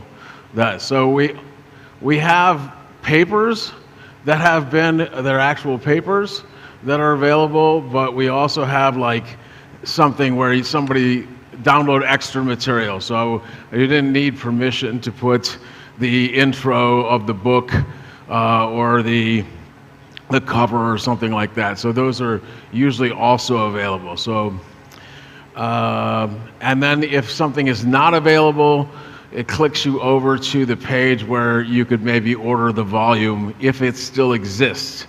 So not all of the volumes still exist. Paul, you can show them where that is on the proceedings. Where to purchase is the second. No, you're not on it yet. Or you can hit the order button on anything. And it takes you to, here's all the years, here's the email address or the websites and the approximate cost before shipping. Of course, it depends on where you are. Like the first 18 are, I think, I'm not coming out of the States, I think. Any questions? I just want to make sure that everyone was aware that we've been making progress on that project, and that we appreciate everyone who has responded to the emails, and who any past authors who's allowed us to publish those online. We think this is valuable research and history that should be available to other new researchers that are interested in cycling history. Any questions?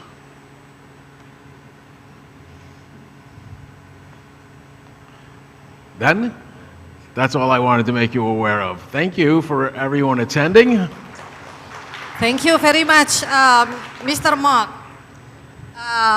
Anybody have a questions to Mr. Mark, Pak Mark? Ada pertanyaan mungkin? Or maybe you are interested to join as a new member of ICHC, perhaps? Yes, that's easy. Just say so. Okay, is that all your presentation? That's it? Yeah. Okay. Thank you very much. Big applause for Mr. Mark. So, we jump to the next sessions for the next presenters. The next will presented by, actually by Mr. Yanis Siricins from Latvia. However, unfortunately, he is unable to attend at the last minute, so therefore his presentations will be delivered by Mr. Robert G. Hummel from Germany. Okay, the floor is yours.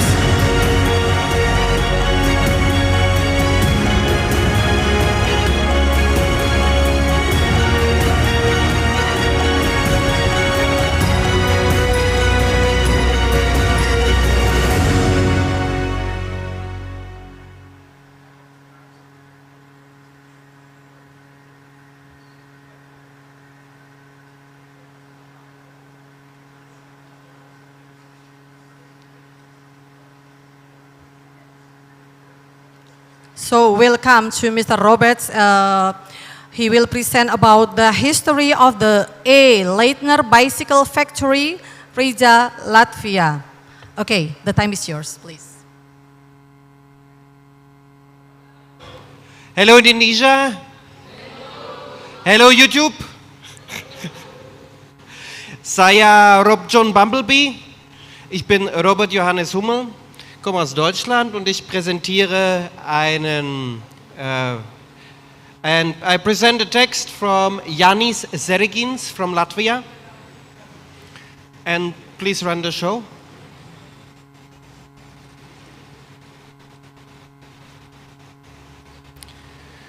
Today, Latvia is known as a small European country on the coastline of the Baltic Sea, which together with its neighbors Lithuania and Estonia is commonly referred to as the Baltic states.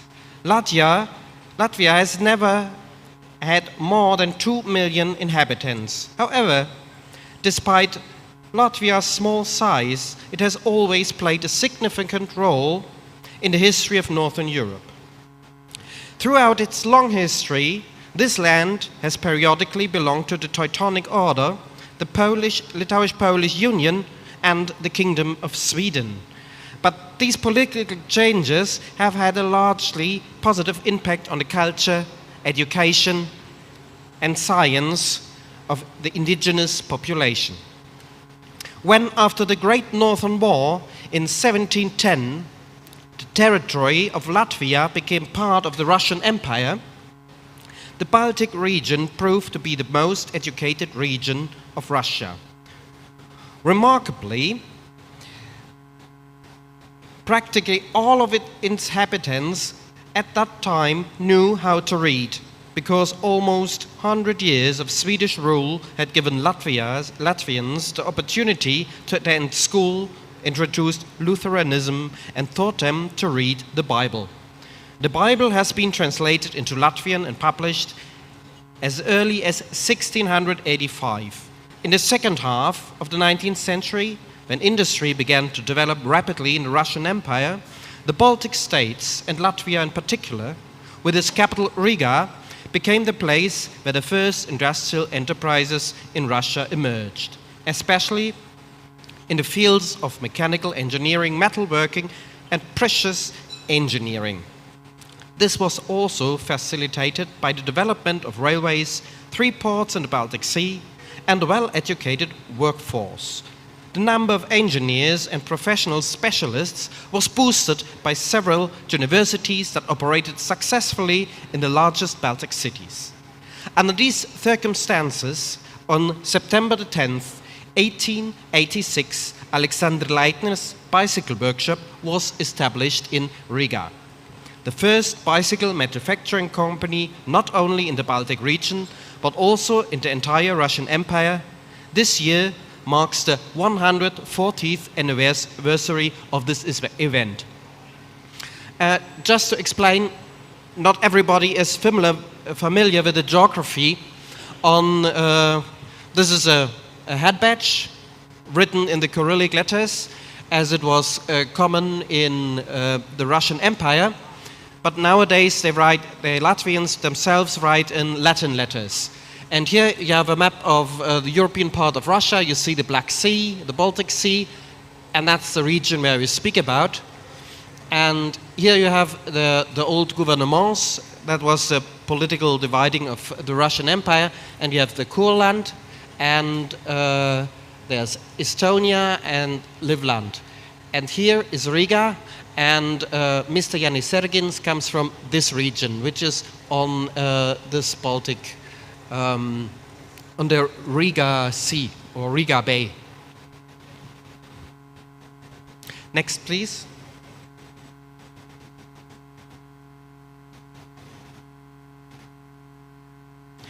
Alexander Leitner was born in Riga in 1864 into a family of farmers. After graduating from secondary school, he completed a 4-year training course at Rasha Mechanical Workshop in Riga, qualifying as a precision mechanic in 1883.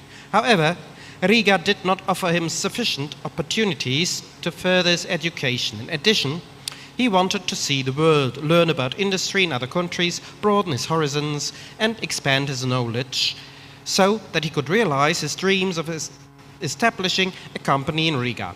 Leitner began working abroad in various workshops related to precious engineering. From Berlin, he went to Vienna, then to Dresden, my hometown, and on to a telegraph manufacturing company in Milan, Italy.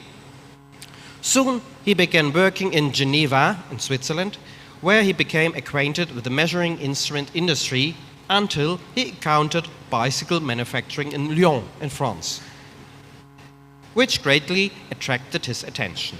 From Lyon, he went to Warsaw, which is again in Russian Empire, and then in Poland, where he spent some time trying to find work, but his longing for his home city Riga brought him back to Latvian territory.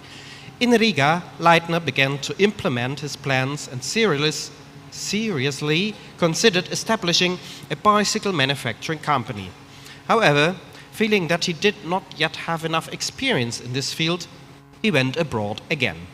In England, he ended up in Coventry, where he became acquainted with the thriving bicycle industry there, especially the operations of the Rudge & Co. factory. Here, he concluded several lucrative deals for the supply of equipment and returned to Riga. In a small wooden house, almost in the very center of the city at 27 Gertrudis Street, Leitner set up a workshop where he and 4 workers began manufacturing bicycles. Unfortunately, this building has not survived to the present day. In its place, a 5-story residential building was constructed in 1913. There is information that in his first year of operation, he manufactures and sold 19 high-wheel bicycles. Only one high-wheel bicycle manufactured in Alexander Leitner's workshop has survived to this day. It has the frame number 2. The bicycle is in the collection of the Riga History Museum. After examining this high-wheel bicycle, it can be concluded that Leitner used the bicycle manufactured by Rudge & Co. as the prototype for his first model. Both in terms of design and construction, it is completely identical to the Rutsch bicycle. However, it should be noted that all parts, including the hub, the front axle bearings, as well as the pedals and even the seat, were manufactured in Leitner's workshop. Nothing was imported or purchased from other manufacturers. The workshop at 27 Gertrude Street existed until 1891 and produced 229 bicycles over a period of 5 years. I guess you managed what bicycle we are speaking about, and that's a picture of the old building. Next, please. Following global trends in the bicycle industry, Alexander Leitner began to realize that the heyday of high wheels was over and that the future belongs to safety bicycle systems with wheels of the same size and chain drive. Their production required different machine tools and larger premises. Therefore, in 1890, he bought a plot of land in Riga in 21 Suvorova Street, where he built a new 4-story production building, purchased the necessary machine tools and the 12-horsepower gas engine. 60 workers began working in the new factory. This building, although slightly rebuilt, has survived to this day. Next one. In August 1890, an exhibition of industry and crafts in the Baltic region was held in the town of Venden in Vitseme. Leitner registered to participate and specially manufactured 5 different safety system bicycles for the exhibition. These included models for both men and women, as well as a tricycle. Participation in the exhibition was necessary in order to gauge public opinion on the planned new factory products. The public responded very positively to the new models, and the exhibition organizers awarded Leitner's company a silver medal. Next one. After the exhibition closed, all of the bicycles on display were sold. One of the prototype models from the exhibition, named Apollon, was purchased by Otto Karl von Lieven, 1868 to 1929, owner of the Balvi estate. This bicycle has been preserved and is now part of the Salkrasti Bicycle Museum collection. The new Leitner factory rapidly expanded its production volumes. However, during this time, bicycle designs was also developing at an unprecedented rate around the world. New systems were constantly appearing on the market. In order to withstand fierce competition from foreign manufacturers, it was necessary to keep up with all the latest and most modern developments. Every year, the range of models changed and improved. Leitner closely followed all the latest trends. Next, please. By 1890, Leitner has significantly expanded its sales and was selling bicycles throughout the Russian Empire, including the Kingdom of Poland and Finland. Within 4 years, the factory's production capacity was exhausted again. Expansion had to be considered. Therefore, in 1894, a large plot of land was purchased at 129 to 131 Alexandra Street, in a spacious modern factory building was constructed. The company purchased special workbenches, a 100 horsepower stationary steam engine from Lanz, Germany, and by 1895 the new factory's production volume had reached 1,000 bicycles per year. Next, please.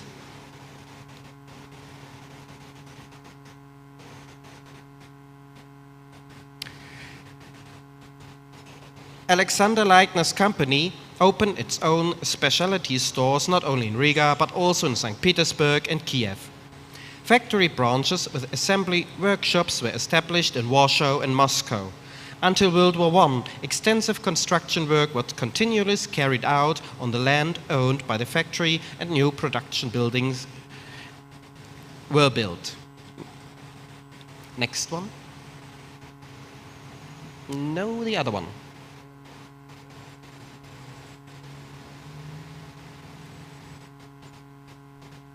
Yeah. Modern ventilation systems were installed to improve working conditions for workers. More than 300 new machines and a 300 horsepower locomobile were purchased. The factory building, constructed between 1894 and 1911, have been fully preserved to this day and, as a monument to industrial history, are protected by the Latvian state. In order to obtain additional funds for the development of the factory in 1897, under the leadership of Alexander Leitner, the joint stock company A. Leitner & Co. was established, whose shareholders included prominent merchants, bankers, and well-known figures in Baltic society. Next one. In 1899, the new company decided to start manufacturing automobiles. Leitner Publicity unveiled his first car in 1901 at an exhibition celebrating the 700th anniversary of the founding of Riga. It was a small two-seated car with an 8-horsepower engine. Although the venture was quite risky in the Russian context, by 1903, 2 more 4-seater car models with 20 and 30 horsepower engines and a motorcycle or a bicycle with an engine, which could be purchased with engines from the German company Favnir, were introduced into production. Alexander Leitner's bicycle factory was given a new name, Bicycle and Automobile Joint Stock Company A. Leitner & Co. Next one. Here you see some examples from a catalog. They also produced a shaft-driven bicycle, which we can see above, without the chain, or those 4-seaters. They were usually used for races. Those 4 people were sitting there, and behind, the racer was behind, and was the pacemaker machine. And these are examples of head badges from several periods from the company Leitner. Next one.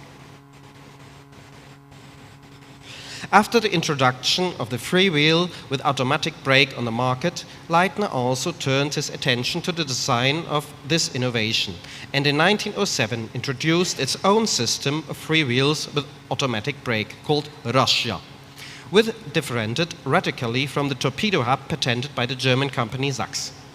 Although design was quite complex, it proved to be sufficient quality and was available for factory-made bicycles until the end of its existence in 1915. Leitner's second patented invention was a double wheel axle and central pedal bearing with an automatic lubrication system. In principle, these were axles with a radical bore along the entire length of the axle and small holes where the ball bearings were located. Oil could be poured into the axles, which, when rotating around the axle bearing, eventually lubricated the ball and cone surface through the holes. This invention was patented in 1899. Several of the most expensive models of Leitner's factory bicycles, Russia, were equipped with it. In addition to models for men and women, the factory also produced military bicycles for the Russian Imperial Army. Several racing models, bicycle rickshaws, shaft-driven bicycles, as well as tandems, triplets and quadruplets. In addition, the range always included children's and teenagers' bicycles of various sizes for boys and girls.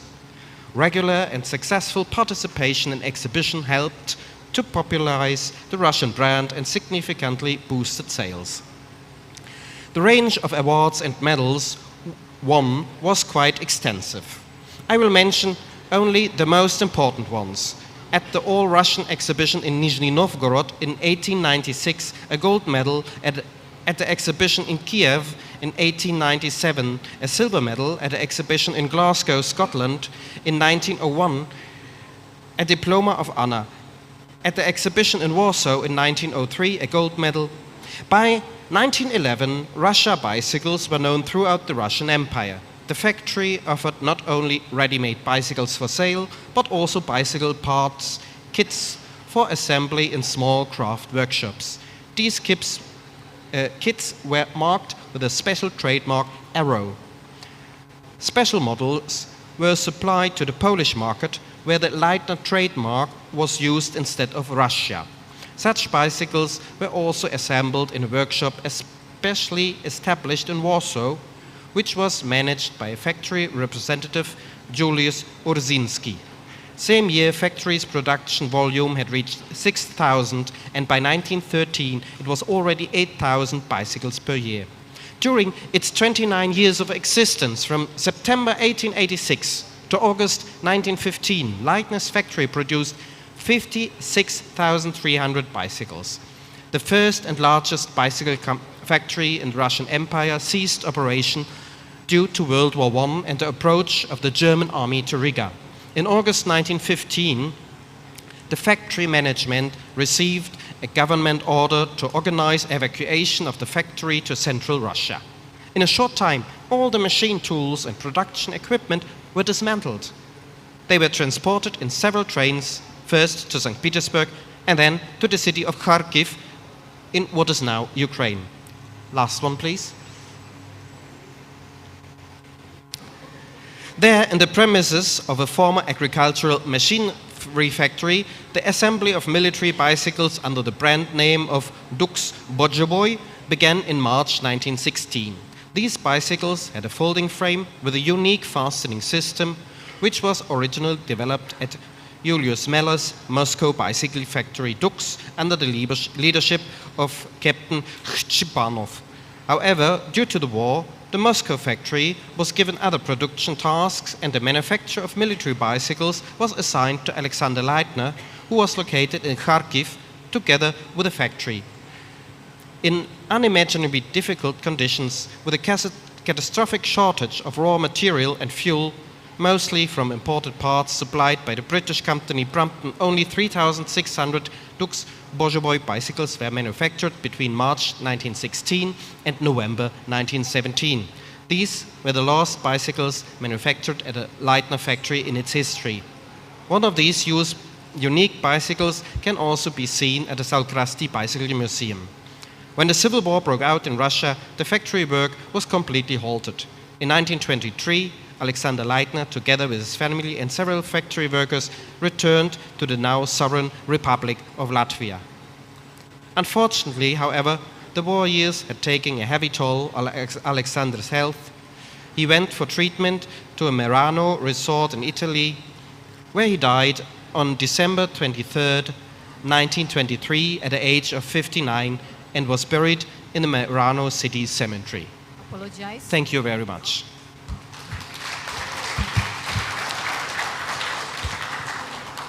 Sources, all the pictures were provided by Yanis Sergins from the Salkrasti Museum, Latvian Bicycle Museum in Salkrasti, and the maps were provided from my collection. Okay, big applause to Mr. Robert. Thank you for your presentations. Also for Mr. Yanis for preparing the presentations. So, if we may conclude, the first bicycle factory in Russian Empire or Latvia was in 1886 called Alexander Leitner Factory, right? Perhaps anybody wants to have questions or to know something more, so please raise your hand. Ada pertanyaan Bapak Ibu sekalian? Monggo silahkan. Kalau ada yang mau tanya, any question, please?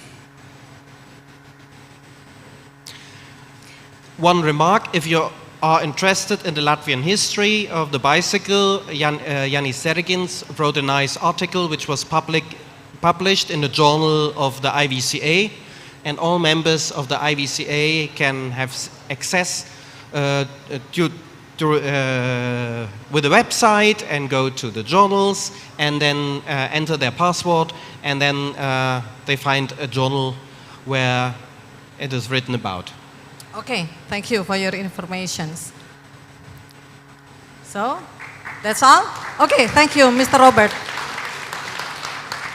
Oke, demikianlah presentasi dari Bapak Robert, dan untuk Bapak Ibu sekalian, for the distinguished guests, at the end of the sessions, before you check out, don't forget to scan your barcode at the entrance. Bapak Ibu nanti kalau sudah selesai jangan lupa untuk check out, untuk scan barcode seperti kemarin. Baiklah, Untuk sesi selanjutnya, yaitu for the next academic presentations will be delivered by Mr. Jon van der Horst from the Netherlands with the topic of bicycle badges, identity and material culture in cycling history. So, what is behind about identity and material made for bicycles? We will know the answers. So for Mr. John, the stage is yours. Please welcome Mr. John.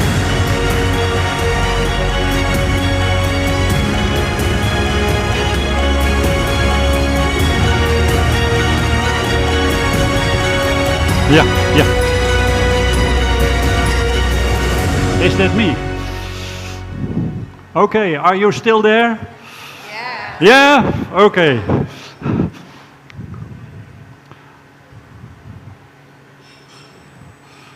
Okay.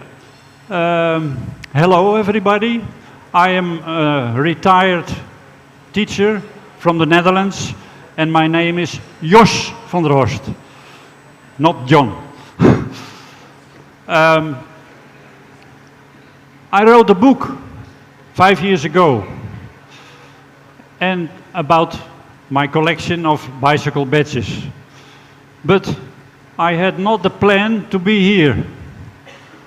What happened, we have a chairman in Holland, and it's Jos Rietveld, and he told Fami that I wrote a book. So Fami thought, that's Jos Rietveld, there he is. He's the one to blame that I am here. So Fami thought that I was a potential speaker. So he asked me to do so. My problem is I can't say no, so here I am. And I hope you will enjoy my broken English. Yeah? Next. This is my book. 5 years ago, I made it together with my children, and I ordered 250 samples, and last year I was sold out completely. Nevertheless, I have brought 2 examples to here to Java, maybe for somebody. I don't know.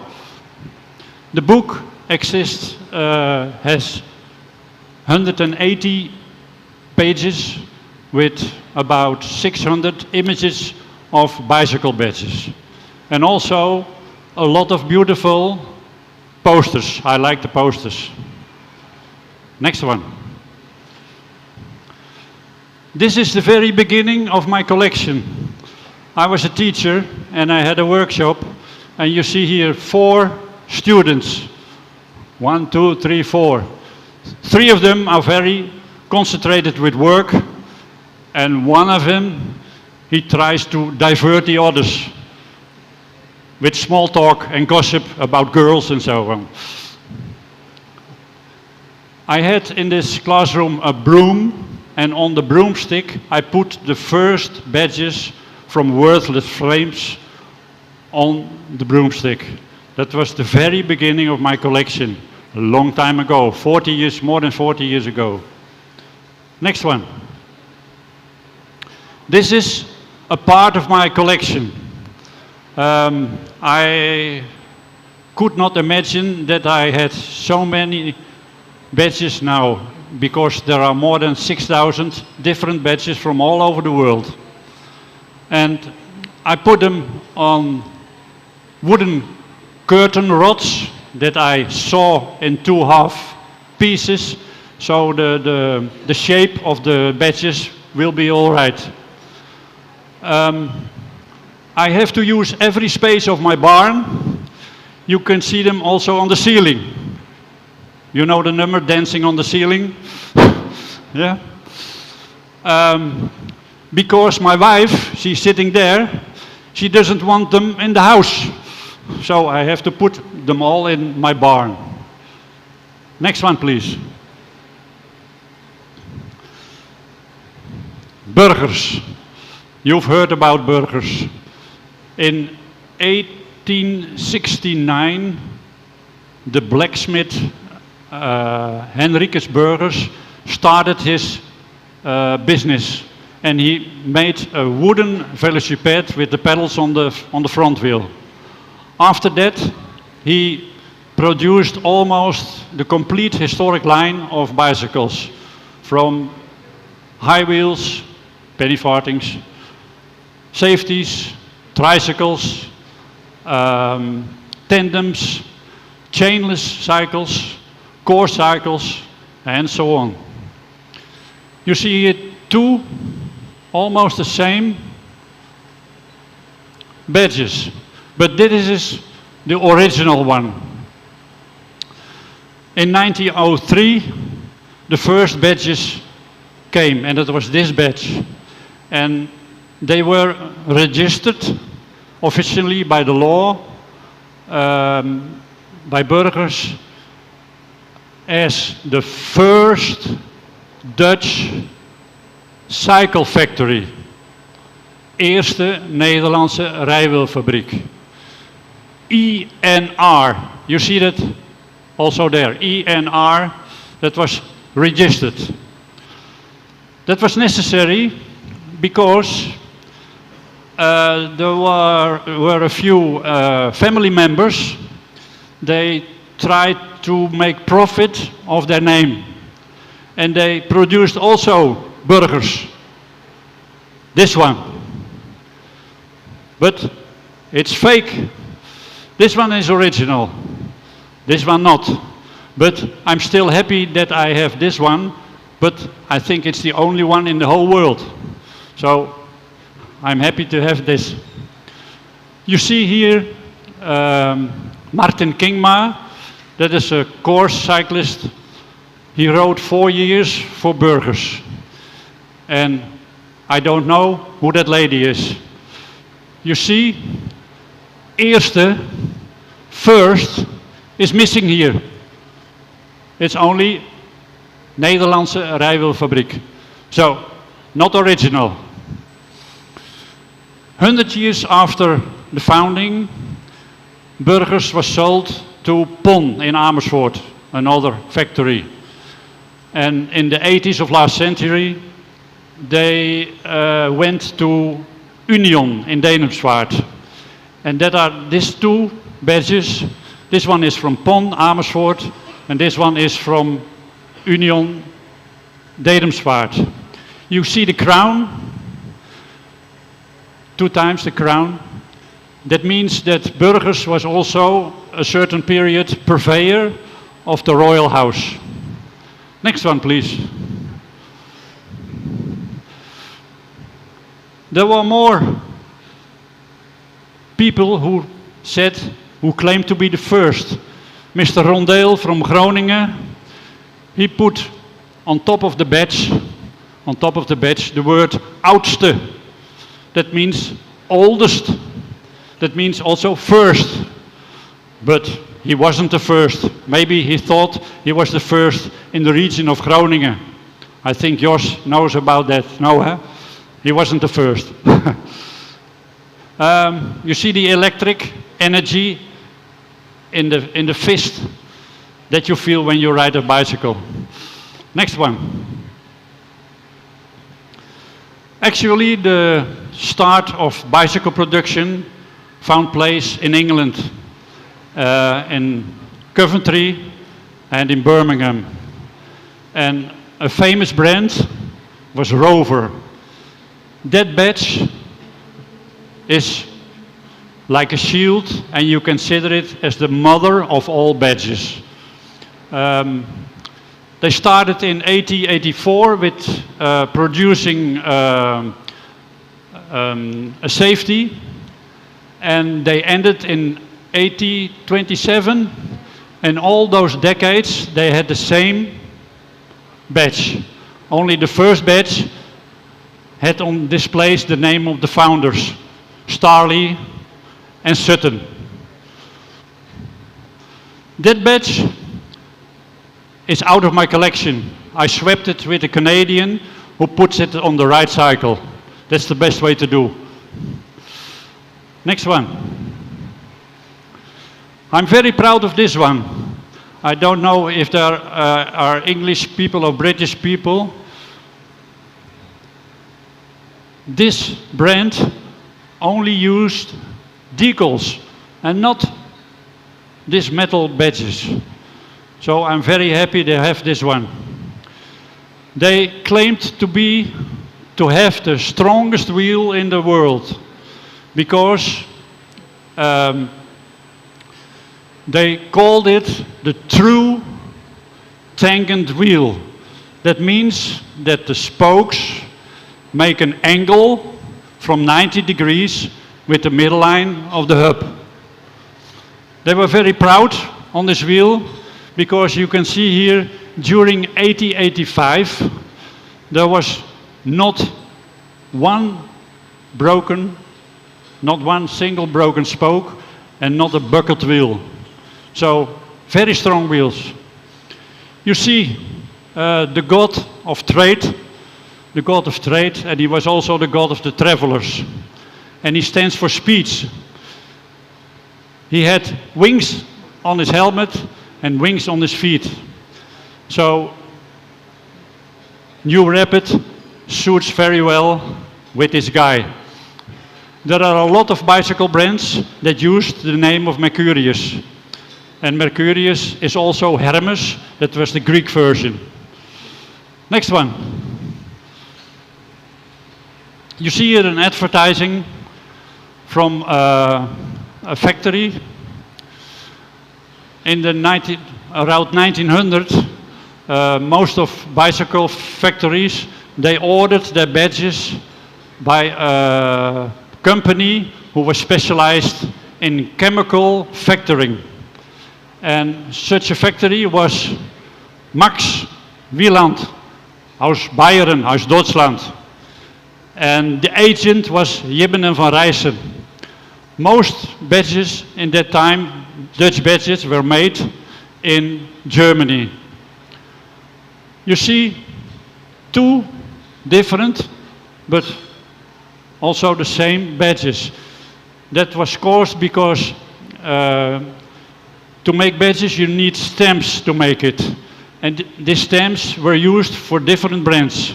So you see here a Dutch brand and there is a German brand with the same picture. Go on.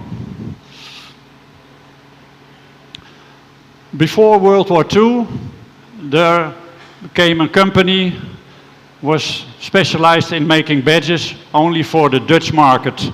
And they called him the NAVA, the Nederlandse Naamplatenfabriek. They made badges and they made dials for mopeds and they made also nameplates for agents. They were put on the rear mudguard of the cycles. It still exists. It's in my place where I've lived, in Amersfoort. I've been there. Next one.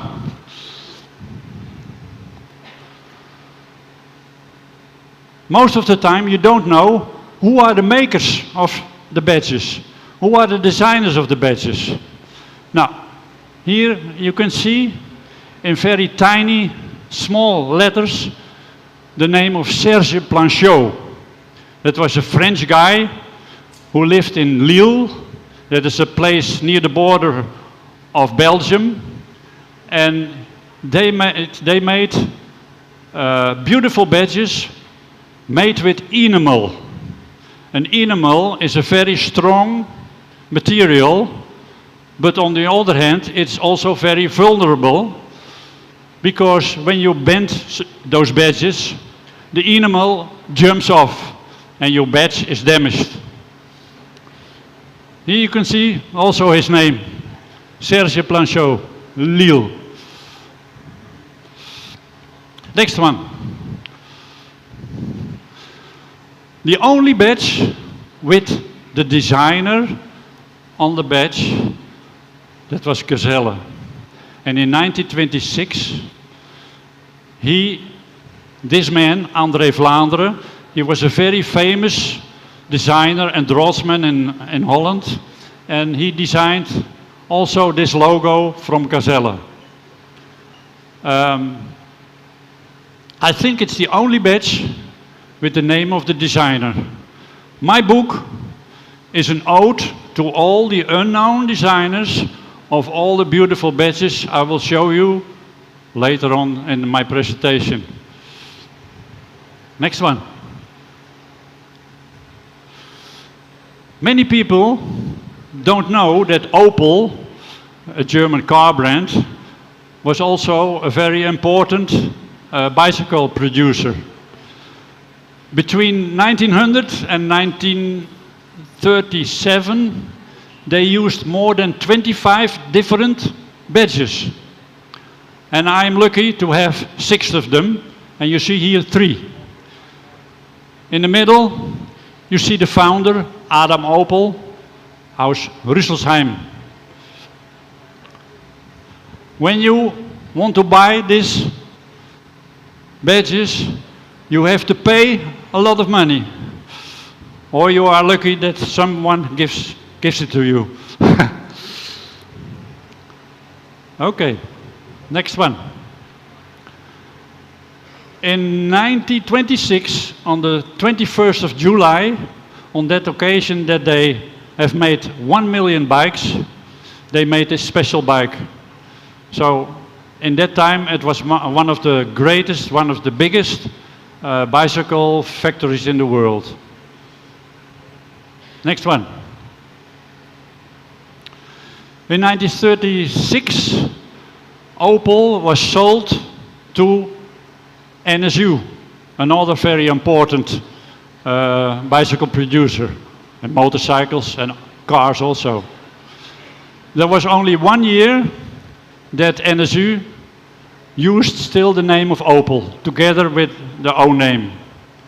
So this is also a very rare one from only 1 year. Next one. Yeah. Guns, weapons, and bicycles. It was a very common combination. And one of the most famous companies, that was the Birmingham Small Arms. They always used in the badges the 3 rifles. And in 1862, they made a lot of arms and ammunition because of the command of the British Empire, who wants to modernize the British Army. Hey, there's another one. Okay, I go on. Another important arms factory that was in Austria, in Steyr. They made weapons, rifles, and also bicycles. But the bicycles were not for the army. They were built under the license of a British company that was the Swift company. I like this poster very much because of the blacksmith with the rifle in one hand and the bicycle in the other hand. Okay, come on, next one. This one, Ivar Johnson, that was a Norwegian guy. He moved to the USA and began to make guns. And that guns, in 1901, there was a president in the United States. It was not Mr. Trump, but it was Mr. McKinley, and he died because of a shot from an Ivar Johnson pistol. And in 1968, Robert Kennedy happened the same, also shot down by an Ivar Johnson pistol.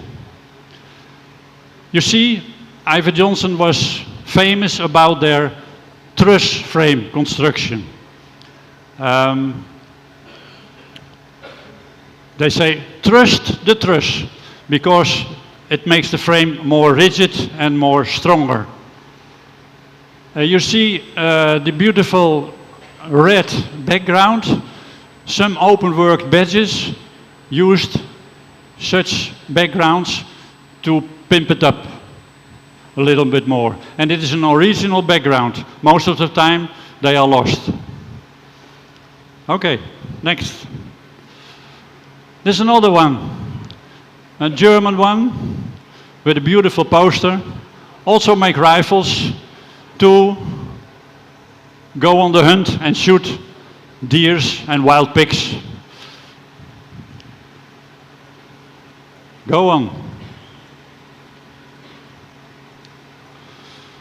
Another very common combination was sewing machines and bicycles. We have heard about arms and bicycles, but sewing machines and bicycles, that happens very much around 1900. And even our Dutch brands, Union, Burgers, and Simplex, and what more? Another one. They made also sewing machines, but they had not such a beautiful poster. You see, that poster is very special because it brings man and wife together. How beautiful is that? They had the brand, it was Germania, and they made a lot of bicycles, and they have serial numbers. You can see it here, number 25. Okay, next one. Another two badges from Germany, also famous about their sewing machines. Here you cannot see anything about sewing machines, but this badge is very old. It's from 1905. And you can see the Gebrüder Kaiser und die pfälzische Nähmaschinen- und Fahrräderfabrik aus Kaiserslautern. That gives some information. And it's a beautiful badge, I think. They melted together in 1929. Is that true? Yeah. Okay. Another, in Saint-Étienne, that was a very important place in France. They had a lot of famous companies like Hirondelle, like Automoto, and also Warranted. That's an English name. And sometimes the French used English names because they thought it sells better, I think. And Warranted, that means when you buy a bicycle or a sewing machine, you have the guarantee of a good product. Next one. Another one. Again, a happy family, because the sewing machines and the bicycles, and in between a happy child. They, I think this man is Maurice Lecomte. And that is a daughter, but this letter means fils. That means son. So it was whole family business in that time. You can see they make also motorcyclettes, that was light motorcycles. And marque déposée, that is the French word for registered trademark. Okay, next. This is very important for me because I love the stories of the heroes of cycling. And I have a lot of them in my collection. And this one is our famous Dutch one. JJ was Jan Janssen. He was the first who won the Tour de France, the biggest cycle event in the world.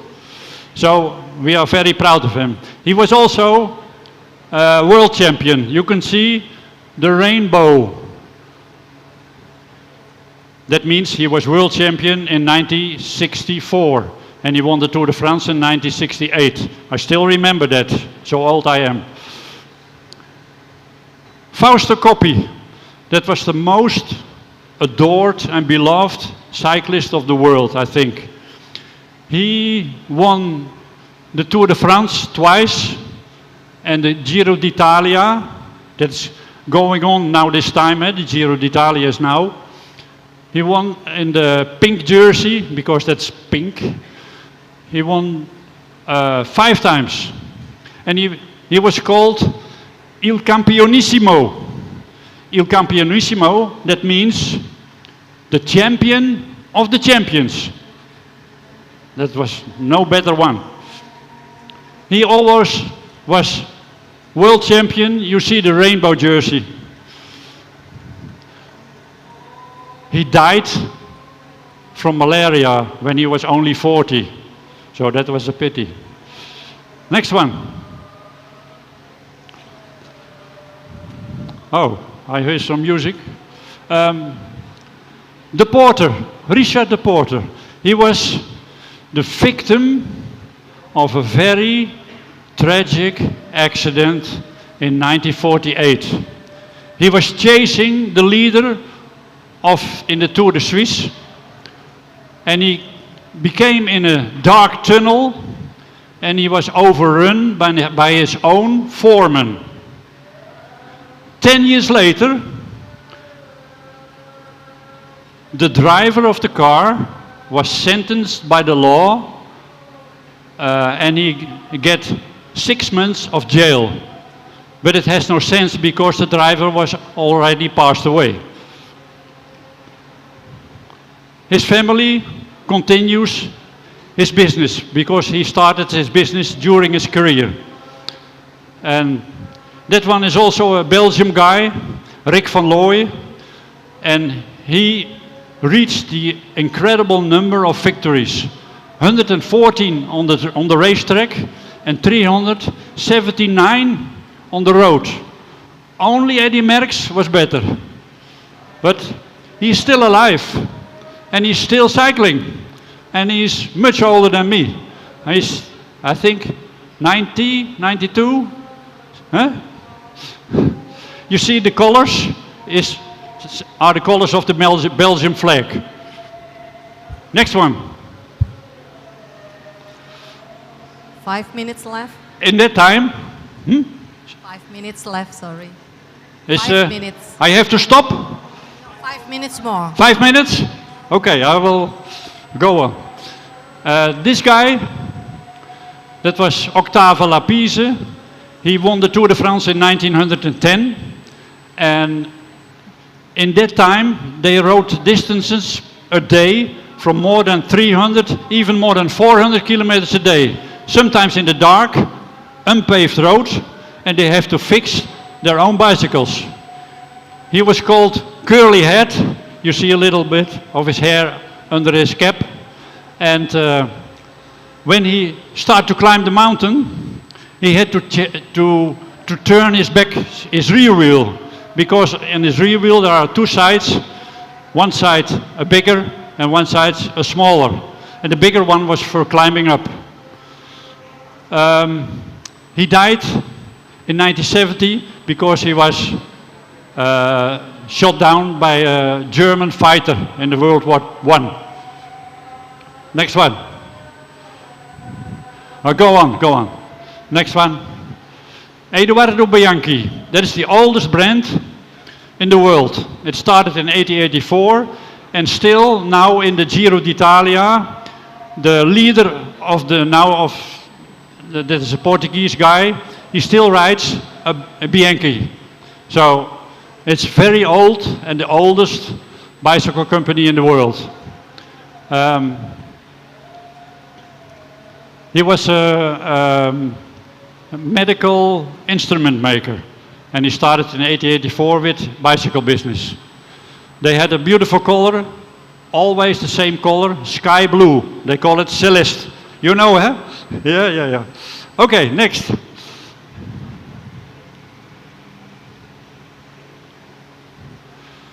You see, how beautiful is that? They are jewels.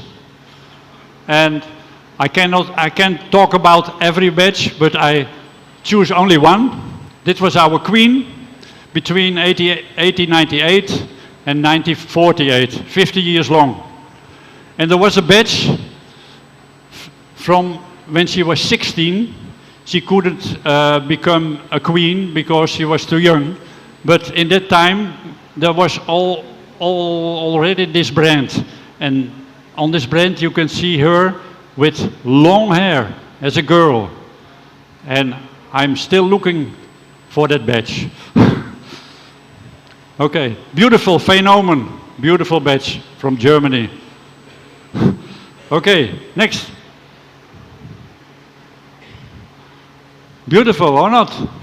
This one is my birthplace. I was born here in Soest, and you see here a guy, the postman, who is announcing that he is coming with his horn. And that one, never seen on a bicycle, but it should be a very good one, because they were second to none. This is the end of my presentation. Okay, thank you for listening. Okay, thank you Pak Jos. Pak Jos ya. Okay, you still stay here? Yeah. Any questions from the audiences? Ada yang mau bertanya? Oke, silakan. Boleh. I hope I can answer it.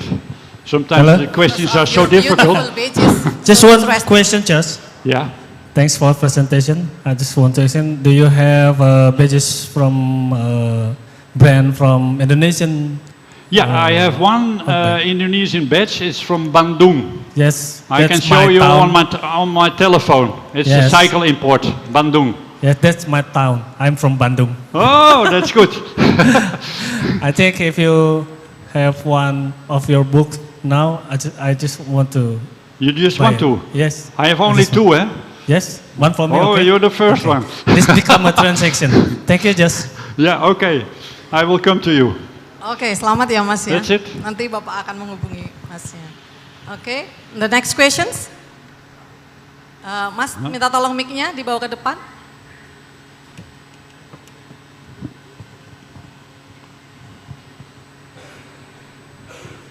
Oh, there. When you were showing us the rover shield. The what? I said when you showed us the rover shield, Yeah. you said that that badge was no longer in your collection. It was no longer in your collection because you had put it back onto a rover bicycle. Yeah. So my question is, how much of your activity as a collector involves reuniting badges with bicycles? Sometimes it's several times that I bring it back to the right bicycle. I think that's more important than to have it in your own, on your own wooden stock. Yeah. I think that's wonderful. Thank you. Okay, thank you very much for the compliment. Okay, already answer your question, sir? Okay. Okay, I think this is the last questions for these sessions. Thank you, Mr. John. Once again, please applause to Mr. John. Sorry, because the time is up. Time is running so fast. So we should jump to the next sessions. You can ask me. Okay. Yeah. My question is. Okay, so we should say thank you for the audiences for your enthusiasm that you still stay here in these sessions. Welcome back to the 35 International Cycling History Conference 2026. So we will continue with the next presenter. The next sessions will be for Mr. Mikdam Awali Hasri from Jakarta with the topic Cycling Culture in Muslim Community. That's how we know about understanding practice through lived religion. So the stage is yours. Assalamualaikum warahmatullahi wabarakatuh. Good afternoon, ladies and gentlemen. Thank you for the opportunity, and it is truly an honor to be here today. My name is Mikdam Awali Hasri from the Graduate School of UIN Syarif Hidayatullah Jakarta and the Department of Community Dawah of the Central Board of Muhammadiyah. Today I would like to share our study entitled Cycling Culture in Muslim Community, Understanding Practice Through Lived Religion. Okay, next. Okay. First thing first, I want to be clear that this study is not intended to promote any particular religion. Rather, it presents a locally grounded phenomenon from Indonesia, the world's largest Muslim majority country. On the left side, in the state of the field, we know cycling is no longer understood merely as a recreational or sporting activity, but also as part of everyday practices that shape mobility patterns. Recent scholars have repositioned cycling as an embodied, socially constructed practice shaped by lifestyle and cultural norms. However, and the right side, in the context of urban Muslim communities, the mosque serves as a central hub of routine activities. This condition generates distinctive daily mobility patterns, meaning that because the mosque anchors daily life, it naturally shapes how and by what means people move through the city each day. Growing reliance on motorized transport raises carbon emission concerns, highlighting the relevance of linking religious mobility with sustainability. And importantly, there is no single interpretation of how Islamic values are translated into everyday environmental practices. And the socio-cultural and experiential dimension of cycling remain underexplored, especially in religious contexts. Next. Okay, this study is based on the assumption that cycling to the mosque can contribute to the formation of cycling culture within urban Muslim communities. In this context, cycling is not merely a mode of transport, but also involves bodily experience, social interaction, and energy choices. This framework positions cycling as an integrated part of everyday religious life. We use the lived religion as developed by Nancy Ammerman, the sociologist religion, refers to the idea that religion is not only practiced inside churches, mosques, or temples through formal rituals. Rather, religion is lived. It is present in the small, ordinary, everyday activities of people.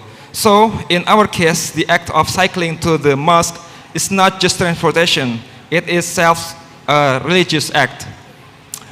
Okay, this study aims to analyze cycling practices as ritual piety through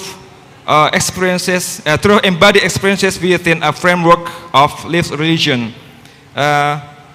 and examine how cycling contributes to social piety through community cohesion and the role of mosque institution, and explain how cycling is interpreted as environmentally piety through everyday mobility choices and energy use.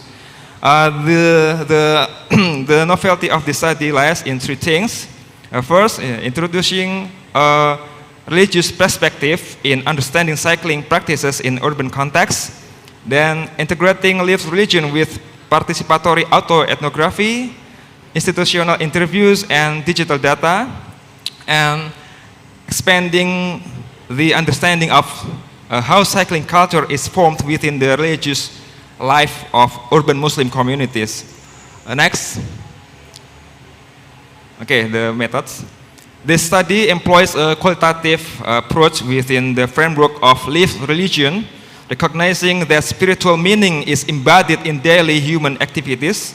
We also incorporate the Grindian perspective as an interpretive lens. Grindian is a concept developed by Ibrahim Abdul Matin, which argues that Islam inherently contains an environmental ethic, that being a good Muslim includes being a good steward of the earth. This perspective guides our analysis of the environmental dimension of cycling. And our research site is Al-Hidayah Mosque in Bogor City. selected as a satellite city with increasing urban pressure, presenting a relevant context for examining the relationships between environmental quality and community activities in public spaces. And then data were collected across 3 dimensions. For ritual bathing, we use participatory autoethnography. So I mempraktekkan cycling to the mosque from home, then capturing embodied experience, attire, rhythm, and spiritual act during the commute. And for social bathing, institutional interviews with the DKM chairman. DKM stands for Dewan Kemakmuran Masjid, or the Mosque Management Committee, the body responsible for managing the operational and social functions of the mosque. And the last, for environmental bathing, digital data from cyclocomputer and Strava recorded across 29 trips from January to March 20 and 26, covering carbon savings, distance, and duration. Next. Okay, we have 3 findings. First finding, cycling as a ritual bathing embodied transition in cycling practice. You can see in the diagram, the ritual sequence commences with the adhan. The adhan, like we hear there. Adhan, Islamic call to prayer, followed by wudu at home. Wudu is a ritual ablution or washing of the body before prayer. Then deliberate dress of baju koko, baju koko and peci. There are traditional Muslim attire for men in Indonesia, along with perfume and deodorant, biar wangi gitu ya. And then cycling to the mosque. Physical exertion and sweat become part of the sacred act. And then the material transition from the secular context to ritual context. The bicycle helmet and cycling jersey of the secular context are replaced by peci and koko clothes of the ritual context. We usually use helmet and cycling jersey when we cycling from home to work or anything else. But when we go to the mosque, we replaced it with the baju koko and peci. This shift marks an embodied transition where the body pivots from general mobility to a ritual mode. Ritual is not narrow formal act, but about a holistic state involving the body, the sense, and lived experience. The 1.5 kilometer commute lasting 5 until 10 minutes is digitally recorded by cyclocomputer and Strava, functioning as what we call a digital tasbih. So we call the cyclocomputer with digital tasbih. Tasbih in Islamic practice refers to the repeated recitation of praise to God, often counted using prayer beads. Here we use the term metaphorically.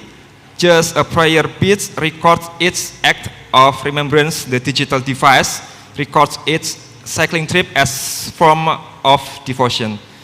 It represents what Anna Sweat calls an in-between concept, meaning a liminal zone that is neither fully secular nor fully sacred, but sits between the two.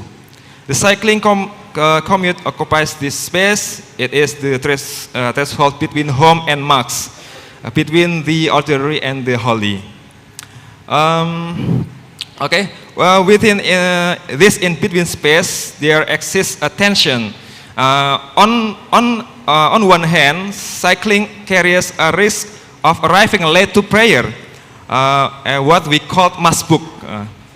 But on the other hand, cycling simultaneously facilitated tumakninah. We can call it a state of spiritual serenity and stillness. And dhikr and istighfar are performed while paddling. Mobility becomes we can call psycho-spiritual dimension. Okay, next. Okay, second is cycling as social piety, institutional recognizing and social cohesion. DKM interviews reveal that dedicated bicycle parking at Al-Hidayah Mosque emerged from congregants' suggestions and management initiatives. This is a concrete indicator of institutionalization, meaning that what began as a personal habit gradually became recognized, supported, and formalized by the institution. You can see the image in the bottom. Before the mosque facilitate like a bike rack, the general area shared with motorcycles is not uncomfortable, unsafe, and no order. And then after the DKM make a bike rack, maybe more comfortable and safe. Yeah. And regarding social cohesion, referring the bonds that hold a community together through shared identity and mutual support. So in the parking area, usually we through smile and greeting salam to another congregants, and sometimes we brief conversation on the parking area. Sometimes we talk about spare part, and then sometimes we talk about the route to ride together and the weekend. Yeah. This is medium to solidarity and collective identity. So social PD in this context acts as a cohesive mechanism linking mobility practices with community structures, contributing to robust cycling culture in urban Muslim life. Next. Okay, the third finding, environmental piety, sacred mobility, and energy ethics. The empirical data from January to March 20 and 26 with 29 trips, 90.17 kilometers and 493 minutes and 19.61 kilogram carbon dioxide saved, and the average of 3.11 kilometers and 17 minutes per trip. This is represents a realistic or human scale routine, allowing environmental beauty to flourish as a natural habit, not an extraordinary feat. Through the lens of the Green Dean, in here I want to highlight Abdul Matin's key distinction between two types of energy. He uses the term energy from heaven to describe renewable, clean, and human-powered energy, such as cycling. But in contrast, he calls fossil fuel with energy from hell because of the ecological destruction it causes. Carbon saving of 0.51 to 1.28, averaging 0.68 kilogram carbon dioxide per trip, show that cycling effectively replaces energy from hell with human-powered movements. In this framework, choosing to a cycle becomes a theological act, a decision made not only for health or convenience, but as an expression of faith and responsibility toward the earth. And Abdul Matin has a perspective about the earth. They say that the earth is a mosque, so mosque is sacred, so the earth is sacred too. Okay, the the accumulation of nearly 500 minutes of cycling underscores a profound dimension of commitment. In the framework life religion, it is repetition that crystallizes religious meaning. Just a daily prayers gain their power through consistent practice. So, to does cycling, environmental piety does not arise from a single grand gesture, but from small and consistent. So, when low emission mobility becomes a feature of the routine toward the mass, it weaves a life pattern that seamlessly integrated spirituality with ecological awareness. Okay, next. Okay, to conclude, cycling to the max in Bogor's urban Muslim community constitutes a lived religious practice, not just a logistical act, but manifested across three integrated dimensions. Ritual piety, embodied transition where the journey extends worship, the boundary between sacred and profane becomes fluid. And then social piety, individual habit evolves into collective practice through institutional recognition, the mass as a social spatial actor fostering social cohesion. And then environmental piety, measurable carbon reduction of 19.61 kilogram CO2, reflecting that mobility, energy, and spirituality are interconnected. Next.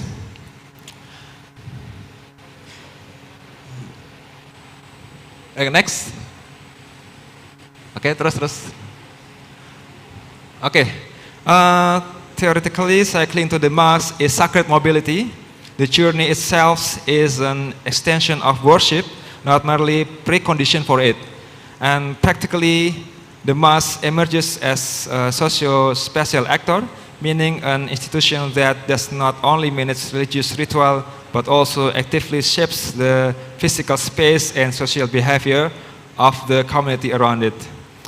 The implication at the policy level, sustainable urban mobility programs in Muslim majority cities will be more effective when they engage religious institutions and values as core partners, not peripheral considerations. Faith-based communities hold significant potential to serve as grassroots agents of ecological transformation, meaning ordinary people organized around shared faith who can drive environmental change from the ground up. Building cities that are simultaneously greener, more socially cohesive, and spiritually meaningful. For the future research, expanding this framework to other urban Muslim communities will be essential in determining the broader applicability for this trilogy of piety, as both an analytical lens and practical model for faith-based sustainable urbanism. Okay, next. I will to show you this is a cycling community formed by mosque. So the DKM, the committee or manager of the mosque make a cycling community. Sometimes on the weekend we cycling together in the Bogor area. And this is a Muhammadiyah cycling community. It seems like this. This back parking in Al Hidayah Mosque. Next. This is if previously mosque to cycling. This is from cycling community to the mosque. In Bogor, any Masjid Jami MTB Federal Indonesia. This is like a philanthropy charity, collect the fund and then build the mosque in Bogor. Next, this is from religious philanthropy to cycling community. In Indonesia, we know Basnas, Badan Amil Zakat Nasional, or Zakat Agency Nasional. They have programs to by cafe in Jakarta. Okay, next. Okay, cycling to the mass is not the beginning of worship, it is worship. Okay, thank you so much. Okay, thank you Pak Hasri for your fruitful presentations. I beg that when you are with your groups, you are not only discuss about the route and the distance, but also the next stop. Di mana jajan selanjutnya or having coffee for the I'm next. sorry, gimana? Saya yakin Bapak pas nyepeda bareng-bareng nggak hanya ngobrolin tentang rute sama jarak, tapi pasti ngobrolin jajan kemana kita, gitu. Betul nggak Pak? Yeah, betul. Oke. That's right. Ya, Bapak Ibu, any questions? Oke. Mas boleh minta mic? Yang di belakang boleh minta mic untuk penanya.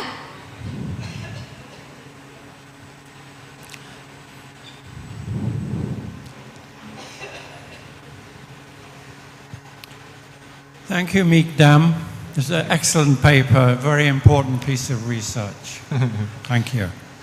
I wanted to ask you about this transition from everyday life at home to religious, spiritual life in the mosque by bicycle. Because the bicycle ride becomes what we call a liminal space, a space of transition. When I'm riding a bike, I usually am concentrating until I get near my destination, then I can relax. My question is whether that liminality that you're proposing is an embodied transition occurs during the ride smoothly, or whether in fact it rises quickly as you approach the mosque itself. Oke. Baik, thank you Pak Glenn Norcliffe ya atas pertanyaannya. Oke, in the live religion framework,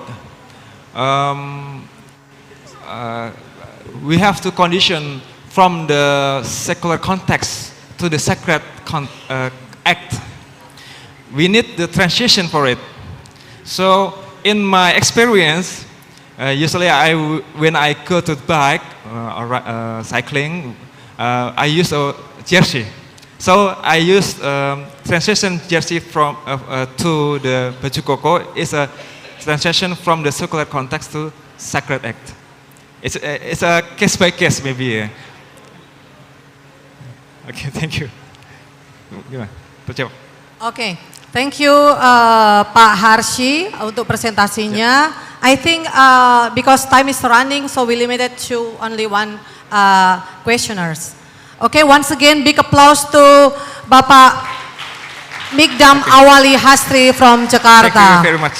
Okay. Okay, actually we still have two presenters, Mr. Sasha and Mr. Julians. So for the audiences, are you still there? Yes.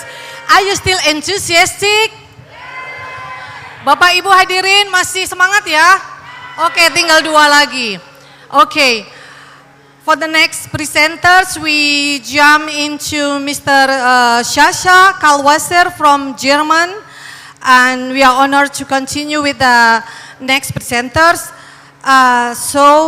He will talk about the beginning of Dahun. What is Dahun? Is it folding bike maybe? So let's see, we will see the answers. So for Mr. Sasha, the time is yours. Please welcome.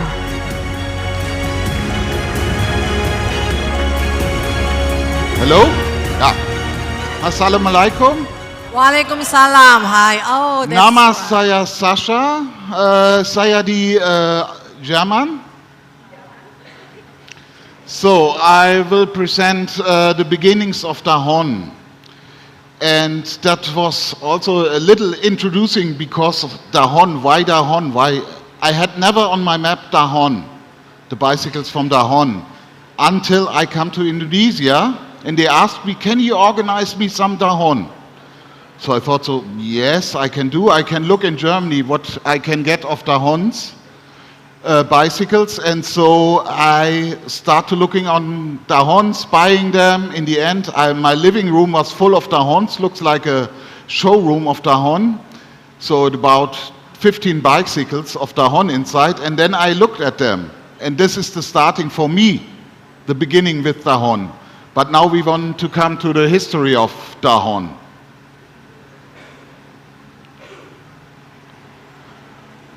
Okay, this is, you see Hon. It starts with Hon and changed then to Dahon.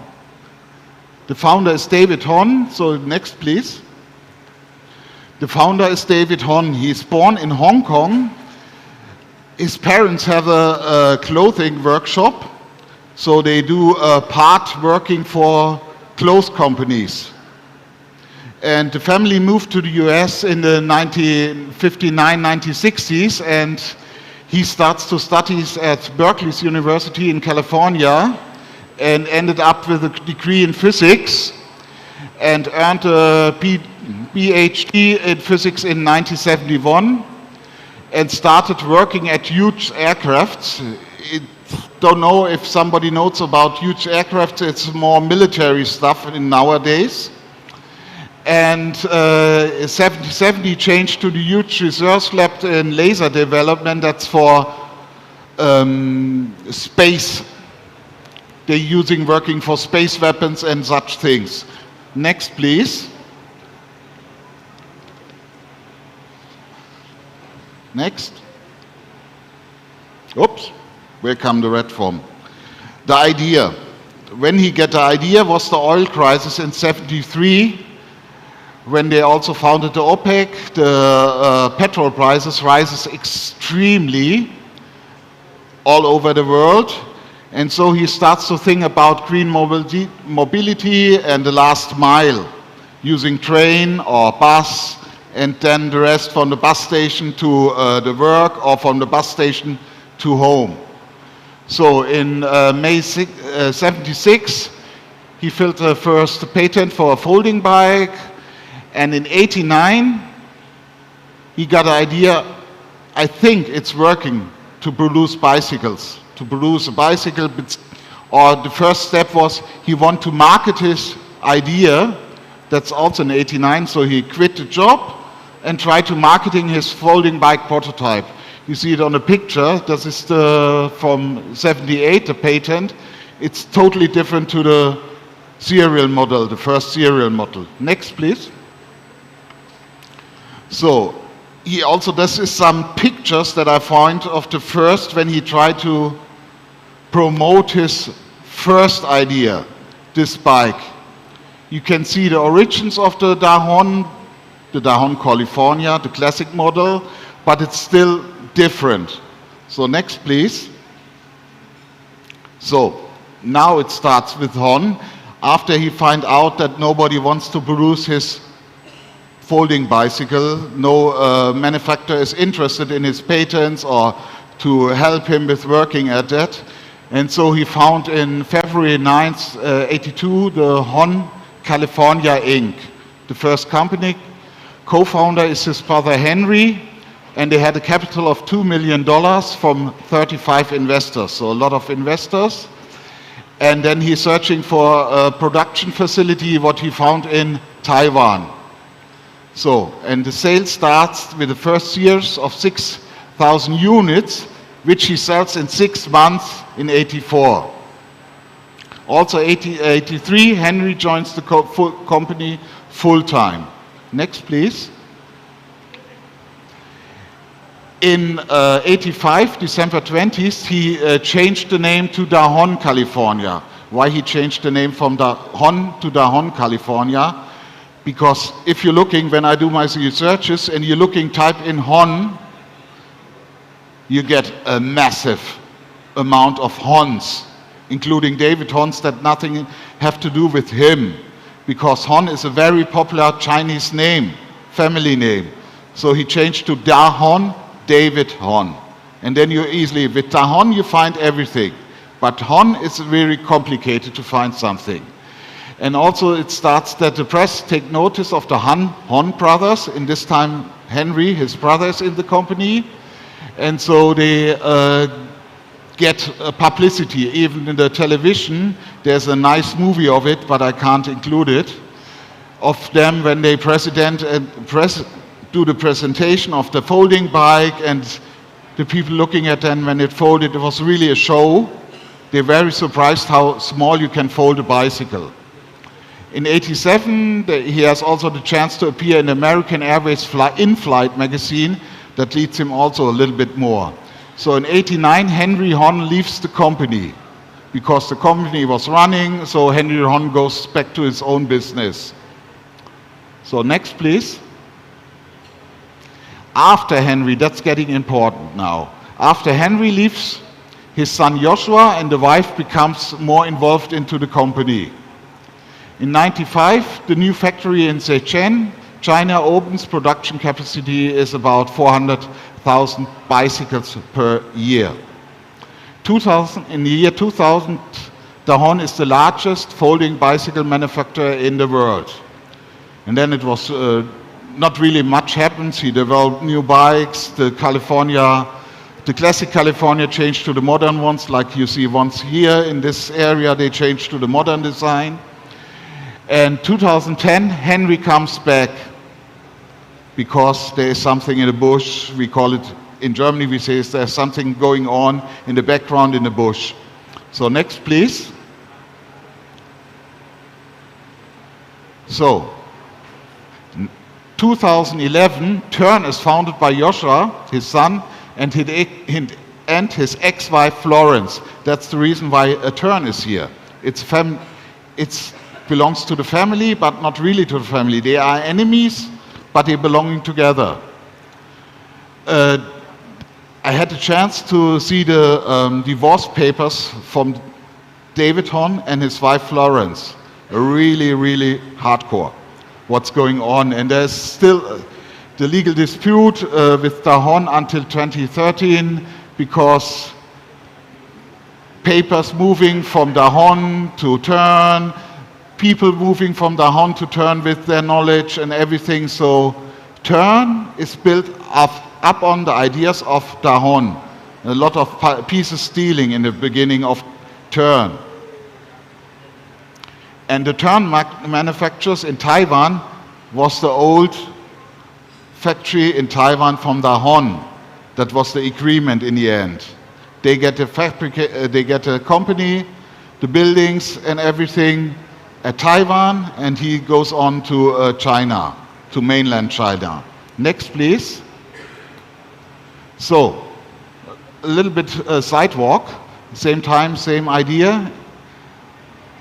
The 1973 oil crisis led to a global rethink of mobility, combination of different modes of transportations come to the people, like bicycle train combination, bicycle combination. Most of the ideas did not originate from the bicycle industry. That's the important thing. So in this time also appears Bickerton, Brompton, microbike, pocket bicycle, De Blasi. It's all around the same time. They come out of the same idea of the oil crisis. Next, please. So a little step.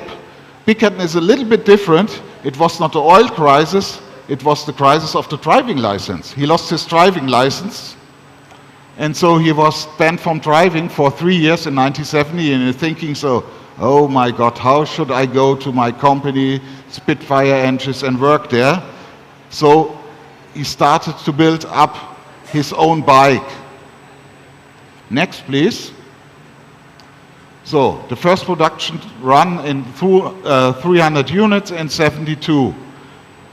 Then the oil crisis comes and he can build more, and he gives the production license to TCK Group, but this went corrupt in 1977. But in 87 and 8, he take over the distribution of Dahon in Great Britain and sell it as a Bickerton Dahon.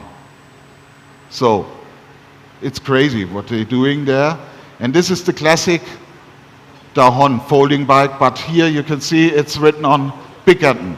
So you know this is an English bike, but made in China, but sailed in England. So next, please. Brompton is also on this time, also not coming out of the bicycle business direct. So the first prototype from 1975, patent 1976, and the first production of 400 units between 81 and 82. And this is founded by 30 friends. Even not anybody has the want to go into invest into him. But if they would do it in this time, they would be getting a lot of money out of it, because now it's Brompton the high standard and make a lot of money from folding bike. If you hear the people folding bike, the first name is Brompton. Next, please. So coming back to Dahon, California, that's the classic model we know. So they have a different, this Mark 1, 2, 3, that's my name.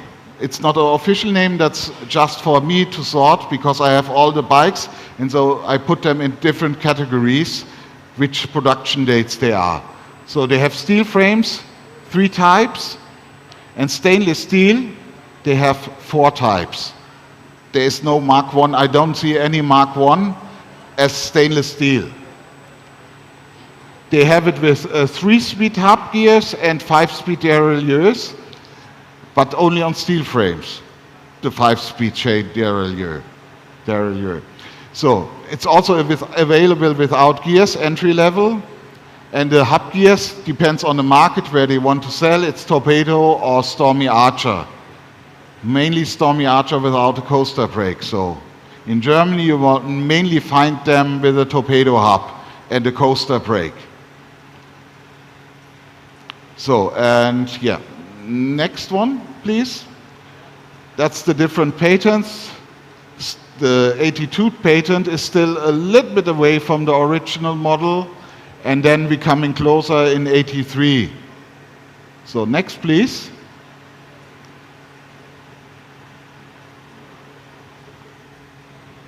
So this is the first production model. Hon, it's a Hon. So it means it's built before 21st of December 86, and it's a little bit different. I don't want to go into the details because I should shorten it, otherwise we would go through all the steps. But what I can say about the evolution of this model is, in this model nearly everything is built by Dahon, including the cranks, the foldable cranks, everything, seat post, everything. And the newer the bikes from Dahon, the evolution goes on, the more standard parts he used. So he goes back from build to buy. So he more buy normal parts and put it on the bike, developed the bike to fitting the normal parts, including the bottom bracket. It's very special thing in me. It's when I opened it the first time I thought, so okay, that's not any standard in it. So next, please. Frame numbers. Oh, frame numbers is a fun part on them. The first ones, it's not a problem. The Mark 1 starts with a H for Hon. For the Mark 2, then they start with a D. And the numbering continues from where he started with the H. But after that, it's getting a little bit confusing, because then he's not producing at one company or on one plant, he starts to build on different plants. So it's always going around the number. I think there is a connection to the plant where they build it, but I still not figured out how it's connected, that I can find the plant and the number of the frame. I found the frame number, but I can't get it in any system. So next, please. He has a lot of, Dahon has a lot of manufacturing sites. Taiwan, the first site, it's still a development center today, but where they're producing the bikes, that's then turned. So the development center of Dahon is direct on the side of the Tern company. Then they have in Beijing for the Chinese market only. They call it always Chinese market only, but you can find them as a cheap models in Germany by Cray import and everything. So Macau is also assembly. They do assembly in Macau. From around 95, they have assembly in the Czech Republic, so they get the frames and all the Chinese parts that they put on the bike are coming by container, and the rest coming from, they purchase in Europe. So they buy the Stormy Archer hubs in Europe, they buy the Torpedo hubs in Europe. Okay, they're coming in the end also from China or Taiwan. And in 2011, they changed from Czech Republic, because then the prices for labor in Czech Republic getting higher. They're going to Bulgaria. Cheaper labor, cheaper prices. Okay, next, please.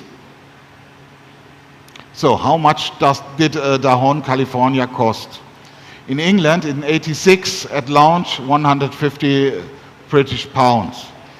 Then in Germany, we have the Brügelmann catalog. That was at the time when I was growing up, that was the Bible for our cyclists. If you have the Bible, if you have the Brügelmann catalog, it's like the internet nowadays. You find everything, every part in it, in the Brügelmann catalog. So in 88 to 90, it was 190 D-Mark, and then it changed 91 to 92.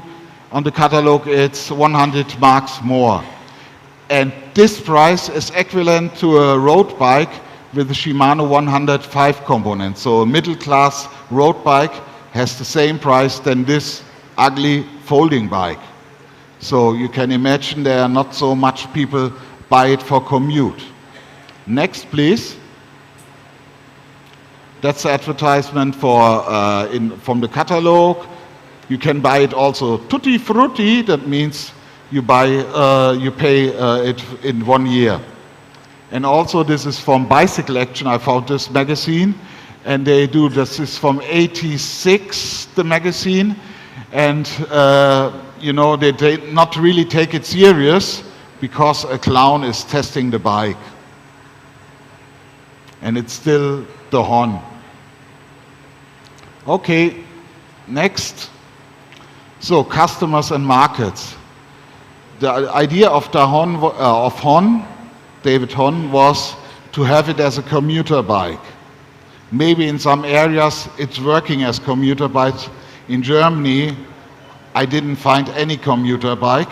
When I buy all the bikes for Indonesia from Dahon, I found it on the second marketplace. They were all in nearly perfect conditions, in very good conditions, not ridden often. So in Germany, mostly bought by sailors and campers. They put it in the camping van, have a bike for going around, or the sailors, they need it for finding out where they are, because they take it out of the boat, go to the bakery, looking at the back of the bakery, in this city we are, and going back to the sail.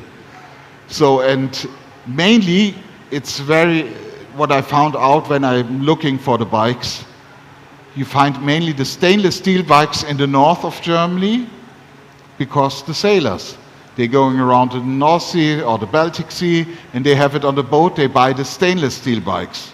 In the south, you not find so much in the south, mainly in the north. It's really interesting. And in the south, you mainly find the normal steel bicycles, because they're using for the camping van. They don't need a stainless steel. But when you're going on a ship, having somewhere in the front, seawater spreading in, so stainless steel is better. So, okay, go on, next one. Okay, that it was. Thank you. That was just a short Thank you, version. big applause for Sasha. Sasha, you are very kind to bring your folding bikes. It's not my folding bikes, I just lent them. Okay, lend them. Yeah. So it's already available in Indonesia, means. Yeah, they are from Indonesian people. So at least the audience can directly see how Dahon is. Yeah. Okay, so if I may conclude, Dahon taken from the founder, David Hon. David T. T. Hon. David T T. Hon. stands the name, it's his Chinese name, TV. Okay. Also his name is TV. Okay, maybe But the he take audience over are when more he go to familiar Hong. than me about bicycles. Yeah. Yeah. So beside Dahon, there is also Brampton, Turn, established by the son of Dahon. Yeah. And then Phantom.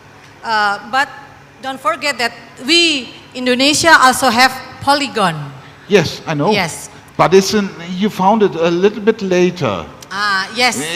I'm concentrating in this topic. It was the concentration of the ideas of the 1970s. Yes. I know that Polygon, you have a lot of other stuff there. Yes. Like Spedagi has now also a pocket bike. Yeah. But by this kind of modernizations, by inventing folding bike, of course it helps so much for the users to travel with bike. Yeah, more but efficient.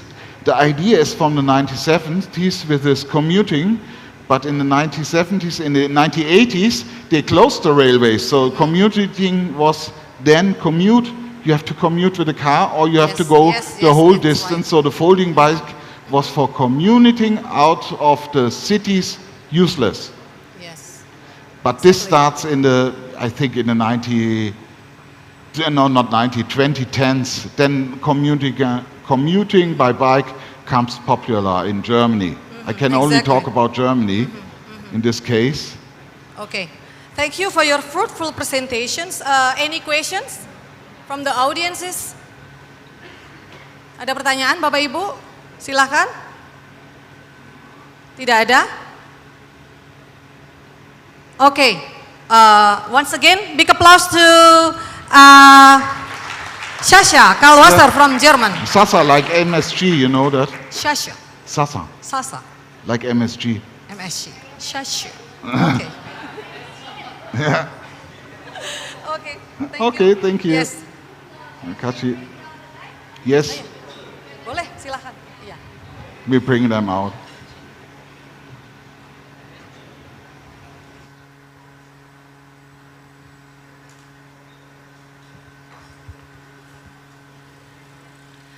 From Dahun to Phantom. And now we will have Mr. Julian Pahlau from German, who will deliver presentations about Phantom, the only lightweight bone shaker. Wow. Okay, welcome Mr. Julian. The time is yours. Thank you.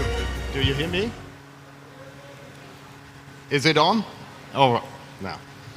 Okay, many thanks. First of all, in the beginning, I want to put a very big thank you to the makers of this conference, the 35th Cycling History Conference here in Klaten, and it's really a big honor to be here, and the way, the quality you do it is incredible. So. Originally, the whole thing, the last presentation of today, the idea was to have the replica of the Phantom here on the stage, but unfortunately, they are stuck in traffic, so we almost had the chance to see it, but maybe later on, let's say 5 o'clock, 5:30, 5:30, a replica is coming here, and then we have more insight what it's about if you look at the Phantom cycle.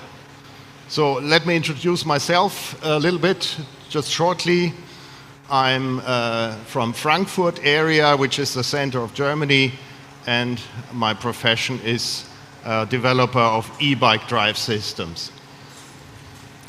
So let's start with the first slide. Oh yes, we have a little bit an issue with the font. So here's the agenda very quickly. I try to make it very quick because it's late in the afternoon. So there is first a point regarding the motivation for me to make the project. Then I put a certain view on what are the outstanding features of this design. I give a short overview, how many Phantom cycles did I find still existing, serving as a reference. What what could you interpret into this design? What role in cultural history of bicycle development could it have? It has some stunning effects which I correlate to the term design thinking. There's not much to say regarding the exact reasons for lacking business success, because I must point out that this work, because I was focusing on bringing this replica alive, the scientific aspect of this paper is still not finished. So, and then, of course, there is a topic of discussion which we don't have to put into a long stage discussion regarding if doing a replica, what function does it have, what advantage does it offer compared to very precise and very correct restorations. And then, in the end, I have a number of pictures of the process of coming towards the replica. And the rest is, of course, showing resources and documents. So next, please. So actually, the motivation for me is super old. I found a very small picture in a well-known book in the German book market of that time. It's called Mit dem Rad durch 2 Jahrhundert, with the cycle through 2 centuries. Made by Mr. Rauch, Mr. Volker, and Mr. Paturi, which is well known. And there's a little picture, and it caught my eye because something is special on this cycle. It doesn't have a regular fork. How does the steering work? So, and after a short while, you come into the idea, and you see that it refers to how to ride a skateboard, or maybe a slightly how to ride on carving skis. So it's actually an articulated steering, which means it pivots in the middle. And the team which was designing it, Mr. Reynolds and Mr. Mays, they added some quite unique features to make this controllable, because there are a number of attempts to make a bike with articulated steering. But once you sit in the middle and you have a direct control with the handle to the angle of the vehicle, then you get into trouble. It's too vivid. The fun fact here is that in the end, this articulated steering turned out to be also quite vivid. Still very vivid, so that not so many people learn to ride it. So the triangulated frame has a number of advantages. It allows lightweight design, because if you are not forced to make a massive fork, you can build a frame out of thin wires. And to give a rough idea, the Phantom cuts almost 30% of the weight of a velocipede.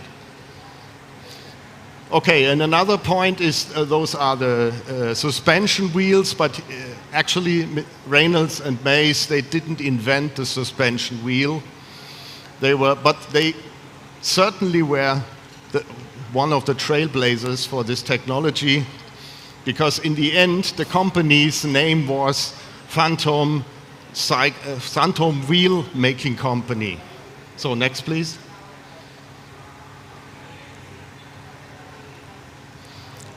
So then I started studying. My original studies was product design.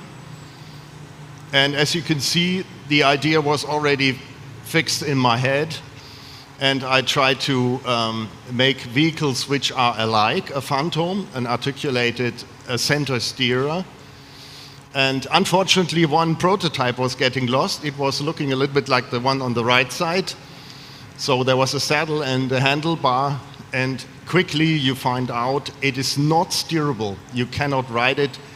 You are not able to have the stiffness in your upper body to control it by millimeters. It's not really rideable. So quickly you find out that the concept of Reynolds and Mays on the Phantom cycle is quite interesting. The next, please.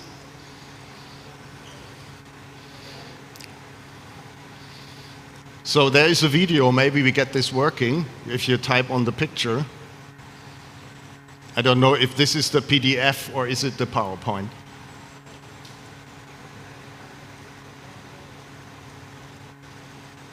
So what the video was originally trying to, now it works. So what you maybe can see is that the handlebar is not connected to what you would name a front fork. So the steering first goes to the center, and then the movement of the two parts of the frame is cut half. So if you move the steering bar, let's say 20 degrees, the frame only moves about 8 to 10 degrees, roughly. I have no prototype to test it to give you exact values. So maybe going back to the previous one, please. The first factor I already talked about, these are the suspension wheels. And what they also did is they even tried to make the rims out of spring steel. So it's all about cushioning, about softening the ride with the help of rubber and with the help of flexibility in the wheel set. Okay, so let's go to the next slide. So now I give a short overview how many reference cycles and pictures we had to create a replica, because it's all about making a replica. So you find the Lorne Shields item, which he gave as a donation to the Ottawa Museum, you find in a quite good condition.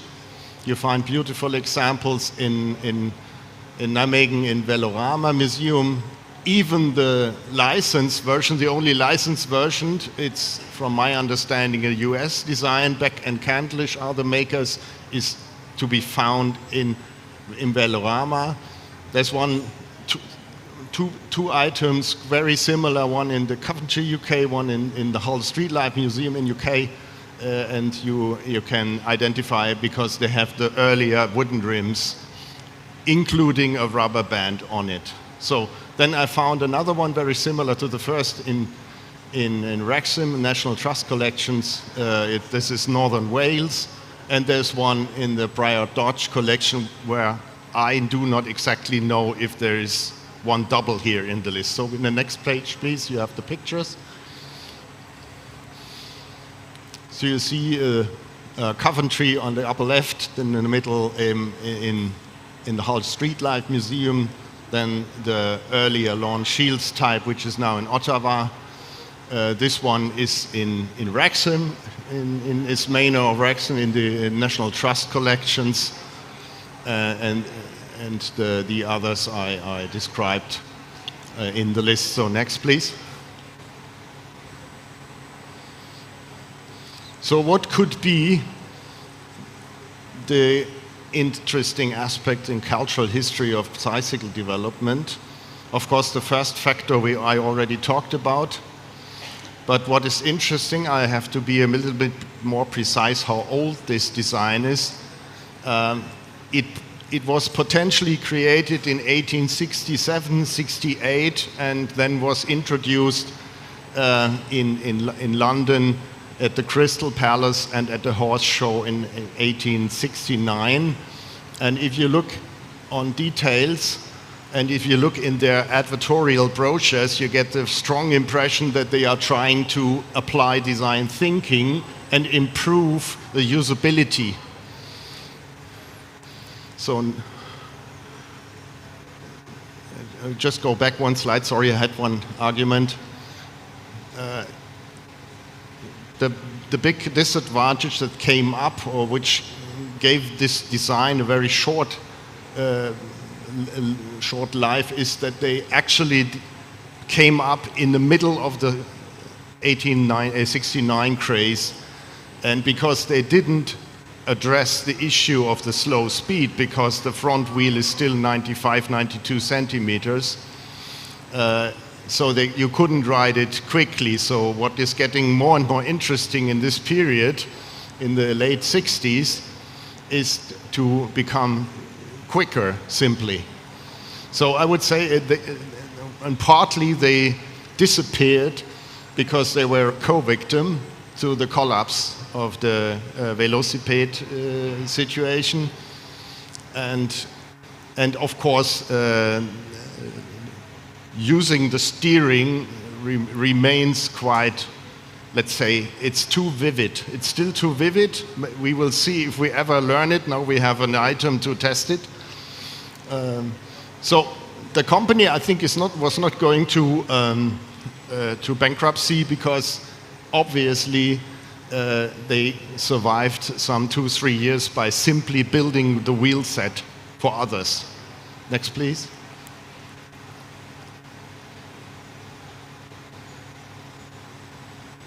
Yeah, maybe just one slide to show what they were arguing. A main driver to make this articulated design, steering design, or articulated center steering, was that they found, and this is like looking on usability of the product, that when you make a turn, quite an average turn, a U-turn on a street, then you run into the issue that the regular velocipede, you need to move your legs extremely out to the outside. And if you do exactly the same radius with a center steerer, you have only half, let's say, half the angle and half the movement, and you can use it more easily. That's their argument. Next, please. Maybe to give you a little bit, a few two other examples of center steering. Of course, we must talk about the Laubach velocipede, which is existing obviously in some variants. I find a very early version where you are really a little bit astonished how they managed to get the usability. When you sit on it and you make a curve, then you automatically move the center of your weight, your gravity, to the outside. So, and the second type is from my point of view, a little bit more clever and addresses the issue in a similar way like the phantom cycle. Next, please.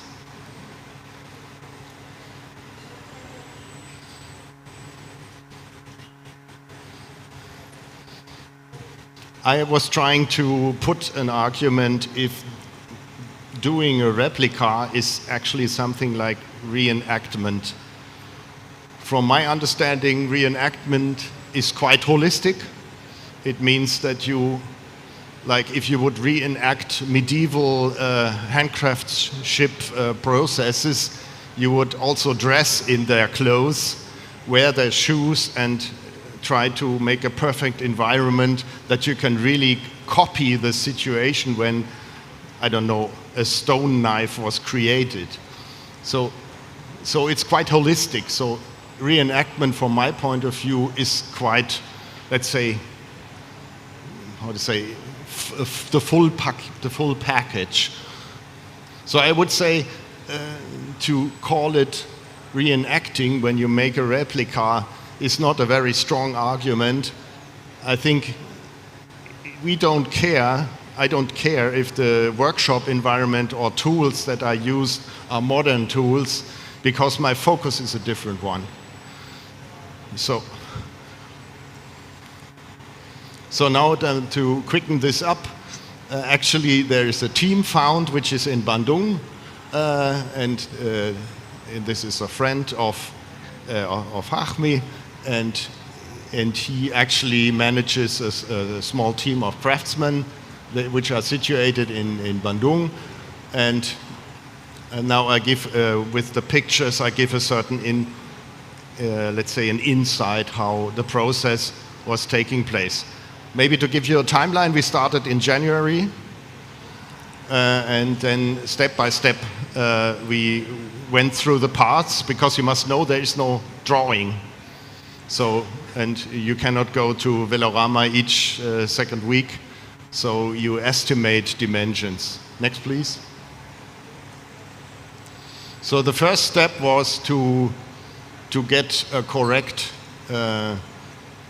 dimensioning, so by simply making a 2D CAD drawing, which serves then as a helping structure to create all the parts.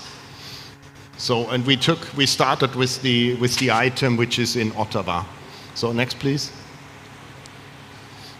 So, and then I was starting to make, that's mostly my drawings, to, let's say, decipher how this steering actually is stacked. So we had to we have to find a way to create a correct steering column and all these parts which are connected to allow to have the correct copy of the original design. Interesting also with the wheel set. The original wheel set is probably what you can see in the middle. So at Reinhold and May's manufacturing place, they obviously were able to bend the spokes in such a precise manner that the truing of the wheel was not necessary. And then what David Hutayalun and we decided to do it different. You see it in the middle, the little sketch to the right. We decided to make a hidden nipple to allow truing.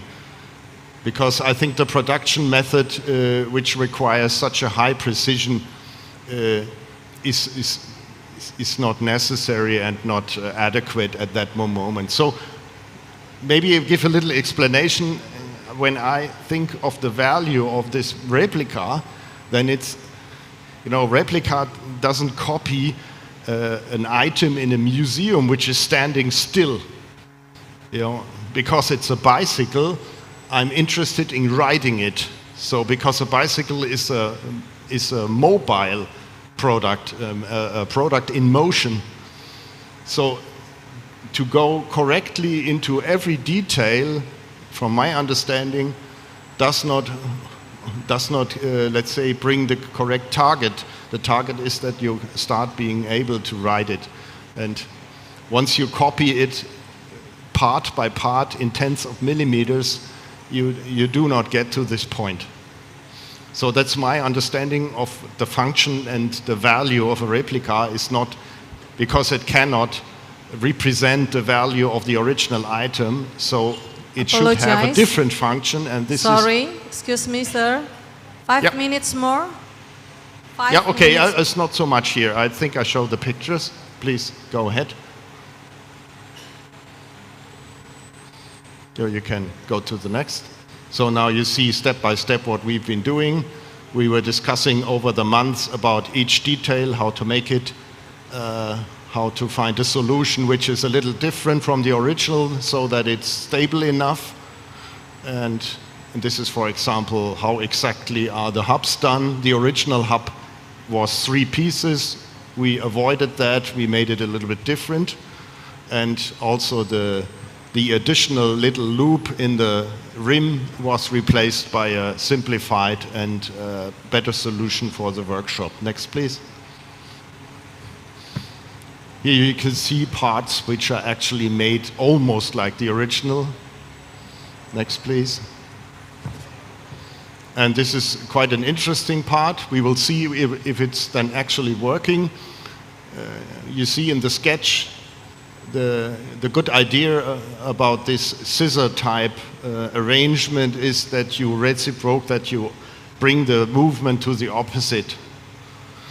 So we had to copy this, and the team was then making this part. And for some funny reason, maybe it's the development of industrial parts, a ball joint, you see on the left upper, was not existing at their time.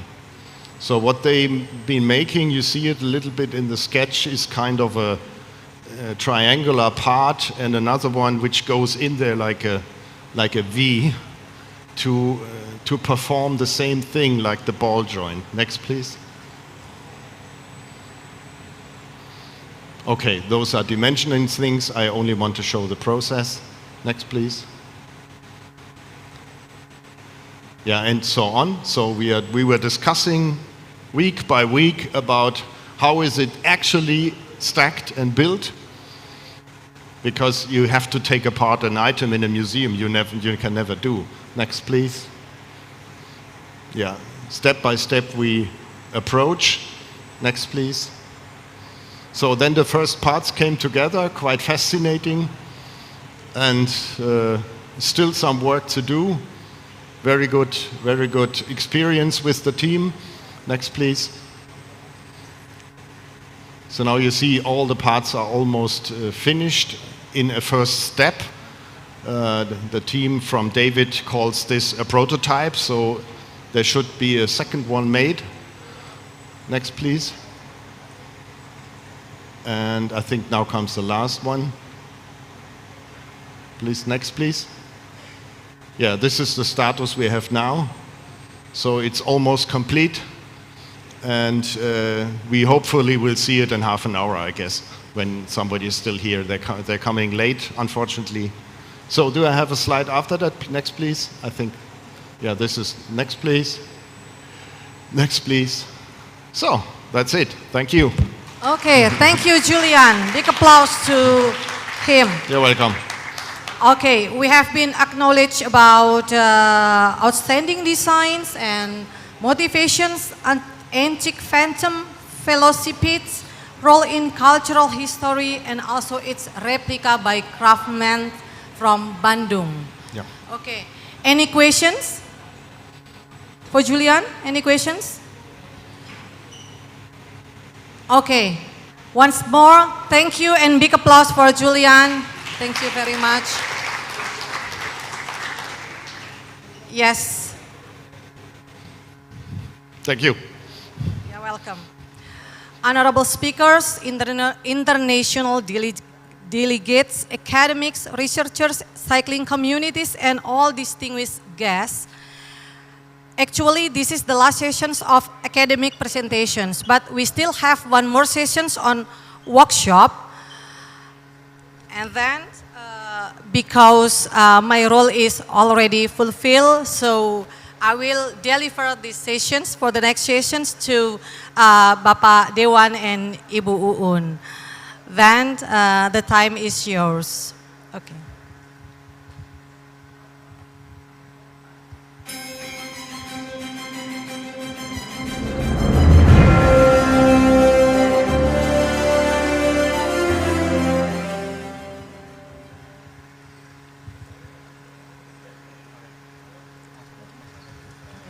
Oke, baik. Terima kasih sekali moderator kita Ibu Dewi Santi yang sangat luar biasa sudah memandu acara kita pada sore hari ini. Dan hadirin yang kami hormati, untuk sesi yang terakhir ini kita akan ada workshop dari Pusak Inku dan Margono. Dan profil dari pengrajin ini adalah pengrajin sepeda kayu asli Klaten yang memproduksi berbagai kerajinan kayu seperti pintu, kursi kayu, dan yang paling update adalah membuat sepeda dari kayu dengan model klasik. Okay, ladies and gentlemen, we now proceed with the last and final session of today's conference, which will be slightly different from the previous presentations, as it will take the form of a workshop session. Please welcome Pusak Inku and Margono with the workshop topic, Preserving Through Handmade Bicycle.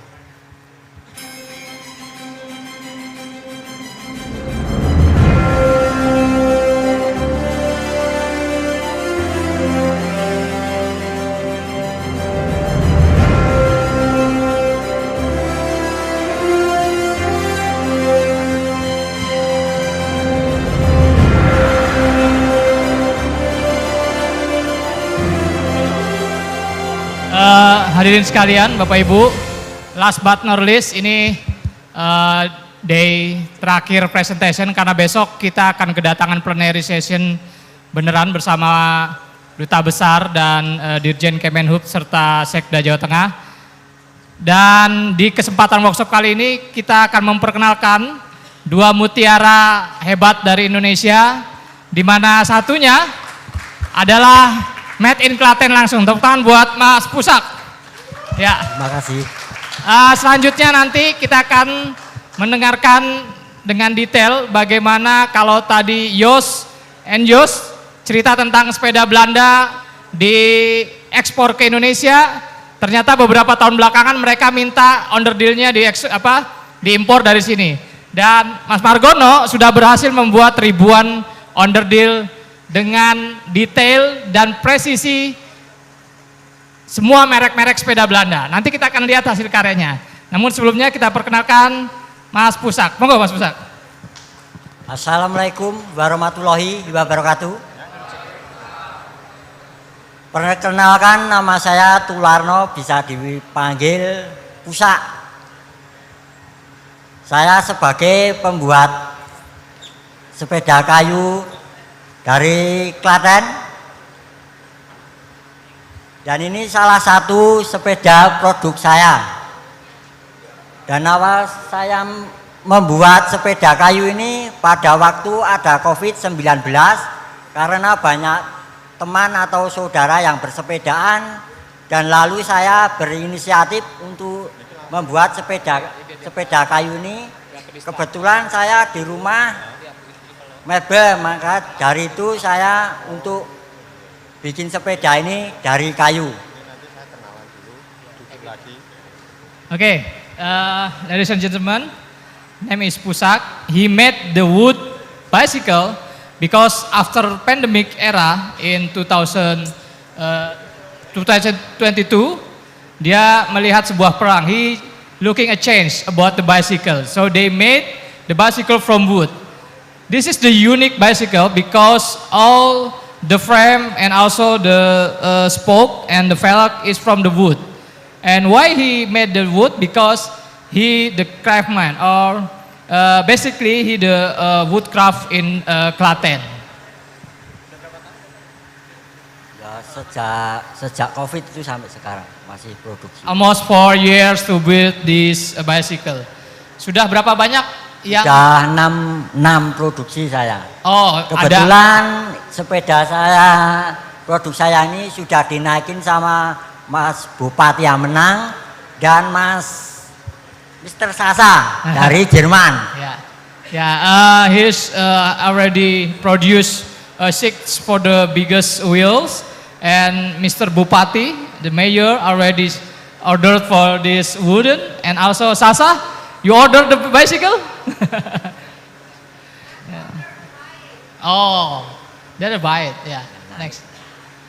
Terus sulit gak bikin ini? Kalau untuk kesulitan ini sangat sulit ya, karena apa? Model sepeda saya ini selalu saya pilih kayu yang bengkok. Karena apa? Saya memilih kayu yang bengkok itu biar kelihatannya biar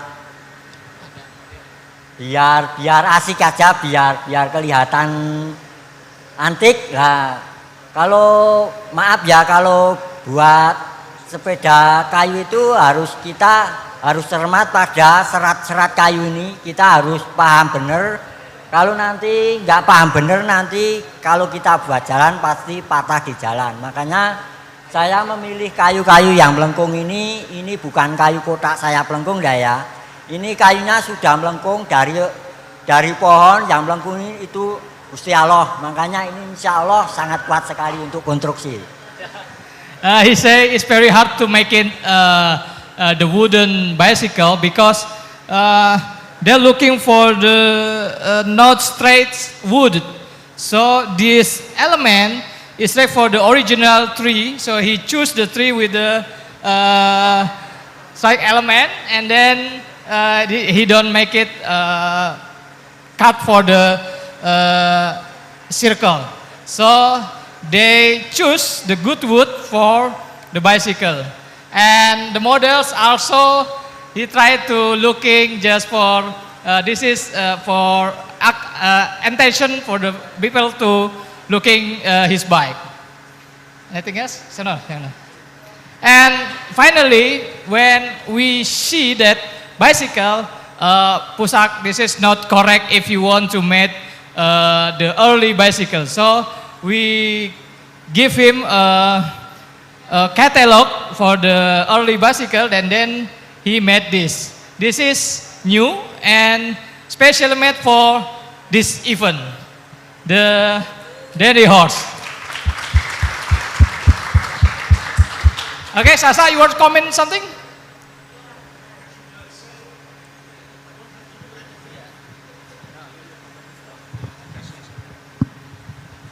Yeah, when I was last time in Klaten in November, we talked about it. Why he can't make a Trizine, a hobby horse, something else like this?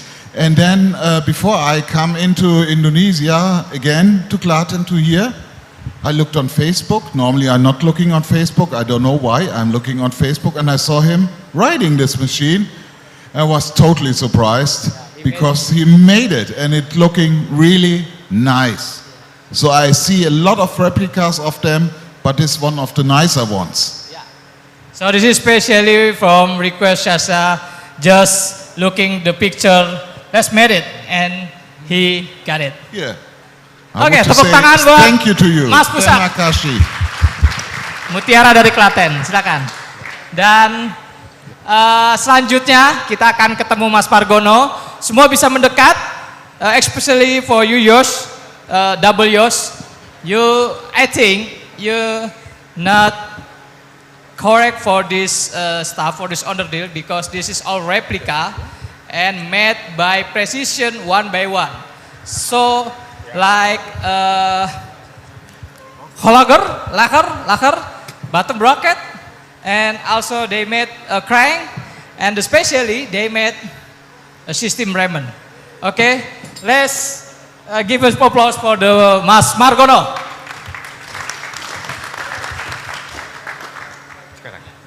Ya, Assalamualaikum warahmatullahi wabarakatuh. Perkenalkan, nama saya Margono, usia saya 52 tahun saat ini. Pendidikan saya terakhir SLTA, tahun 92 lulusnya. Saya menggeluti sepeda bengkel, ini sejak tahun 89. 89 itu saya kelas 1 STM, jadi habis dari sekolah formal kita membantu orang tua kita sampai sekarang. Kemudian aktivitas saya yaitu yang pertama kita menangani restorasi sepeda ontel. Ada dua macam untuk restorasi, jadi restorasi itu yang satu ada yang mentahan atau tanpa sentuhan cat, krom dan sebagainya. Yang kedua itu yang ada sentuhan cat, ini yang hasilnya. Itu yang kita kerjakan memang sejak lama itu untuk restorasi ada berbagai macam.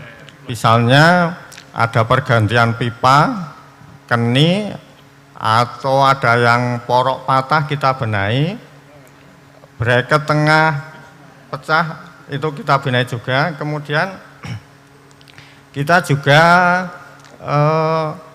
selain itu ada yang meminta misalnya untuk direstorasi ulang seperti baru dari pabriknya, termasuk ini ada stripping garis, kemudian transfer merek yang kita sesuaikan dengan aslinya. Karena sifatnya restorasi, maka kita mengacu kepada katalog atau aslinya. Kita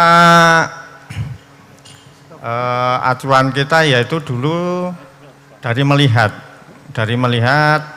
kemudian juga dari katalog buku-buku, kemudian kita pengerjaan untuk yang lainnya, misalnya untuk pembuatan part seperti setang, kemudian tromol dan sebagainya.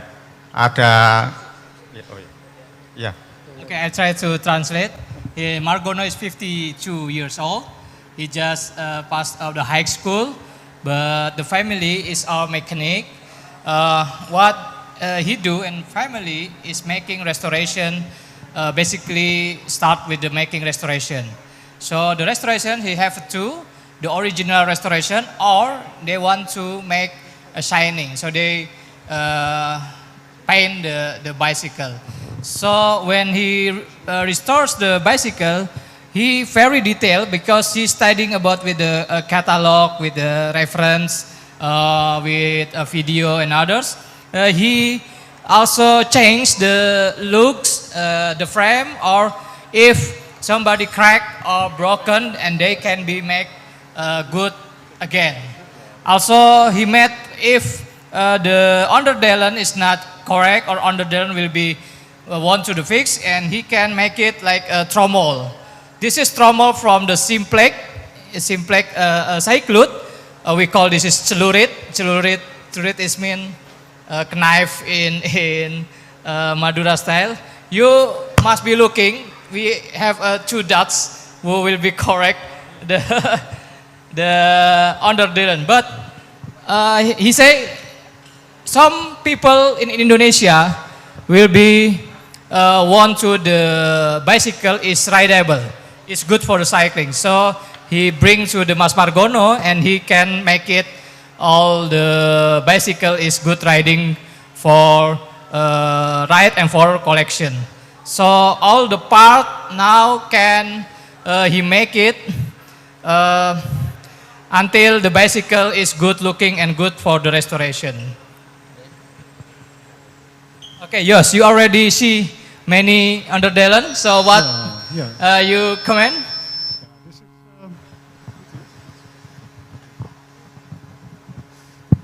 I was wondering, because this is very well made. It's a perfect copy of a Vonger's gear, 50 teeth, Lima Tuju Gigi. And well, it's almost perfect, even with the Vonger sign inside and the right bolts. And it must have been pretty hard to work, and it works very good.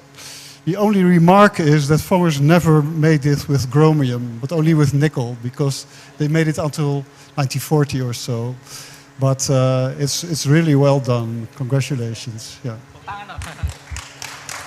So jare Jos ini wis sempurna, nah, mendekati aslinya. Walaupun dia bilang sebenarnya bahannya dari nikel gitu, tapi kan gimana nih bahan nikel susah gak itu? He have the nickel material for the simplex. Yeah. Also, he made this one. This is Burgers Watgedong for the military. The frame, copied by Burgers early military bike. He made the folding gear is perfectly like at the catalog. Jos, you want to say something?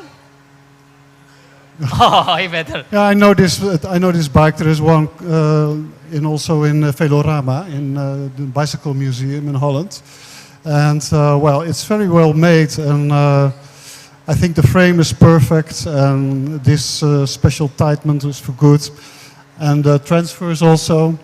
I just wonder why there is a badge of Dunlop in the front. Oh, yeah.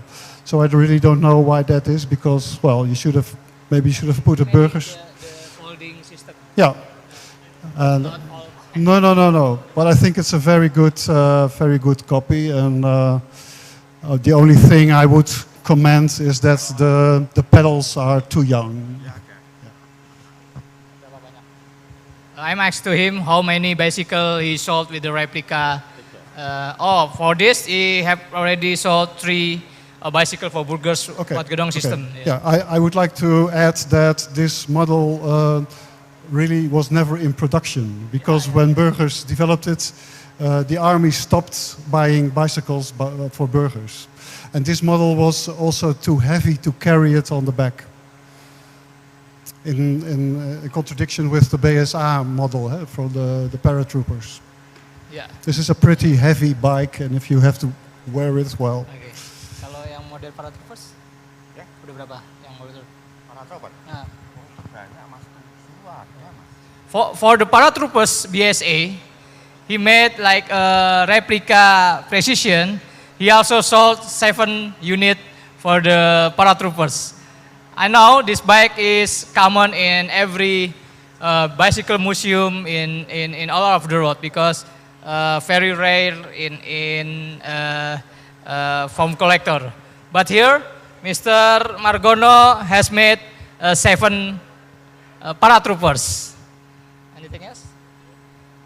Anything want to add something? May I ask something? What's the price of a bike like this? Ya, ini berapa regone? Berapa harganya? Berapa harganya? 7,5 million rupiah. It's more than berapa euro? 7,5 euro?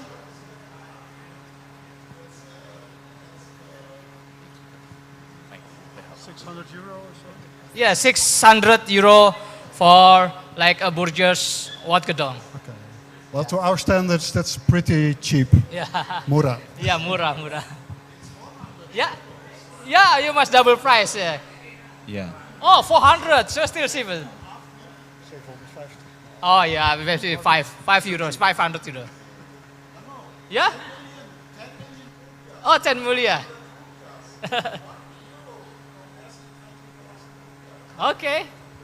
Yeah, it's correct. Totally berapa banyak wis sing replika detail? Yang mana, Mas? Semua model. Banyak tapi saya lupa. Oh. Yeah, he say how many totally bicycle sold with the replica in Indonesia? They said too much to count. So he said too much he made the bicycle. Wagner, you see the museum at the Yogyakarta, museum bicycle, lot of. You must ask him because some bicycle and the paint come by Mr. Magono. Ya, ya, Mas Daniel. Cek. Oke, Mas Margono, saya senang sekali karena bisa ketemu jenengan akhirnya. Selama ini hanya di sosial media. Nama saya Daniel. Saya mau menanyakan sebetulnya kadang bagi beberapa teman-teman pecinta sepeda tua itu ya kurang menghargai produk lokal yang dibuat oleh teman-teman. Padahal itu adalah salah satu bentuk melestarikan dan memfungsikan sebagaimana mestinya. Sehingga kalau ada barang dalam tanda kutip repro itu selalu dikatakan, wah ini enggak ori, ini kayak gini gitu. Nah, yang pertama saya ingin tahu tanggapannya Bapak terkait tentang hal tersebut. Yang kedua, apakah ada watermark khusus atau trademark khusus yang Bapak buat sehingga para kami pecinta sepeda tua yang awam ini dengan mudah tahu, oh ini kami menghargai seseorang karena karya seninya, sehingga kami nggak main tebak-tebakan gitu ya, ini karya siapa ya kayak gitu. Dua pertanyaan itu sih, apakah ada trademark khusus untuk sepeda yang replika yang Bapak buat? Thank you. Ya, terima kasih Mas Daniel. Jadi memang kalau replika itu kadang kita dianggap kurang gimana gitu.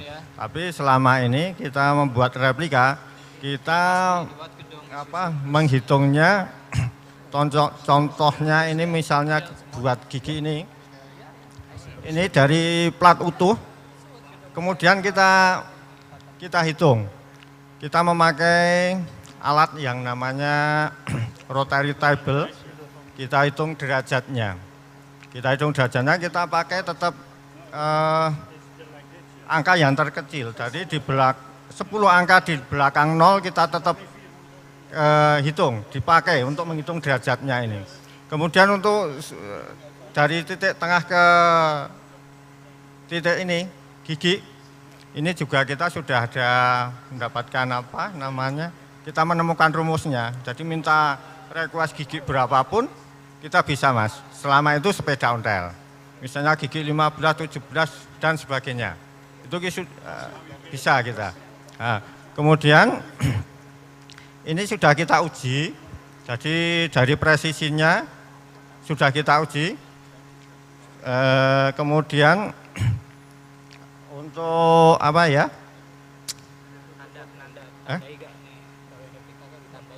Oh ya, kalau penanda kita Mas, karena sifatnya kita restorasi. Nah, kita semirip mungkin penandanya juga dibuat sama, misalnya ini ada Fongres. Nah, kita ada marketnya juga ini juga Fongres, jadi tidak ada tidak ada penanda dari dari making saya itu tidak ada gitu. Ya. Itu. Okay, so Daniel asked to him, by a collector or bicycle member in Indonesia also have double standard or have designation about the must be original or must be restored. But Mr. Margono say restored is for the function. So they put restored and then you will be good riding for the bicycle. That's the part of the Margono. So because if the customer want to be like original, then he can make the original thing. So the rusty, not paint, he can also making like in the era. So it's based by the customer. And second answer from the Daniel say, what is the mark for the underdelen with the replica? He said no mark because the customer need the replica is like the original. Gitu ya. Okay. Anything else? So give it applause for the Margono.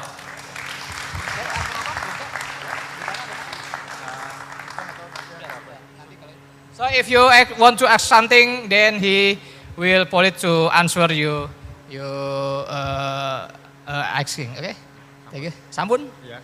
Margono is come from Yogyakarta, and everybody look the project of Julian Valo is come directly sent from Bandung, and this is the bike dream for the Julian. He waiting for so long for the morning, and the bike is coming. Please, Julian. Ya, terima kasih Mas Margono. Sekali lagi tepuk tangan buat Mas Margono dan juga Mas Pusak. Sekali lagi Klaten. Terima kasih. Terima kasih buat teman-temanku semua. Semoga kita selalu diberi kesehatan dan rezeki yang banyak dan barokah ya teman-teman. Terima kasih sekali lagi, terima kasih.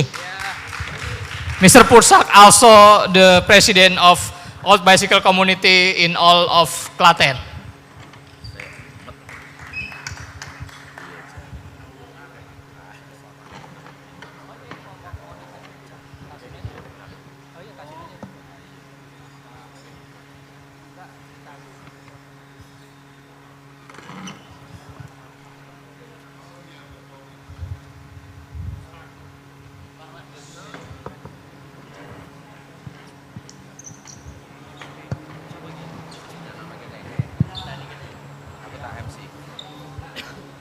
Oh bebas. Oh ayo Pak, dikasih aja.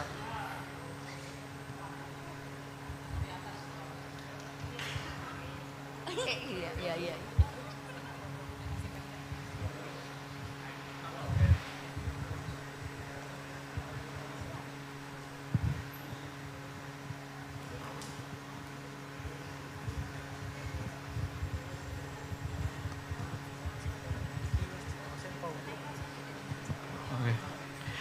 Baik Bapak Ibu, silakan kami undang untuk narasumber untuk berfoto bersama di atas panggung. We would like to invite all the delegates and speakers to come join us on the stage to take a photo together.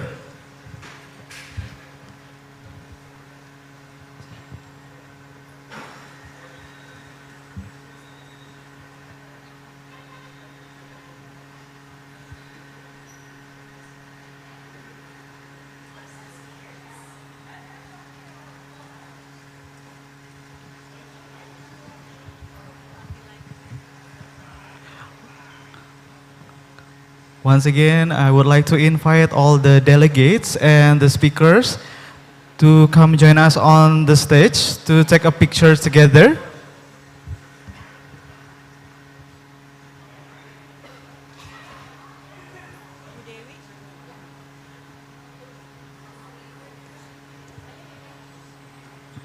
Juga.